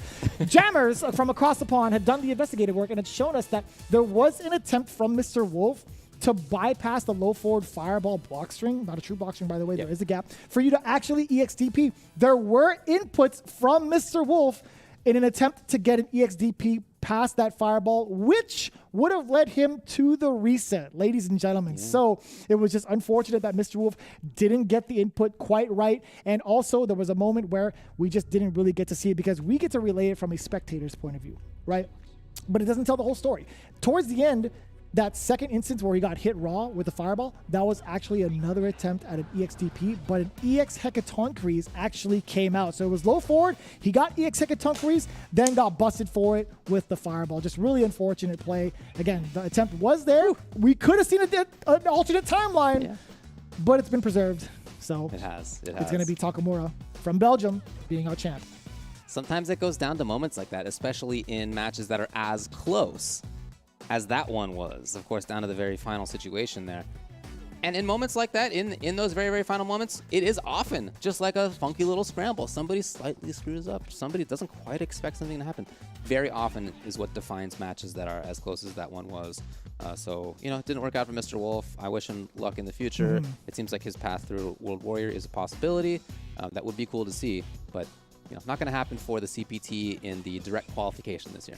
Man, see, it makes me so eager to even like talk about the Italian FGC. I want to go back there, actually. I want to see who's playing out in Sicily. I want to see who's playing out there in Milan, Bergamo, even Argenio. The whole area is pretty damn cool. Italy is nice. If you haven't treated yourself out there, please go out there. But yo, big shout out to the Italian FGC. Hit us up as well. We would love to know more about your community and every other community involved with the World Warrior events. Please let us know at Ultra David down below, at Vicious FGC. You guys have been tuning in to the Capcom Pro Tour, Europe, West, from all of us here at our table to yours, wherever you may be. We appreciate you guys for tuning in. David, any last words before we send them off? It's always a blast to see different regions around the world. It's always the case that we're not going to have as much familiarity with other regions than our own, so one of the main treats of having online stuff is that we do get to see that. That's been a blast. It's something I look forward to every week and we'll look forward to in the future as well. I hope you'll join us then.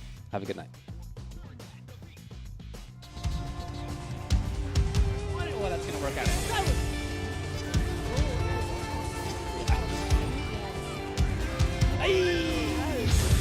Ted! You're actually Ted!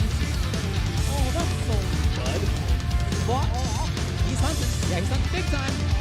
That is going to do it. What a game. Oh, he ran into the lane! That is so effective.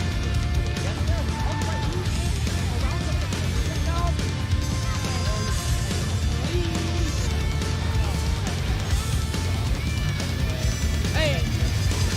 Wow!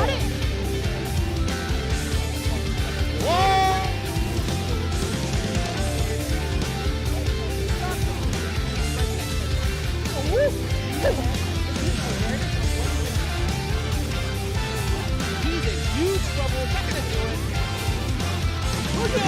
it.